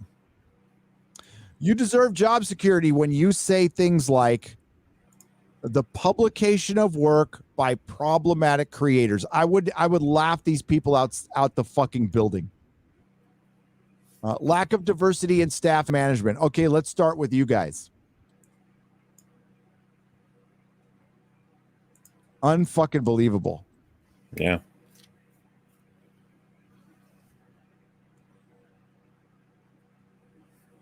I'm not, by the way, just to show you, I'm not making up. Those are the demands. Too many mistakes in production as a result of overwork. No, I believe that this was the case. You didn't even have to show this, but yeah. Yep. The lack of diversity. There you go. Problematic creators. Fuck off. I might do a video on that. I might do a video on that one. Okay. Let's go to internet versus as for £2 The Flux has as. They do. Oh, no. They do. Some people say the BBC got him. Yeah, the real BBC got him. Late art for 100 Czechoslovakian pesos. I've got a happy birthday from you guys on bragging rights this morning. If I could get one from the beautiful soul as well, it would be the greatest birthday gift ever. I wish I could, but he's gone. I'm sorry I didn't catch that. We'll try to get it to you next time. Mm-hmm. Remind X-Ray Girl, and she can remind me. Lady Gravemaster, how does Morbius look like a Batman movie? How does Morbius look more like a Batman movie than a Batman? Riddle me that, DC. Freaking Marvel nailed the aesthetic of the Cape Crusader better than their own company. That's how you know we are in the end times. Well, at least that and the CW. That's true. Dr. Porkenheimer for $9.99. The Boba Fett trailer just makes me sad. We all know the potential. We all know they're going to fuck it up. It's such an abusive relationship. I want to like it, but I know it'll just be garbage. Yep. Prepare to watch a lot of people get shot. Yeah, without any blood or anything. Yeah. Yeah. Grant Matheson. Hail all. Thanks for all you do. Thanks for all you do to entertainment. Got fed up with comics and films, so finished my first novel it's on Kindle now. Shameless plug over. And it's by Grant Matheson. Grant Matheson. What's the title? You got to put the title up there. Let me know the title. Yeah, man. A comic book union. It's just fucking, that shows we're in. Unions are like they're for necessities, for things that are necessary in life.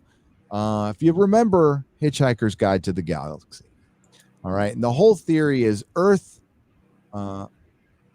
was populated by the unnecessary portions of the Golga Frenchum population. They made up a whole story to get rid of a useless third of their population on the planet. So they're like, hey, the planet's going to end. So we're going to make these big arcs and we need you to get on it. But what they did was the useful 2/3 stayed, and they just tricked the unuseful third, which was hairdressers, film documentarians, and I forgot what else. So that's what the Earth is populated with, is people who make film documentaries and hairdressers.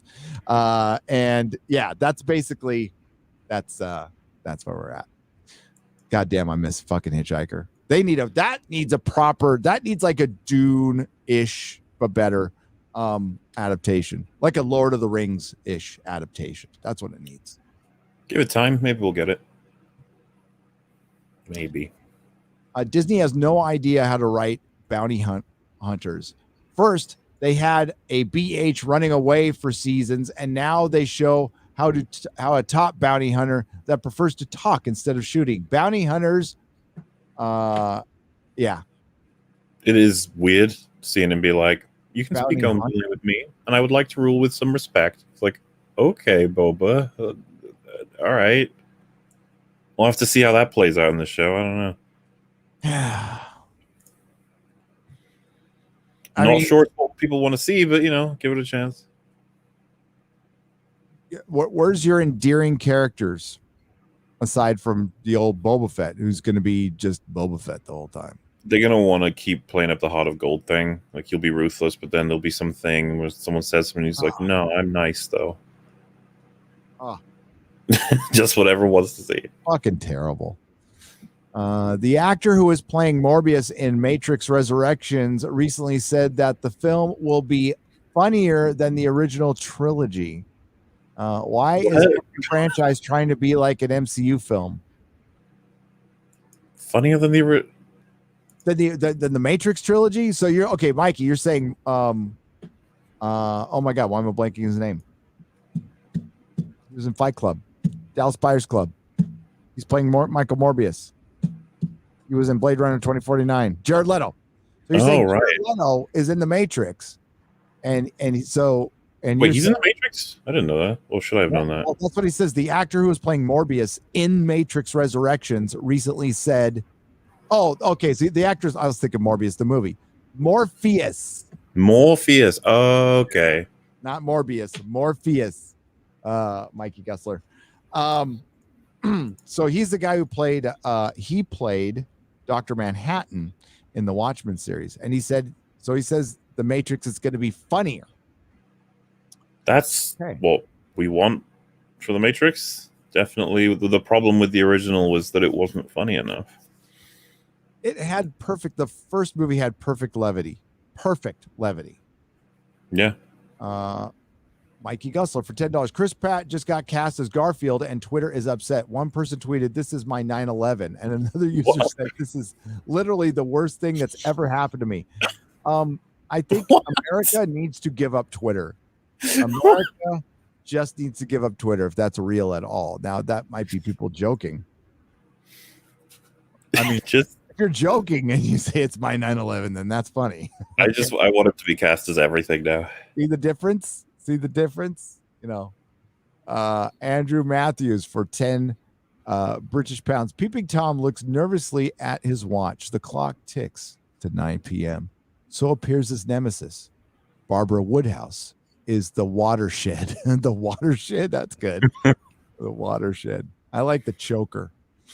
Mr. Tickle Trunk for $10. CRT is to Marxism as multi-tiered marketing is to pyramid schemes. Word. Harry Lime for $1.49. Thank you for the super sticker. Crazy Cat Guy, thank you for the $1.49 super sticker. Rough Girl, $2 super sticker. Thank you. And Corey B, 99-cent super sticker. Darius Munchausen, $1.49 super sticker. Thank you. And Folkert Cornelius for 5 British pounds for a super sticker. That's freaking awesome. Thank you. Nikki D for $5. I almost burned my tongue drinking hot tea, but then I watched The Eternals and my life was saved. Thanks, MCU. How were your lives saved by this film? Well, just by watching the trailer. Yeah. I feel younger. I feel cleaner, more healthy. It's finally, what else can I say? I think the true MCU begins with the Eternals. I do too. I feel like my colon was cleansed, and all cancer was removed from my body, and my brain cells were restored that I destroyed in the 80s.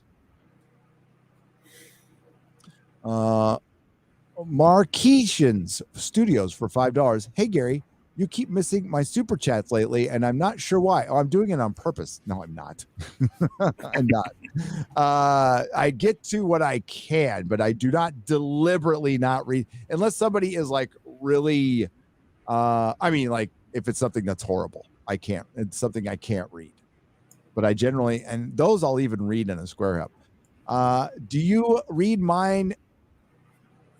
Did you read mine from Friday Night Tights last week? I did not, Marcretian Studios, because I don't. Well, I might have. I don't know. X-Ray Girl will have to answer that one. Can't remember off the top of my head. I'm sorry. But I can. What did it say? Maybe you could have just repeated it here. Thank you. The amount of times they said that when you found they're like, they said a whole message of you didn't respond to my message. Why didn't you respond to my message? Please respond. It's like if you just wrote the message right there, I could have responded. Here, let's see. X-Ray Girl, if you could copy and paste that name and look up last Friday, pop it in. We will, if you could do that. Thank you. Blood Objections for $5. Isn't it ironic that a movie which will be completely forgotten in a matter of weeks is called The Eternals? Oh, oof. True. I think that's funny because that's true. I think Marvel Phase 4 will be only looked at as something, wow, it really went downhill. Yeah, absolutely. And it's going to be something everybody hates in about 5 years. Daily Dose for £2. Did you, when you saw Bob A. feet, everyone else?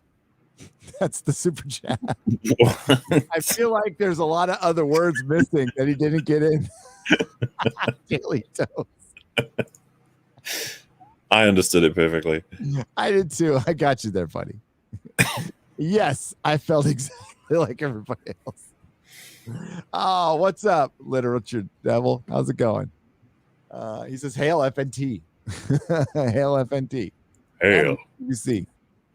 Jester Roanoke, Streamlabs for $1. Greetings, Fellowship. May I have a recommendation on some comic collections for anything from Thor to Iron Man to anything Marvel? Really, I really have a couple of basic ones for DC with Batman, Greatest Stories Ever Told, and Joker, Greatest Stories Ever Told. Yeah, with Thor, there is, if you want to go cheap and just read, there's Marvel Essentials, which are just black and white, and you get like 50 comic books. I would just start from the beginning right there, especially with Thor. Kirby Thor. You want to read Kirby Thor. It's fucking great. It's so great. And Iron Man, I am a big fan of the Bob Layton era, which is late 70s, early 80s. I thought that was really good too. And again, you can read those in Essentials. You don't have to get them in color. They're pretty cheap books that you can find on Amazon, secondhand.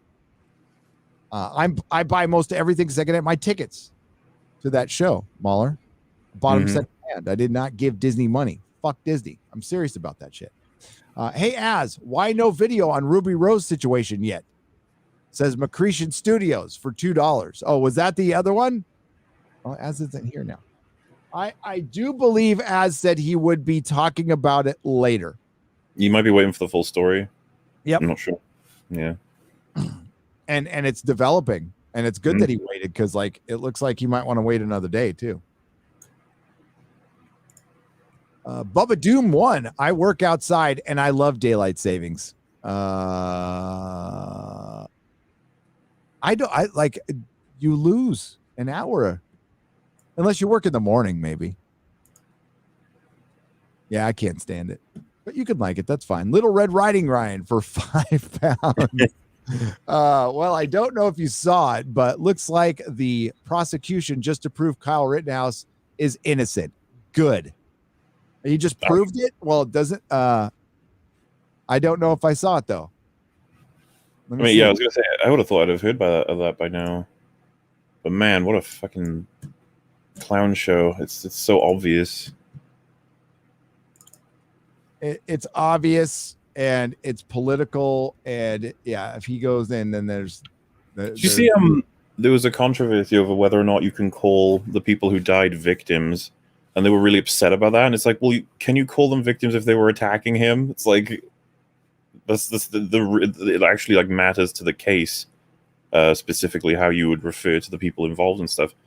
Like, people were really upset about it. I was just like, I mean, that's just how it works.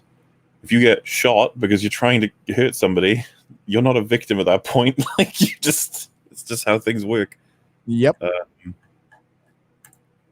From what I understand, I'm just glad that things have worked out. If you look at that clip, look at all the clips. The trial's starting, and what's concerning me is it's pretty cut and dry. And technically, in the court of law, it shouldn't matter. Like, that the people he shot were pretty bad people. But there's a self-defense. We got to have self-defense, but that's one of the reasons I left San Francisco too. One of the surefire ways you can get the police out to your house is try to protect yourself. Try to protect yourself. Shoot somebody coming into your house. The cops will come out and arrest you. For somebody like I've luckily got out of being taken in, which could have been my third strike, by the way, for fucking removing somebody who was causing a massive disturbance in my store, like getting violent and shit. So I picked him up by the seat of his pants and I tossed him out. And then little bitch called the cops. And luckily my kid was there. And the cop kind of, coached me. Understood. And I just did whatever he told me to say. He's like, yeah, you were feeling threatened because of your kid, right? I'm like, yeah, that's exactly it. I felt threatened. And it took care of it. Torsten for $5. When they call you alt-right, it means that they know you are wrong. And the only retort they know is lashing out. And they know they are wrong. And the only retort they have is lashing out and trying to brand you alt-right or ist. Yep. They don't have a counter argument. And it's one thing, but it's it's so extreme. It's like, where do we go from here? Like, okay, you've now labeled us alt-right for so long, it doesn't even fucking matter anymore. It's a joke. We laugh at it. Everyone is apparently. So now what?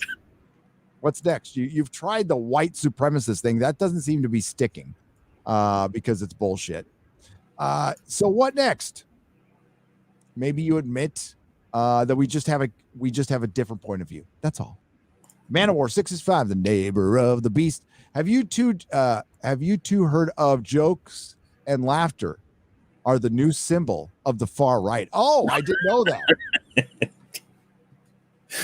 Laughter, the tool of the Nazi. Color me educated. We've got I don't know how to say this. Nardual for $5. How do you define what a man is? Seriously, like in Fight Club, a generation of men raised by women. Where do we go to find what is right? You rock. That's true. That's why Fight Club's one of my favorite movies of all time. A lot of truth in that weird third act, but that's okay. Want to announce that I don't drink anymore. I mean, I don't drink any less, but I don't drink any more either. Anyway, here's the graft. Here's today's graft. Simple Jack, thank you for the $5 and congratulations for not drinking anymore. What do you guys think of the casting for the Uncharted movie? I think both Tom Holland and Mark Wahlberg are far too young for their roles. There is a short film on YouTube with Nathan Fillion and Stephen Lang as Nathan and Sully. They would be perfect. From that is $3. That's the casting everyone wanted.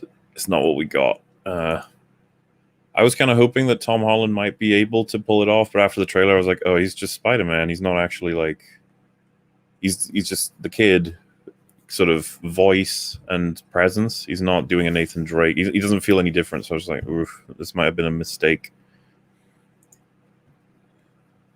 Hollywood does not want to portray strong men right now. They don't want to portray alphas. Mark Wahlberg is a second fiddle to Tom Holland. in a sense, I'd be curious about a Mark Wahlberg playing Nathan Drake. Maybe he could have done better. I don't know. We'll have to see what happens. But having Nathan Fillion play Nathan Drake would have been really cool. Yep. Never mind. He's a better actor than Tom Holland. The other villain's fantastic, just in everything he's in.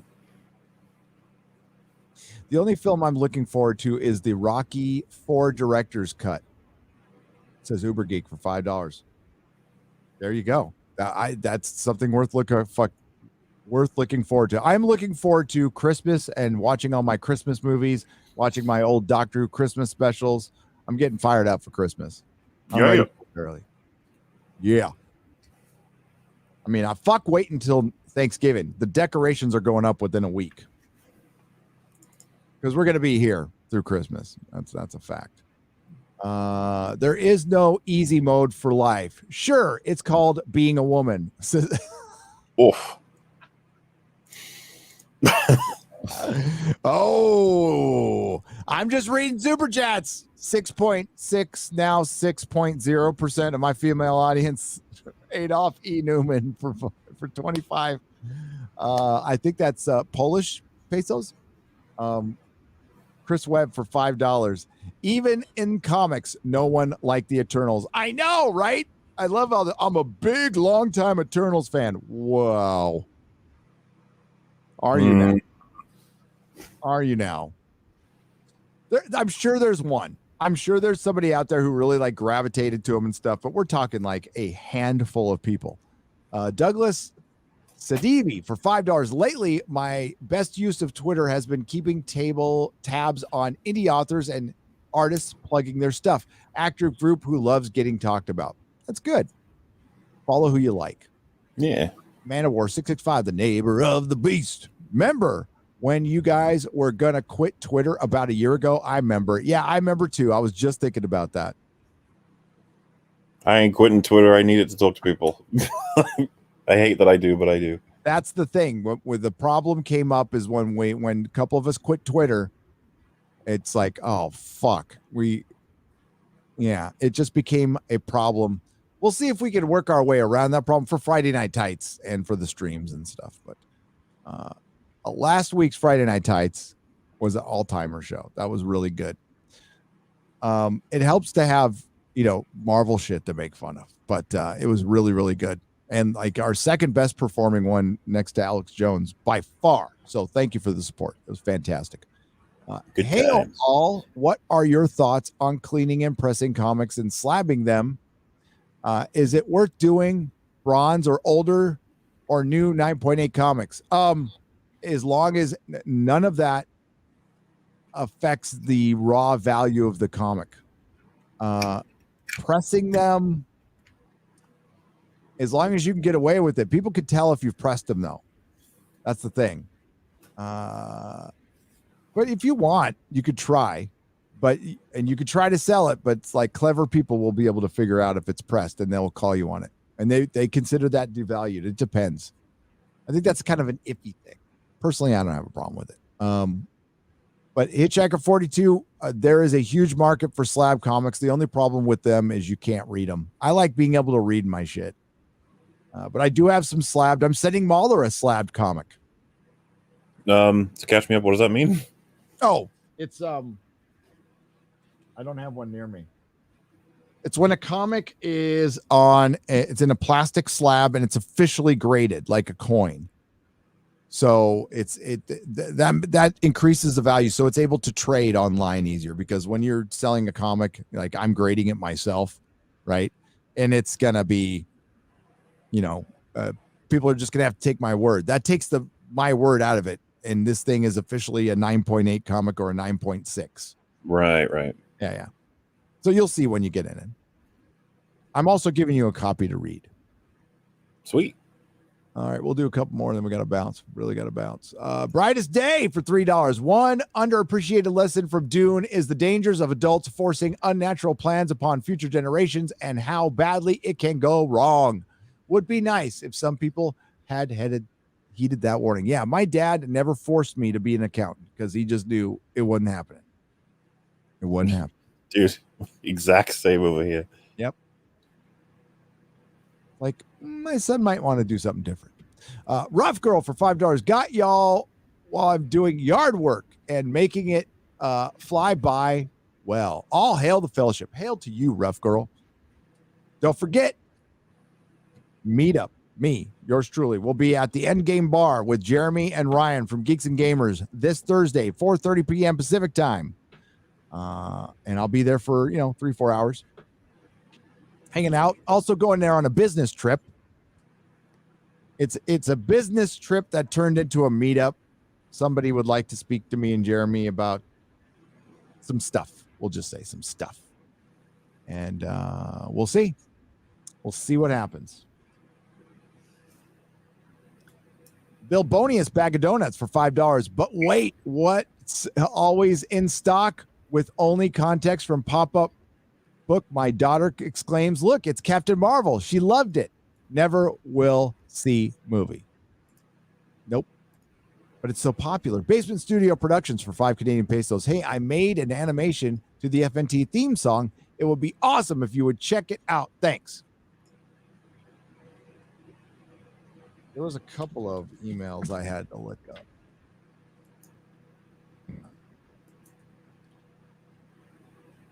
See, eventually, when you guys make these requests, I might have somebody to help me. But when I'm looking for them myself, it's kind of a pain. I don't mean to be.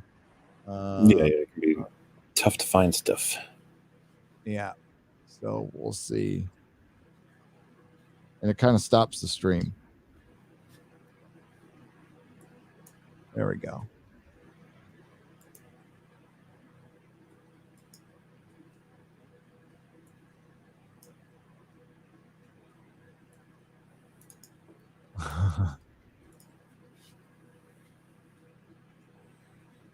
All right, we'll play this on Friday Night Tights. All right, how's that sound? I can't play it now, or my computer might just fall apart.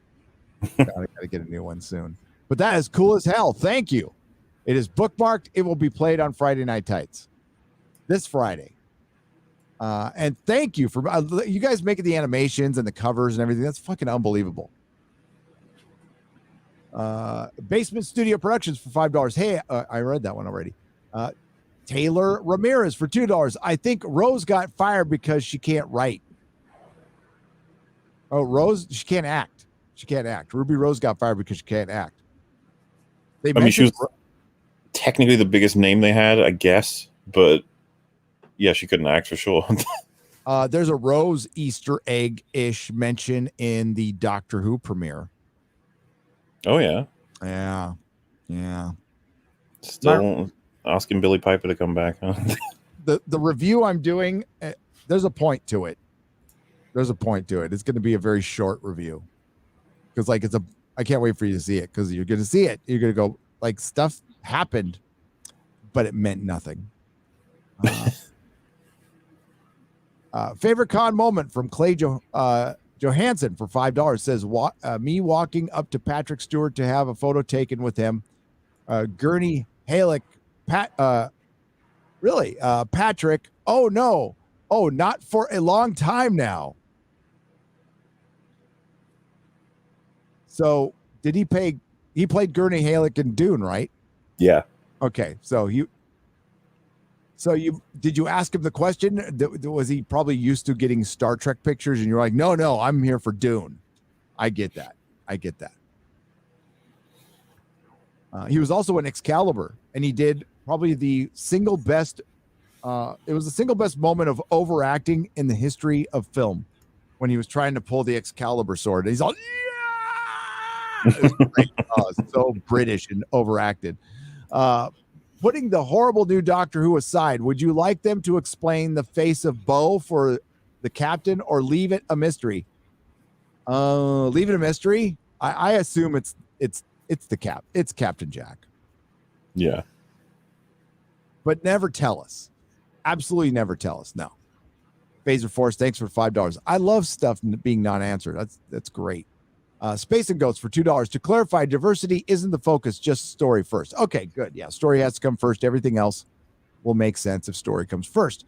My Comic-Con moment was when Martin Nodell signed a copy of a Golden Age Green Lantern archive book, took a picture with me, and went back to arguing with his wife about what to have for lunch. That is fucking awesome.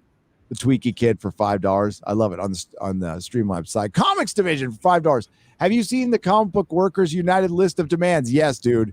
Some included lack of diversity in staff and publication of problematic creators. So what problematic creators is Image publishing? Todd McFarlane? Fucking. We need to get rid of Todd McFarlane. The Image is done. Gorbs.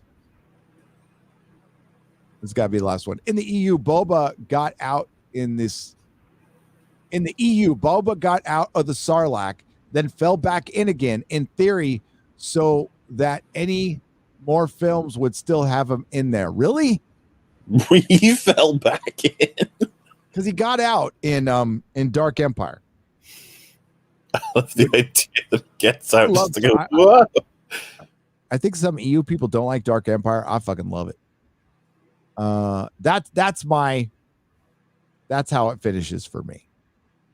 I know he fell back in. That's fucking stupid.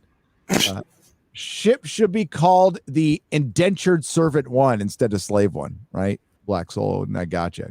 Gunnar for 50 Norwegian krona. I love how Death Stranding does it when he goes number 2. They play motorcycle noises from Ride with Norman Reedus. Okay. I'll have to remember that next time I'm dropping a deuce in a public bathroom, which I try to avoid at all costs, because I'm like Shit Break from American Pie. I wouldn't go to the bathroom at school, under any circumstances. Yeah, you definitely don't want to. No. Boba Fett is just another destroyed character now, says Vasidius for $4.99. Agreed. Robert White for 5 British pounds. Excuse me, it's been more like 90 minutes. You need to wrap up. Just kidding. Have a good evening. Yeah, you're right. And we got to wrap it up right there. And we will get the rest on the Square Up that'll come out tomorrow night. Because there's only a few more. I guess we no, there's more than a few more. Here, we'll do one more though. Oh, there's a lot more than a few more. You guys are awesome. Thank you. I thought if there was like 5, I'd be like, okay, but there's like a lot, and I've got to go. Black Kiwi for $5. I'm at such a low point with Star Wars. I didn't even finish Star Wars Visions. I literally stopped caring.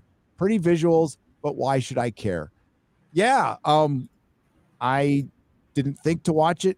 Didn't think to watch The Bad Batch. Didn't think to watch anything. Since The Last Jedi, it's like that has been severed with me, and it's been like that for years now, to the point where I just look at it like it's this kind of a joke. It's kind of a joke. I just don't trust the fucking people making it. No. So if I review it, it would be to mock it, basically, and I don't know if I'm gonna. I don't know. I am more interested in the Gina Carano project if push comes to shove. We'll see what happens with it, but at least they're doing something different, and that's intriguing, right? So we'll see what happens. But I'm looking forward to a lot of other things, like even the Witcher 2 trailer. I'm like, it's all right, but we probably saw all the Witcher there, and it's going to be all Yennefer crying for 2/3 of the season. I don't know. We're going to wrap it up, dude. My dude. So is there anything you'd like to plug? I think not. Spooktober was the main time for EFAB getting all this stuff out. So it's all there now. If anyone wants to go see all these arcs for different movies, all this coverage. We may be doing a catch-up tomorrow because we clashed scheduling for recording something. So that might or might not be happening. But either way, the whole Resident Evil arc is done. So if you want to go and have a look, see it. A lot of us watching Mila Jovovich and Paul W.S. Anderson butcher a franchise for millions of, but I think it's $1 billion franchise, actually, what they ended up getting with that. It is quite amusing. Yeah. Literally, Wesker, like the famous villain of the entire thing, like his demise in the final film is he's standing at a door, it closes and smooshes his foot, and he just dies. It's like, what? They hit an artery down there or something? I think so, yeah. He's just like, oh man, this sucks. And then he just gets blown up. So it's like, well, there he goes. So yeah, I don't know. Check that out if you want it. But I had lots of fun, as per usual. Thanks for letting me in, you lads. God. It's great. I love Tuesday. Sorry we missed Az, and I didn't even get to finish. Oh, we'll look at that stuff later, but yeah, and I knocked over one of my toys. But some of this stuff like is new, and then some has been like this one has been sitting around for like a couple of years. I used to be the biggest Spider-Man fan. I still don't like the black things there, the little stripes. I'm not a fan of these things. Mm-hmm. But I think I love this Romita type costume, and I do love the mask. So that was good. But it's still Spider-Boy. So Real BBC will be on Az's channel next week. There'll be a nooner sometime tomorrow, but I got to finish up my doctor review and a couple of other videos and the square up before I really do anything. And then Thursday, I'll be out in Arizona. We'll do a live stream on Nerdrotic Live, my alternate channel, by the way. That's where this live stream will be going when it's done, is Nerdrotic Live. It'll get archived over there. 4:30 p.m. Pacific time at the Endgame Bar in Arizona. Yes. Mesa, Arizona. That's where we're going to be. So that's it for now. Oh, and follow me on Instagram because we're doing a giveaway, and it's going to be a big giveaway. And then we've got some other great stuff to announce. Oh, and I am bringing some hats and stuff to the bar to give away. So Instagram.com/Nerdrotic. Give us a follow there. Help us get to 10,000 followers and make Mrs. Nerdrotic happy. Do it. Do it. So we're just gonna go out. We'll say bye. Bye-bye. Tangerine. Tangerine.